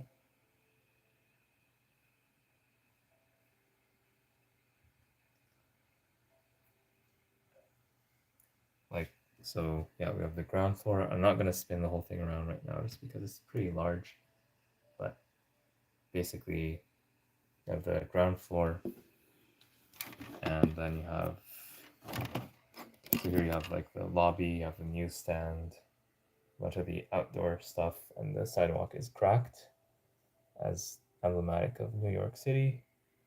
You have the floor right here, and this is what I like about this building. You could just remove the floors individually, take a look inside, and one thing I don't like is that a lot of the parts just seem to get knocked over very easily. So this is a display item for adults, much more than a playset for kids. I'm not even trying to destroy this thing. I'm trying to be as careful as I reasonably can, and this thing is already falling apart on me. Not just that piece, but like a lot of things are, like, they don't really want to stay together. So take that for what it's worth. Like, it's nice to look at. It is advertised as a display model, and it is a display model. So you build this, you put it in your Lego City. Oh yeah, as I'm putting this on, like, this falls apart. So I have to reattach it, which is hard to do with one hand, by the way. Yeah, like, don't expect to play a lot with this set. According to the default configuration shown on the box, there's like the Green Goblin coming out of here and like having a whole explosion, but I think there's enough for the tower. I think this is fine, like just having a clean slate. This is good enough for me, but If you disagree, you're free to build it according to your preference. Here's Peter Parker's office, which is very bland. Copy machine. I really like the detail here. I like the idea that they did to put that in that way.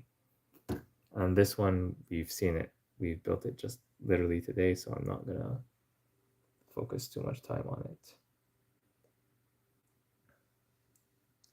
So yeah, we have the sign, the Daily Bugle, the antenna, water tower. We've seen this very recently.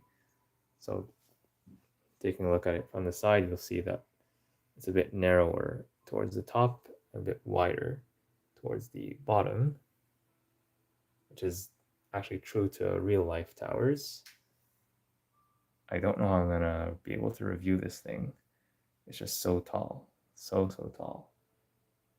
I might do a vertical review or something. We'll have to see. There's this taxi. I like the taxi build. I think it's serious, it's nice, it makes sense, it has interesting techniques. It's accurate to New York City taxis from the 1900s, so pretty cool to get. Sandman is interesting as well. Same for Doc Ock. But this, I don't understand. This to me is very goofy. But because it's it's very late at night right now, I gotta work tomorrow, so I think we'll wrap it up here. I'll give people, let's say, 20 seconds to write your final chats if you have anything you want to say last minute before we close this stream. Otherwise, I wish you all a good day or good night, depending on where you are in the world. And I'll see you all in the next one. All right, time's up. Ending the stream in 3, 2, 1. And by the way, final thank you for attending my birthday stream. This was a historic stream, and I'm really happy that I was able to build this entire tower with you guys. Just look at this thing, it's absolutely massive. So yeah, and the surprise, if you're watching this later, the surprise is that there's going to be like some sort of Lego competition about rediscovering your childhood. I said it verbally during the stream, but it didn't come up too much in chat or the conversation, so I'll have more to say on that in the future as time permits. All right, everyone, take care, have a good one, and I'll see you all very soon. Bye-bye.